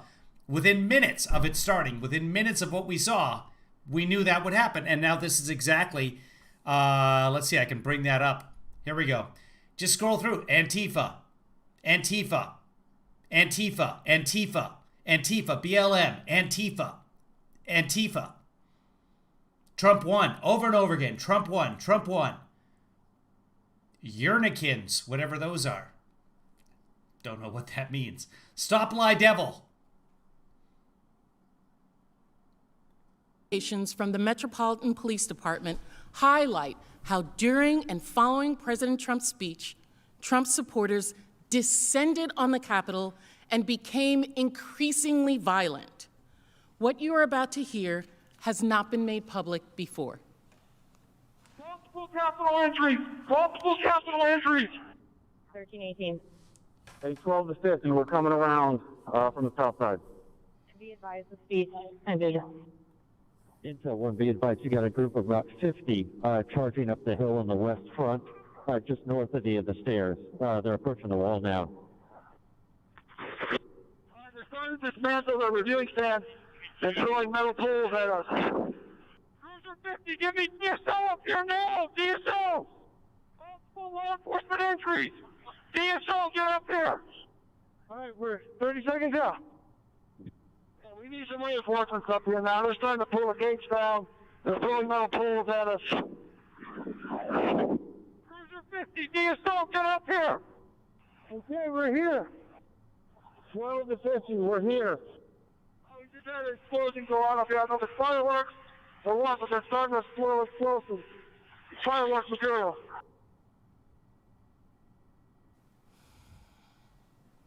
After attempting to dismantle the outermost perimeter, the Good. More of that. rioters did everything in their power to storm past the police and into the Capitol. They coordinated moving metal barricades the police were using to maintain distance. Listen to the yelling of "pull them this way" as they grabbed the barriers and attacked officers trying to hold the line. Pull them this way. Pull them.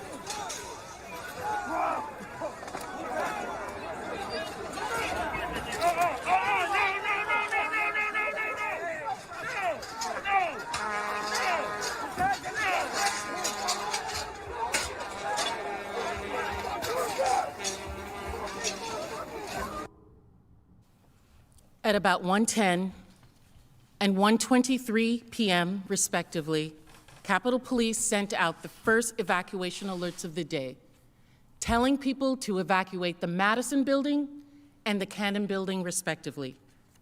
Shortly after, at 1:45 p.m., Trump supporters surged past Capitol Police, protecting the Capitol's west steps, the side that is facing the White House. In another radio communication between Metropolitan Police officers, you can hear an officer declare that there is a riot at the Capitol at 1:49 p.m. Cruiser 50, we're going to give riot warnings. As soon as the apparatus is here, we're going to give riot warnings.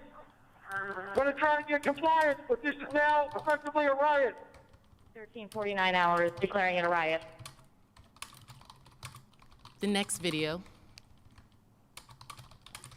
as well as several videos that follow, have a model of the Capitol complex. The video is from the west front of the Capitol on the Right Side Broadcasting Network. They're saying this is clearly fake audio. All of this is fake. These are all actors. This is all staged. These are all Antifa. This is all fake. the Senate side, the side facing the White House. Watch the red dot, which moves up the lower steps of the Capitol, indicating the approximate location of the rioters as they surge past the police.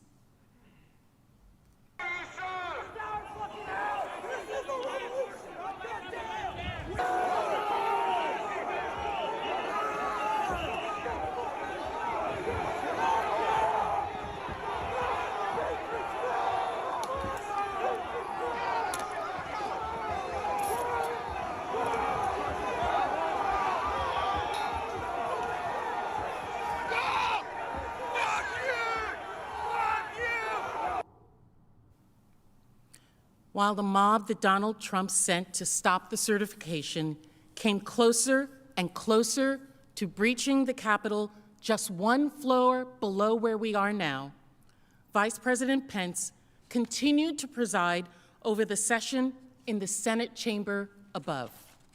At about 2:12 p.m., Secret Service quickly and suddenly evacuated Vice President Pence from the Senate floor. Here's the immediate reaction to that evacuation. No audio. They just cut out. It looks like they and sometimes the Senate like they just ushered Mike Pence out really quickly. Yes, they did. That's exactly what just happened there. And they ushered Mike Pence out. They moved him fast. I saw the motions too. While the Vice President Pence was being evacuated from the Senate chamber, rioters were at that time breaking into the Capitol. This next video shows their approach and the initial breach of the Capitol complex. Remember to watch the red dot, which Broke is being tracking throughout this incident.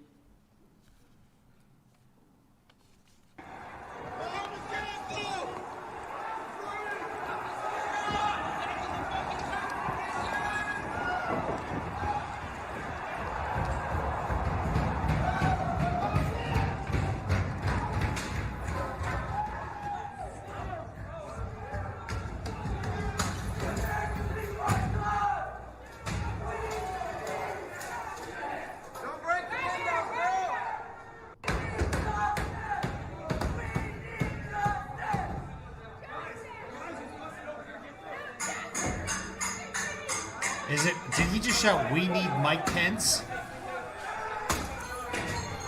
I don't know. Did anybody hear that more clearly?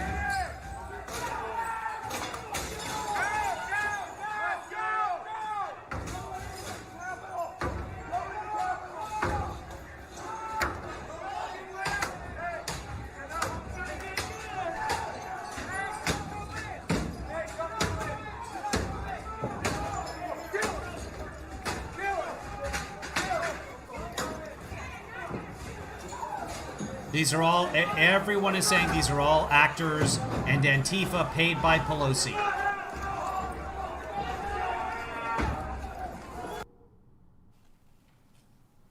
Now we're going to show you, through security footage that has not been made public before, what that same breach looked like from the inside. Now, because this is security footage, there's no sound.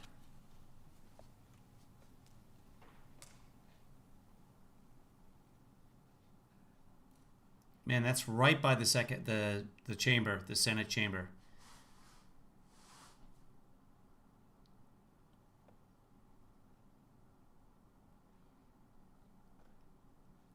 They're clearly having technical difficulties here.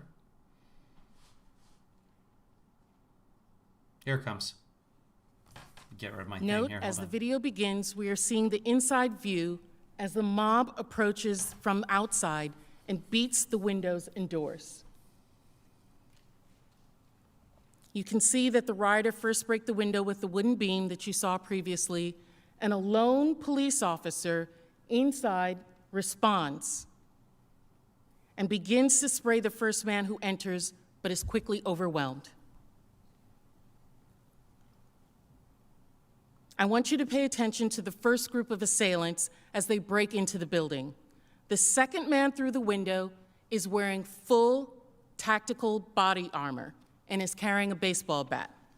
Others are carrying riot shields. And there's the Confederate battle flag. Among this group are members of the Proud Boys, some of whom, like Dominic Pizzola, who was recently indicted on federal conspiracy charges we will discuss later.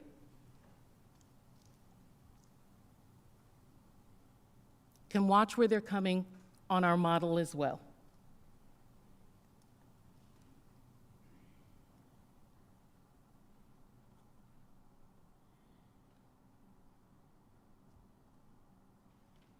Look at all those Antifas. When I first saw this model that was created for this, I thought back to September 11th. I know a lot of you senators were here. Some of you might have been members on the House side. I was also here on September 11th. I was a staffer at that time. My office was on the west front of the Capitol. I worked in the Capitol, and I was on the House side. This year is 20 years since the attacks of September 11th. And almost every day, I remember that 44 Americans gave their lives to stop the plane that was headed to this Capitol building. I thank them every day for saving my life and the life of so many others. Those Americans sacrificed their lives for love of country, honor, duty, all the things that America means. The Capitol stands because of people like that. This Capitol that was conceived by our founding fathers, that was built by slaves, that remains through the sacrifice of service men and women around the world. And when I think of that, and I think of these insurgents, these images incited by our own President of the United States, attacking this Capitol to stop the certification of a presidential election, our democracy, our republic. At the same time that that breach on this Capitol building occurred, at approximately 2:13 p.m., just one floor up. While Senator Lankford was speaking on the Senate floor, Senator Grassley, who had taken over for Vice President Pence, called an unscheduled immediate recess of the Senate. A Senate aide approached Senator Lankford and informed him that the Capitol had been breached. Senator Grassley is immediately escorted out of the Senate chamber.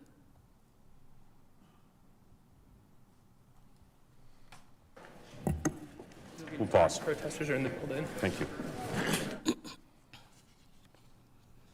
Now, while this was going on, Officer Eugene Goodman responded to the initial breach.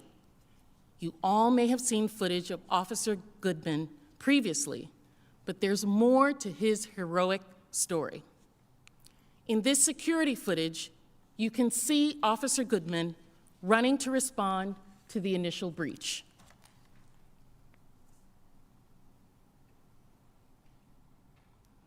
Officer Goodman passes Senator Mitt Romney and directs him to turn around in order to get to safety. Oh, come on. On the first floor, just beneath them, I'll replay the this. mob Sorry, had guys. already started to I'm stuck search here. There we for go. the Senate Hold on. chamber. I'm going to replay this. Officer Goodman made his way down to the first floor beneath them and direct Officer Goodman.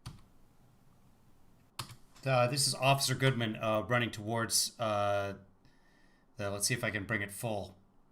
I do not know why it's doing that, guys. Hold on. Let me try it this way. And hold on. I'm going to make it a little bit. There we go. And there we are. Okay, this is Officer Goodman. She's describing. This is the same police officer who led people away from the Senate.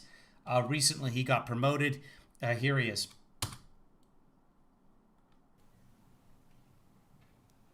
Officer Goodman passes Senator Mitt Romney and directs him to turn around in order to get to safety. On the first floor, just beneath them, the mob had already started to search for the Senate chamber. Officer Goodman made his way down to the first floor where he encountered the same insurrectionists we just saw watch breach the Capitol. In this video, we can see the rioters surge toward Officer Goodman. Recall that the rioters are in red and Officer Goodman in this model is in blue. Watch Officer Goodman, who backs up the stairs.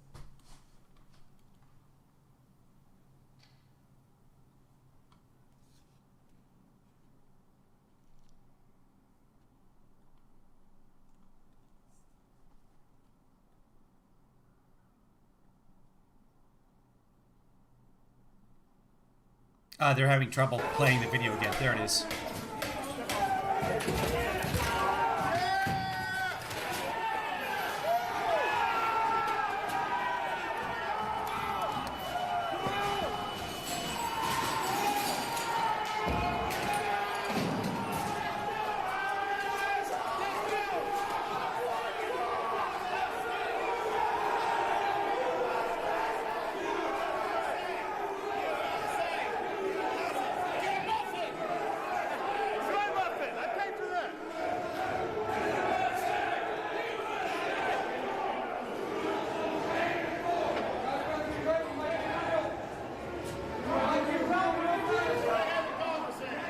They are right below the Senate chamber at this point.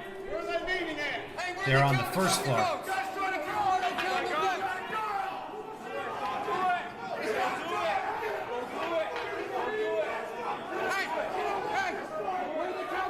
There's Officer Goodman, it looks like.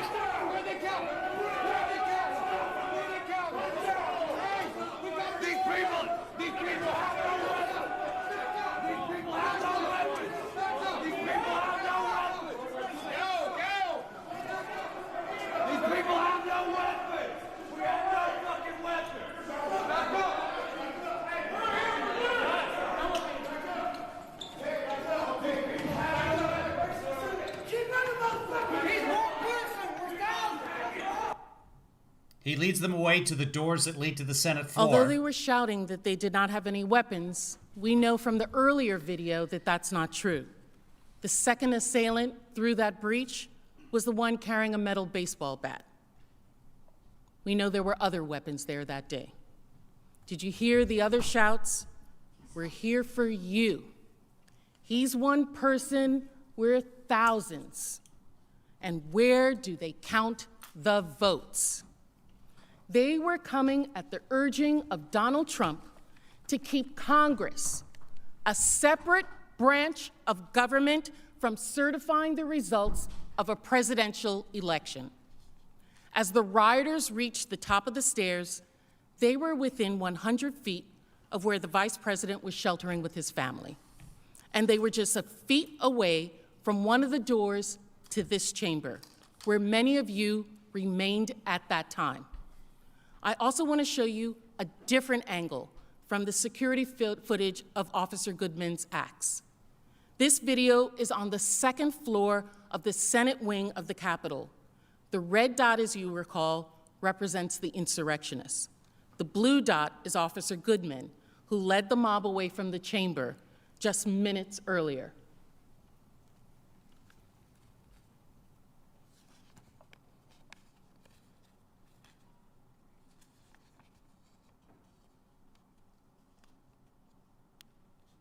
On the left-hand side of the video, just inside the hallway, is the door to the Senate chamber.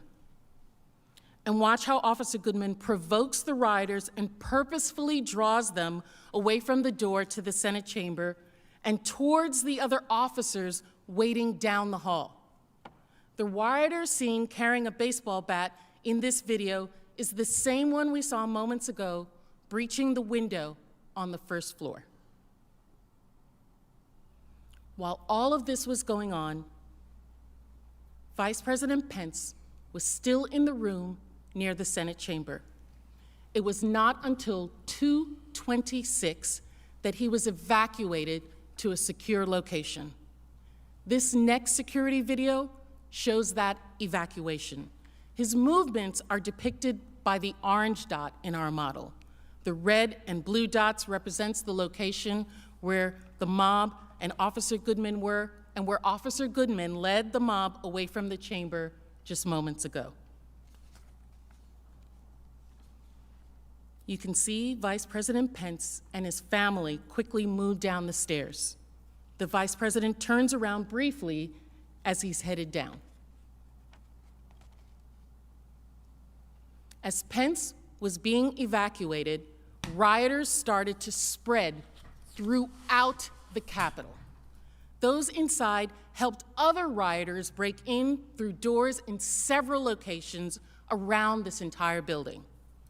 And the mob was looking for Vice President Pence because of his patriotism, because the Vice President had refused to do what the President demanded and overturn the election results.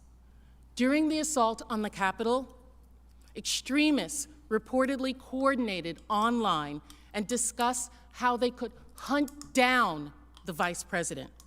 Journalists in the Capitol reported they heard rioters say they were looking for Pence in order to execute him.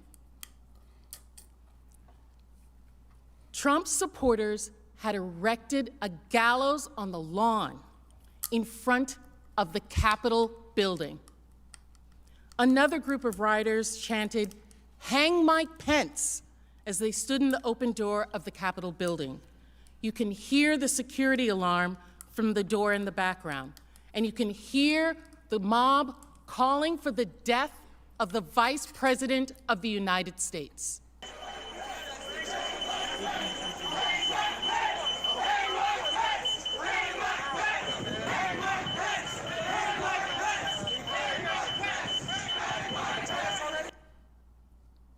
This wasn't an isolated area or incident where that was being told, where that was being said.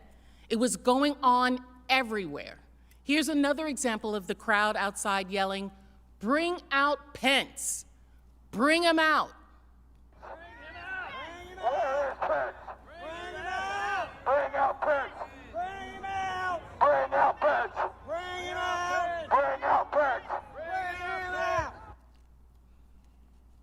after President Trump had primed his followers for months and inflamed the rally-goers that morning, it is no wonder that the Vice President of the United States was the target of their wrath after Pence refused to overturn the election results. Listen to this man explain. Well, Congress, the cowards hid in their inside and were emergency escorted away because of fear of the people. Of course, they're cowards, can't face the people, can't do the right thing. Pence lied to us. He's a total treasonous pig, and his name will be mud forever. Now the real battle begins, and it looks like the American people are very pissed. So. And on the White Wing broadcast, they're saying, well, anybody can buy a Trump hat, ignoring the fact that someone in the background has 3 different Trump flags on a flagpole. Anybody can buy 3 different flags. Good luck with that. Peace out. Peace out. Several insurrectionists described what they had planned to do if they encountered the vice president or other lawmakers. One of them, Dominic Pizzola, also known as Spaz, is a member of the Proud Boys, as we discussed. Pizzola came to the Capitol on January 6 with deadly intentions. He commandeered a Capitol Police shield, used it to smash a glass window, entered the Capitol, and paved the way for dozens of insurrectionists. As you recall from an earlier video, Pizzola was one of the first wave of rioters to breach the building. On the left, you can see a screenshot from the video of the break-in we showed earlier. And on the right, you can see Pizzola in the mob chase Capitol Police officer Eugene Goodman through the building. Pizzola is the man in the center of the photo with the gray beard. Pizzola has since been charged with 8 federal crimes for his conduct related to January 6. According to an FBI agent's affidavit submitted to the court, the group that was with him during the sack of the Capitol confirmed that they were out to murder, quote, anyone they got their hands on.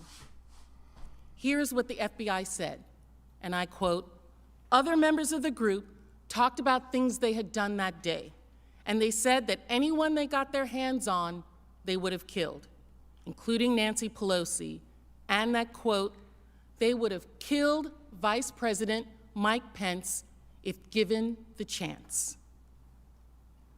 They were talking about assassinating the Vice President of the United States. During the course of the attack, the Vice President never left the Capitol, remained locked down with his family inside the building. Remember that as you think about these images and the sounds of the attack. The Vice President, our second in command, was always at the center of it. Vice President Pence was threatened with death by the president's supporters because he rejected President Trump's demand that he overturn the election. The mob also went after Speaker of the House, who alongside the Vice President was presiding over the joint session of the certification in the House chamber. The chilling evidence shows that on January 6th, armed and organized insurrectionists trained their sights on Speaker Pelosi. They sought out the Speaker on the floor and in her office, publicly declared their intent to harm or kill her, ransacked her office, and terrorized her staff.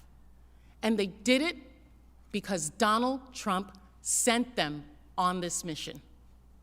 As the insurrectionists got closer, Capitol Police rushed the Speaker from the House floor at 2:15 p.m., mere minutes after the Capitol was first breached. They recognized immediately that she was in danger. The Speaker was not just rushed from the floor, the Capitol Police deemed the threat so dangerous that they evacuated her entirely from the Capitol complex, rushing her to a secure off-site location. The insurrectionist intent to murder the Speaker of the House is well documented in charging documents that are now available. We know from the rioters themselves that if they had found Speaker Pelosi, they would have killed her.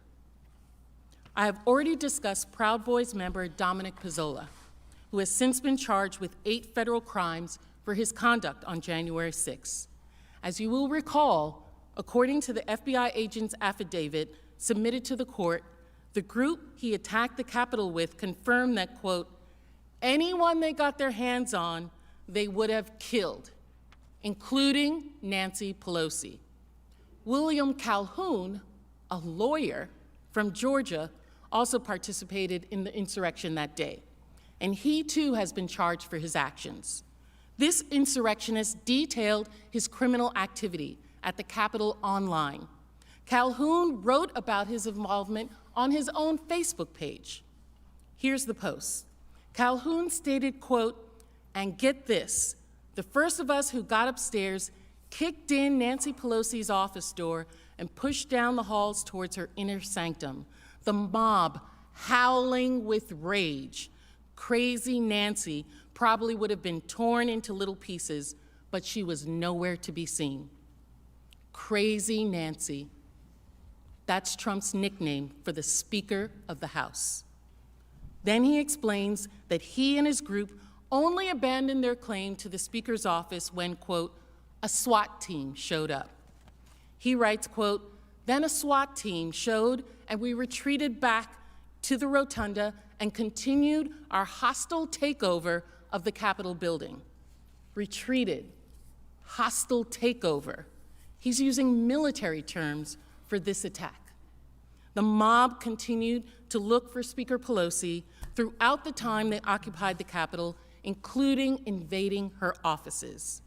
Watch now how the mob searches for Speaker Pelosi's office, which is marked in red, and the House chamber itself. Where are you, Nancy? We're looking for you. She's in jail. Nancy. Oh, Nancy. Nancy. Where are you, Nancy?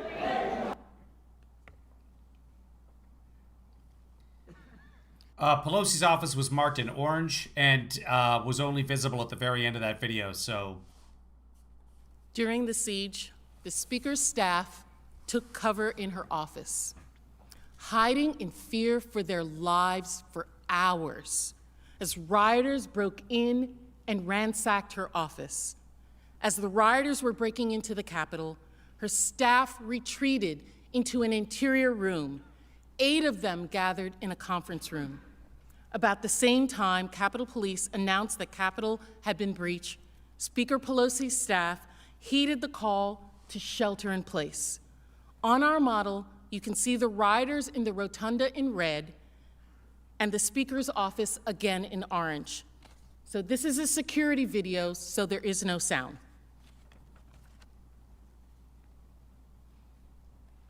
As you can see here, the staff moves from their offices through the halls and then enters a door on the right-hand side. That's the outer door of a conference room, which also has an inner door that they barricaded with furniture. The staff then hid under a conference room table in that inner room.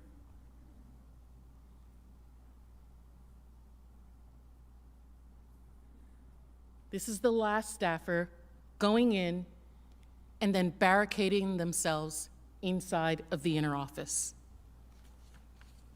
After just 7 minutes of them barricading themselves and the last staffer entering the door on the right, a group of rioters enter the hallway outside.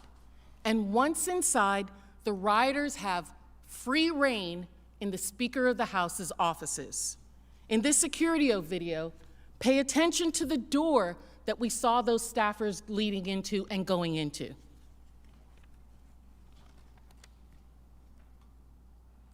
One of the rioters you can see is throwing his body against the door 3 times until he breaks open that outer door. Luckily, when faced with the inner door, he moves on. Another rider later tried, unsuccessfully, to break through that inner door. At this point, the mob had already broken into the Speaker's formal conference room that is in the back of the hall at the top of the video. I want to play some audio we have of the Speaker's staff with the riders at the door that day. You can hear the terror in their voice as they describe what's happening to them as they are barricaded in that conference room. Please listen carefully, because the staffer is whispering into a phone as he hides from the riders that are outside the door. Texting Mike that they're within our hallway. We need Capitol Police, I think, coming to the hallway. They're pounding on doors trying to find her. You can hear the pounding in the background as that staffer is speaking. One of those staffers explained later that they could hear the mob going through her offices, breaking down the door and yelling, "Where are you, Nancy?" The mob also pillaged and vandalized the Speaker's office and documented their crimes on social media. They stole objects, desecrated the office of the Speaker of the House of Representatives of the United States. As you can see in these photos, rioters broke down a door. They also shattered a mirror. At 2:50 p.m., several rioters, including Richard Big O Barnett, entered Speaker Pelosi's office. The world is all now too familiar with the images from these slides. If you look closely, however, at the now infamous pictures of Barnett with his feet on the desk, you might see something that you didn't notice previously. Here's a better look. As this photo highlights, he's carrying a stun gun tucked into his waistband. The FBI identified the device as a 950,000-volt stun gun walking stick. The weapon could have caused serious pain and incapacitated anyone Barnett had used it against. Richard Barnett bragged about his actions. He was proud of the way he desecrated the Speaker of the House's office. He left a note: "We will not back down." Here's Barnett in his own words. Office? Yeah, that's How'd you get it? I didn't steal it. I bled on it because they were fucking macing me and I couldn't fucking see. And so I figured, well, I'm in her office. I got blood in her office. I'll put a quarter on her desk, even though she ain't fucking worth it. And I left her a note on her desk that says, "Nancy Big O is here, you bitch."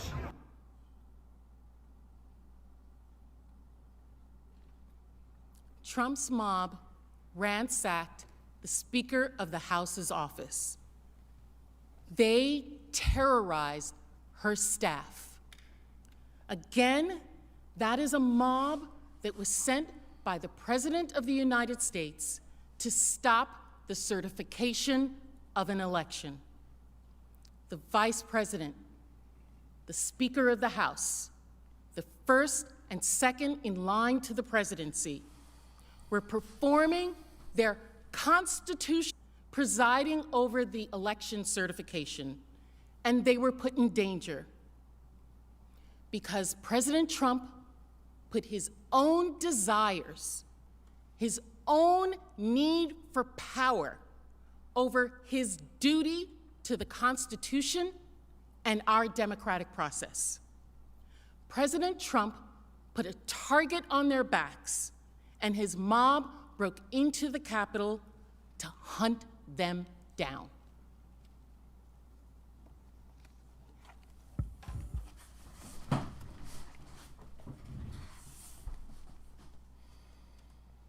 Okay, so there was some new footage there. That was interesting to see. Let's jump ahead here to Eric Swalwell.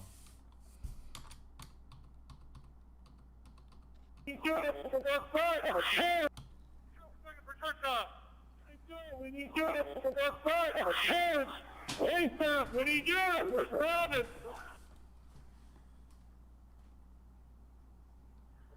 50, they breached the scaffold. Let Capitol know they have breached the scaffold. They're behind our lines. Shortly after 2 p.m., the Capitol Police and Metropolitan Police were overwhelmed by President Trump's mob. Perimeters were broken. The Capitol had been breached.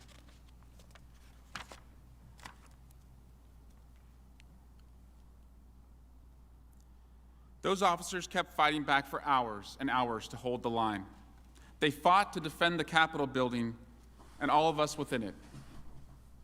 But they weren't there just to protect us, and they did, and our staff, and the custodial staff, and all the people who work so hard in this building.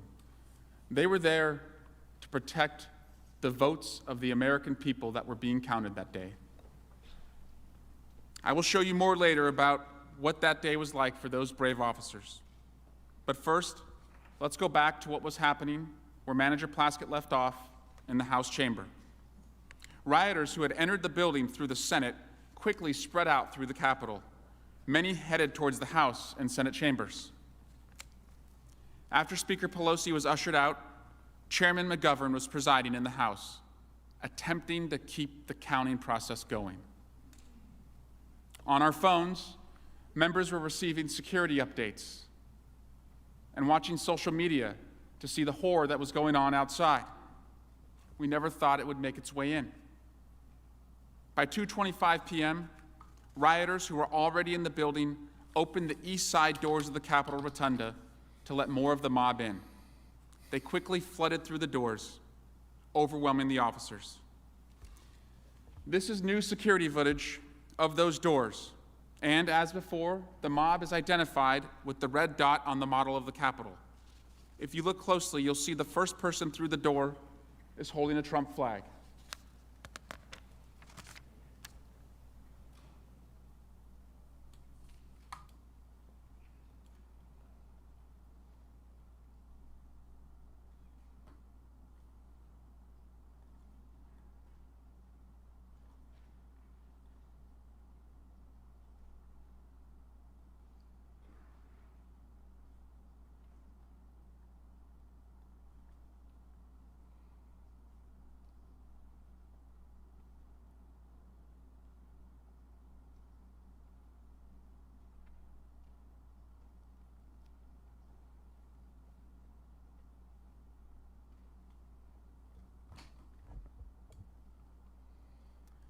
At the same time, just one floor below, the mob violently pushed through a line of Capitol police officers and overtook the area. We all know that area in the Capitol is the crypt. This is directly beneath the rotunda, at the very center of the Capitol.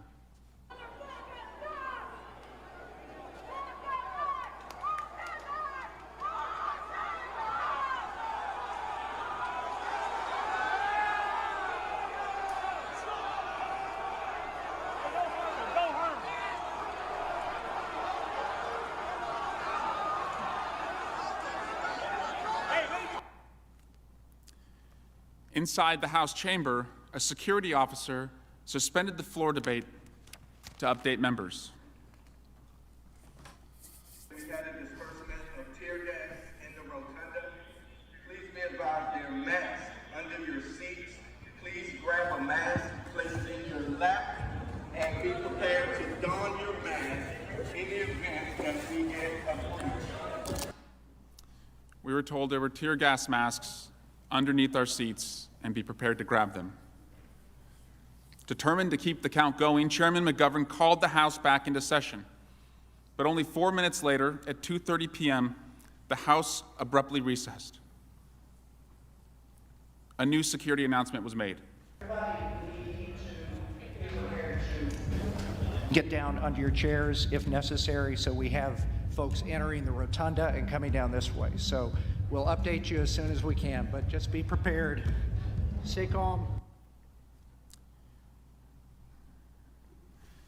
As I heard that announcement on the floor, I saw the new House chaplain, on just her 4th day on the job, walk to the front podium. Unannounced and amidst the chaos, she started to recite a prayer for peace. Uncertain what would happen next, I sent a text message to my wife. I love you and the babies. Please hug them for me. I imagine many of you sent a similar message. What we could not see from inside the chamber was that outside the mob was growing larger and larger and approaching our doors. But we could hear them. This security footage, which does not have sound, shows a close-up of Trump's mob as they move toward the second floor of the House chamber to stop the counting of votes.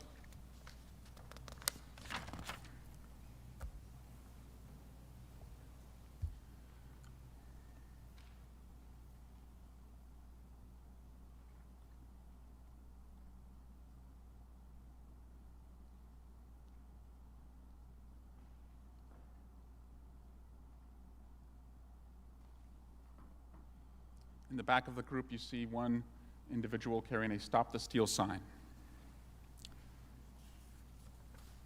They get within footsteps of the House door. The next video is the viewpoint of the insurrectionists. It begins with the mob amassing and then cuts ahead to show you their surge to the House door. We want Trump! We want Trump! We want Trump! We want Trump! We want Trump! We want Trump! We want Trump! We want Trump! We want Trump! We want Trump! We want Trump! It's I told you they're going. They're going. Yeah, I would just stop. Dude, you're not helping. You're not helping. You're gonna get me hurt and other people. Epstein! It's Epstein! It's the faggot Epstein! No violence! It's too late for that. They don't listen without that shit.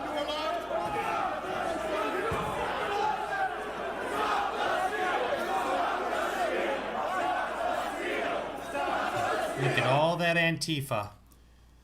Those doors, to orient you at home, are the doors that the President of the United States walks through when he or she gives a State of the Union address.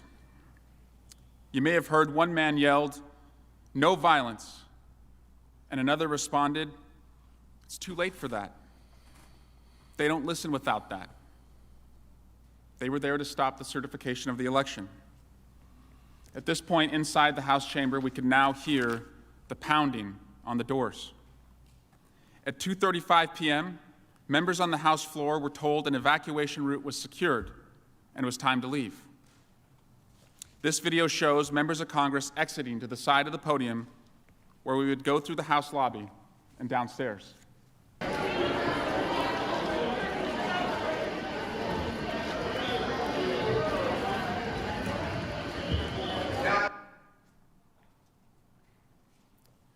Because of coronavirus restrictions, congressional members had been waiting in the gallery for their time to speak, just one level above the House floor.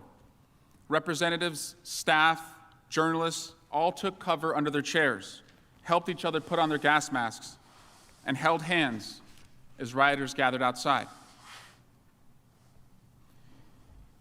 Here in this slide, you see Representative Jason Crow comforting our colleague, Representative Susan Wild. The rioters continued to surround the House chamber, flooding the halls and kicking on the doors as they passed them. This security video shows Ashley Babbitt, followed by others in the mob, turning the corner toward the House lobby doors where the members were leaving.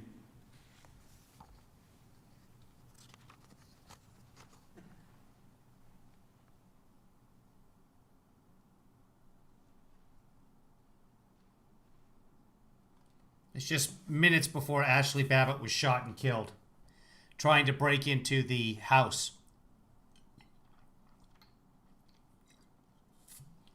There were Congress people just a few feet away from her. And now the mob makes their way. I'll show you the full view.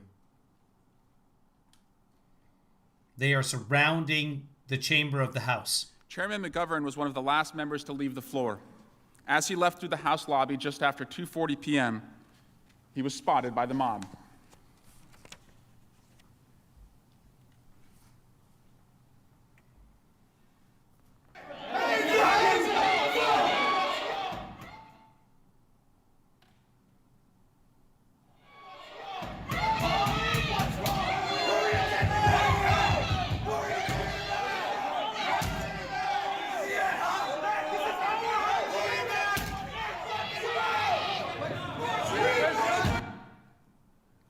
Minutes later, at 2:44 p.m., Ashley Babbitt attempted to climb through a shattered window into the House lobby. To protect the members in the lobby, an officer discharged his weapon, and she was killed. I want to warn everyone that the next video, which shows her death, is graphic.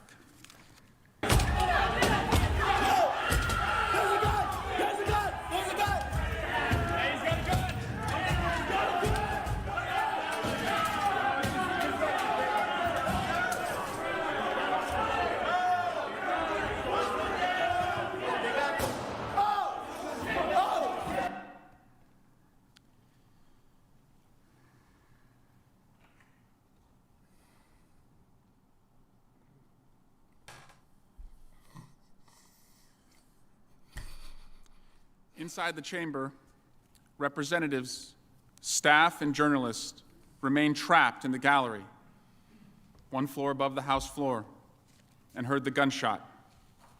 My colleague, Representative Dan Kildee, produced this recording. Take your pins off. Yeah. The fuck? Take your pins off. Pins off. Out of fear that they'd be seen or taken by the mob, my colleagues were telling each other to take off their congressional pins. That buzzing sound that you hear in the background of these videos was the sound of the gas masks. It was not until approximately 2:50 p.m., about 6 minutes after the shooting, downstairs, remaining members, staff, and journalists in the gallery were finally able to flee. In this security footage video, you can see them exiting. Many members are still wearing their gas masks.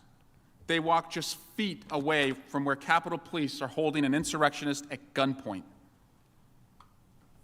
Just minutes earlier, that insurrectionist had tried to open the gallery door and thankfully was stopped by a tactical team.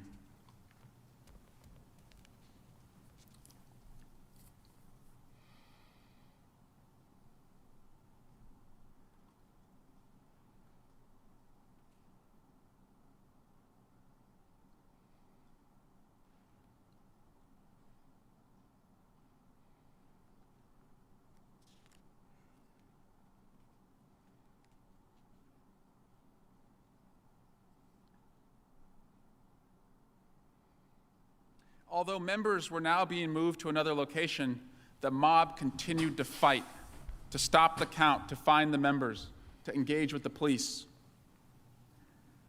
The building was not yet secure. This security video from 2:56 p.m. shows the mob in the House of Representatives wing on the second floor of the Capitol. Insurrectionists who are still inside the building are fighting with the police, who are overwhelmed and trying to get them out. My God. Just hand-to-hand combat right outside the House chambers. I want you to fight.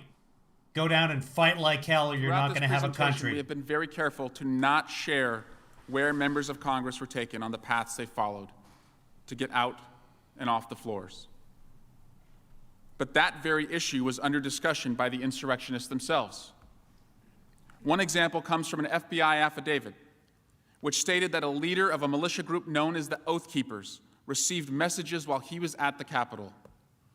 The leader was given directions to where representatives were thought to be sheltering and instructions to, quote, turn on gas, seal them in. And as you know, the threat to the Senate was no less than that of the members of the House. The mob approached the Senate with the same purpose, fulfilling President Trump's goal of stopping the count, delaying the certification of the Electoral College votes of the American people. As you heard from Manager Plaskett, Vice President Pence was moved away from the area near the Senate chamber around 2:25 p.m. By that time, rioters had breached several areas close to this chamber, and they were flooding the hallways just outside and nearby. The Senate chamber was not evacuated until 2:30 p.m. The mob had been in the building for more than 15 minutes. This new security footage of the senators and staff leaving the chamber will be displayed on the screens. It is silent.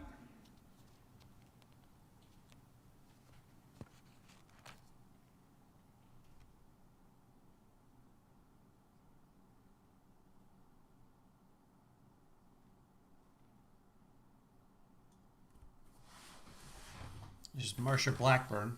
Recognize her.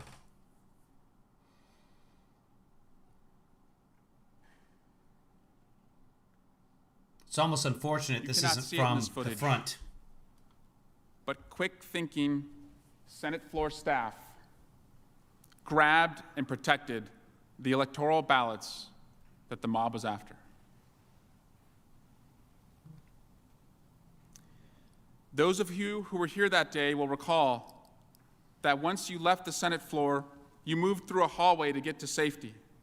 That hallway was near where Officer Goodman had encountered a mob and led them upstairs and away from the Senate chamber.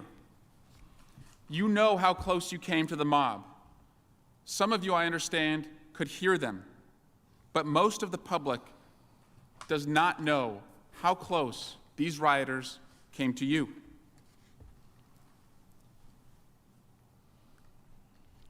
As you were moving through that hallway, I paced it off. You were just 58 steps away from where the mob was amassing and where police were rushing to stop them. They were yelling. In this security video, you can see how the Capitol Police created a line and blocked the hallway with their bodies to prevent rioters at the end of the hall from reaching you and your staff.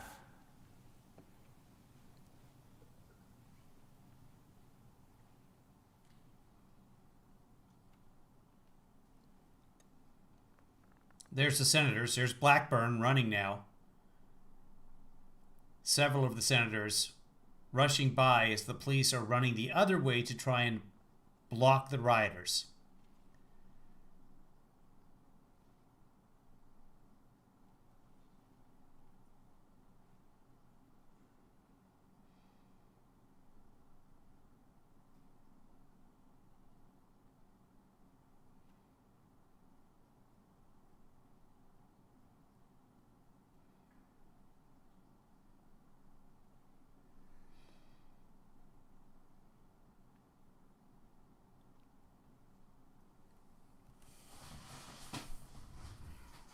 Because this is security footage that you have not seen before, I want to play it again.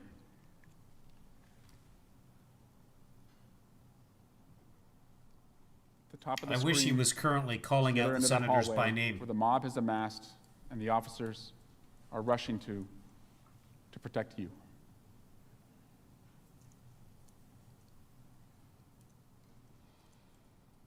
And if he was using names of the officers.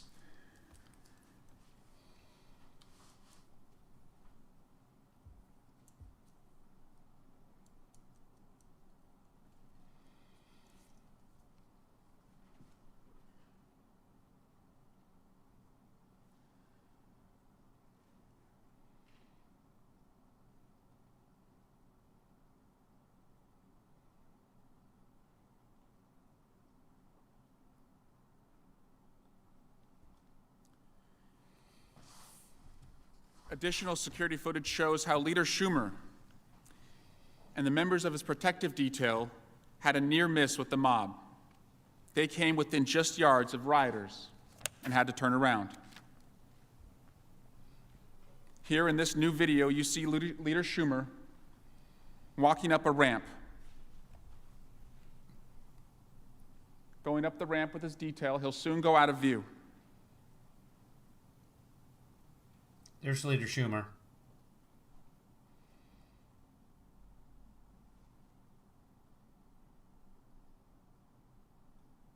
Running back down the other way now. Seconds later, they return and run back down the hallway, and officers immediately shut the door and use their bodies to keep them safe. At 2:45 p.m., shortly after senators were ushered to safety from the Senate floor, insurrectionists reached this Senate gallery. The following video was filmed by a New Yorker reporter.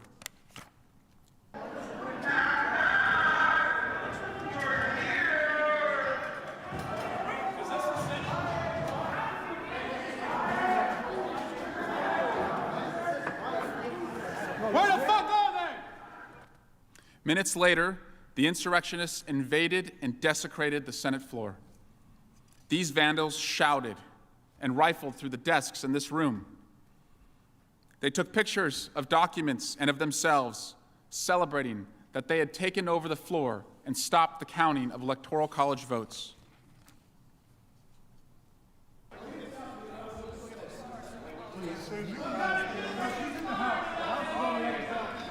Let me just get a snap of that. Yeah, take a picture. Hey, how do y'all get down there? Go down the stairs. And look here, look. Ted Cruz's objection to the Arizona. His objection. He was going to sell us out all along. Really?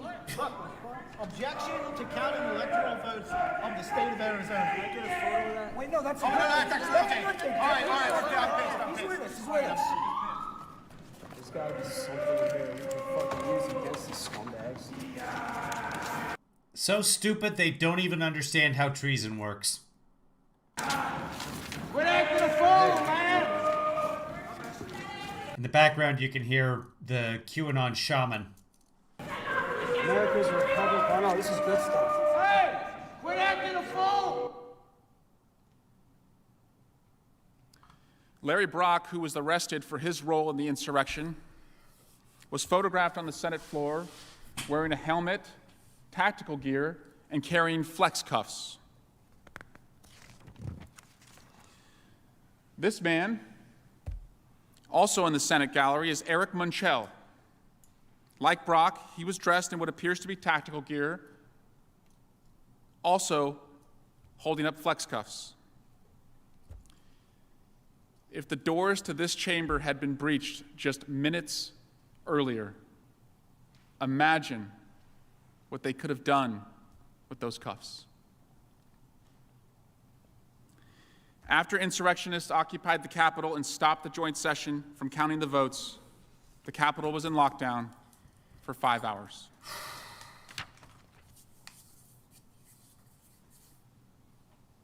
Right, Rick? Yeah, they're flex cuffs. They're not zip ties. As long as it took to get back to the Capitol, to get back to the certification of the election, it could have been so much longer. Or we might not been able to have resumed at all. As horrific as it was, 140 officers injured, 3 officers who ultimately lost their lives. We all know that awful day could have been so much worse. The only reason it was not was because of the extraordinary bravery of the men and women of the Capitol Police and the Metropolitan Police Departments.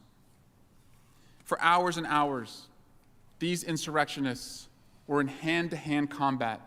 Meanwhile, on the Right Side Broadcasting Network, the chat room is almost entirely focused on Feng Feng, the Chinese spy who spent time in the Swalwell campaign.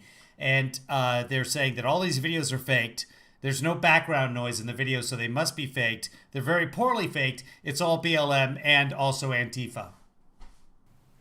With these brave men and women. Like some of you, I come from a law enforcement family. My dad... Their evidence? Some of the protesters are wearing all black. And only Antifa would wear all black. ...was a cop. My 2 brothers, my little brothers, are cops who walk the beat today. I'm proud of them.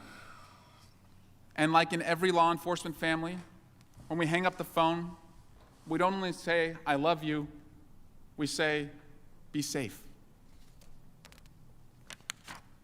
So let's focus now on the attack and what it was like for the officers defending the Capitol that day. And again, I want to warn you that the following audio and videos are graphic and are unsettling.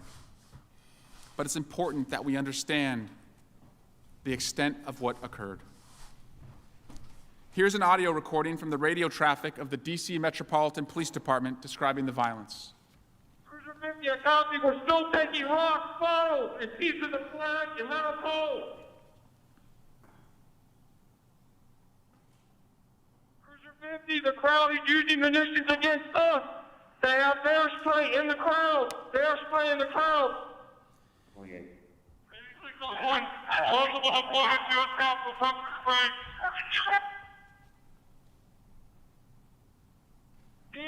DSO, I need a re-up up here.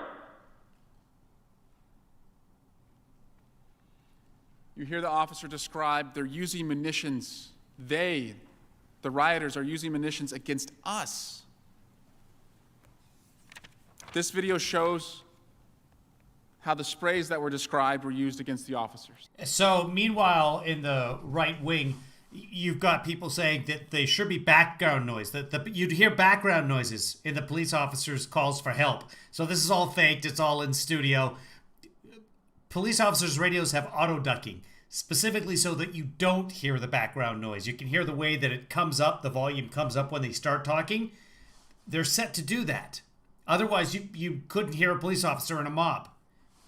It's idiots, just absolute idiots. By the way, their vote counts just as much as yours. And if they live in a swing state, it actually counts, and yours doesn't.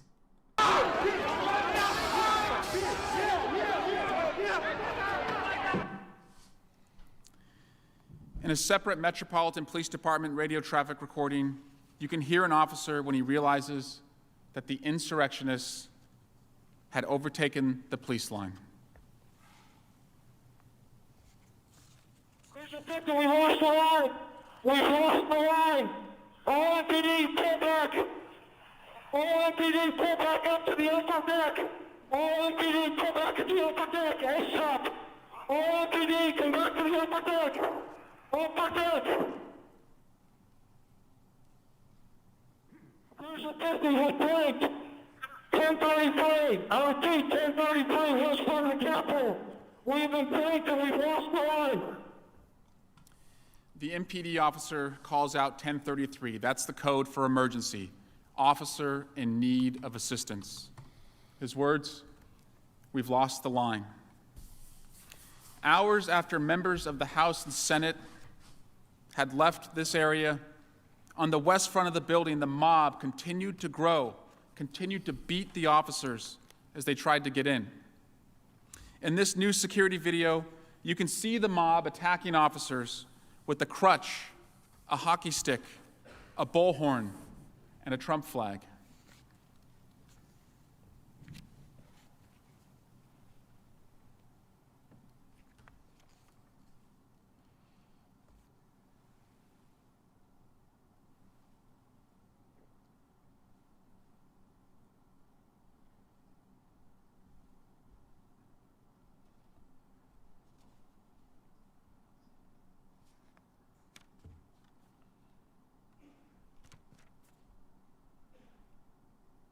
I want to show you that same attack from the officer's perspective from his body camera footage.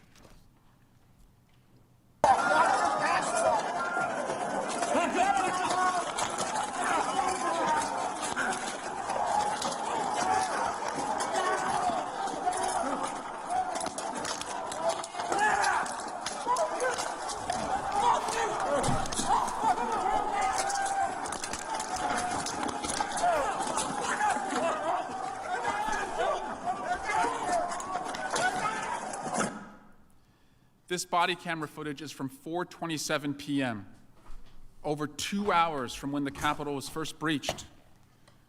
The attack on police that afternoon was constant. Metropolitan Police Officer Michael Fanone, a 20-year police veteran with 4 daughters, was part of a line of officers protecting the Capitol. He was one of 3 officers that the mob dragged down the stairs. When they dragged him, they stole his badge, his radio, his ammunition magazine, and they tased him, triggering a heart attack. Here he describes his experience. Looked like a medieval battle scene. It's some of the most brutal combat I've ever encountered. One point I got tased. People were yelling out, we got one, we got one.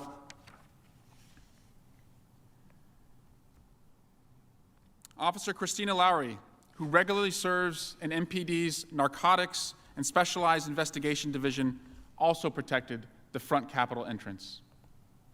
Here's her experience. He got tased 6 or 7 times, I can't say enough about the officers that were there, the officers that were on the front line. And when I say the front line, I mean literally officers that were in a line, stopping these people that were beating them with metal poles. They were spraying them with bear mace. I mean, they did everything in their power to not let those people in. And this was going on for hours. Around 4:30 p.m., hours into the Capitol riots, Officer Daniel Hodges was protecting a West Side Capitol entrance when rioters who were trying to stop the certification trapped him between 2 doors. When Officer Hodges was interviewed later, this is how he described what was happening. They threw down a huge metal object that hit me in the head. I was also knocked down. The medical mask I was wearing at the time got pulled up over my eyes, so I was on the ground and blinded, and they started just attacking me from all sides. Rioters crushed Officer Hodges. He was wedged in the doorway. Blood. Blue Lives Matter. These are the Blue Lives Matter folks. Dripping from his mouth. He was struggling to breathe. All while the insurrectionists hit him. Officer Hodges' experience reminds you of what he and many other officers experienced that day, what they went through. We're also reminded of the 3 officers who lost their lives. Capitol Hill police officers Sicknick, Liebengood, and Metropolitan Police Officer Smith. In many law enforcement families, we pray for our loved ones, and we know the scripture of Matthew, chapter 5, verse 9. Blessed are the peacemakers, for they shall be called the children of God.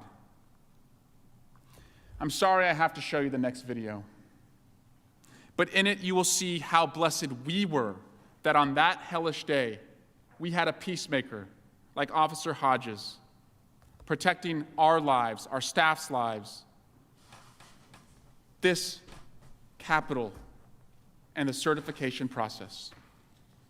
May we do all we can in this chamber to make sure that never happens again.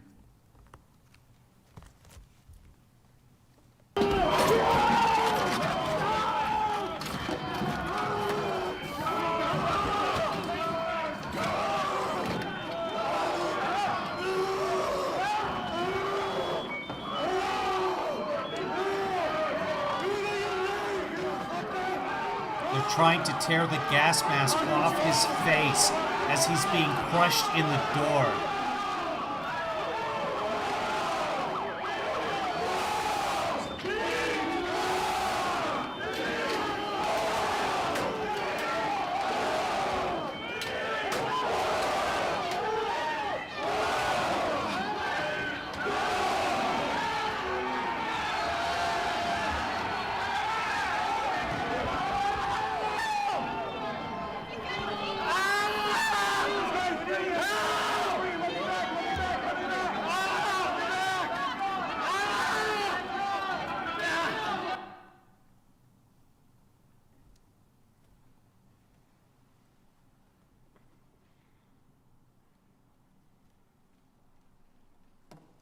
Unbelievable. We'll jump ahead. We're a little behind. Jump ahead to the next speaker. Schumer, probably. Senate will stand in recess. Have a recess for dinner and will resume at 6:15. The Senate will stand in recess. So we got about a 45-minute break here, guys. I am going to stop the broadcast. We will come back. Take some time, relax, go for a walk.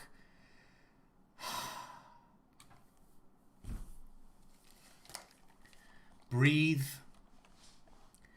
Thank you for joining us. Good evening. C-SPAN's live coverage of the second day of the impeachment trial against former President Donald Trump continues here on C-SPAN 2. In a minute, we want to get your reaction to what you've heard today from the House impeachment managers. We'll be back and we'll cover it more in about 45 minutes. So, relax, and we will see you in 45.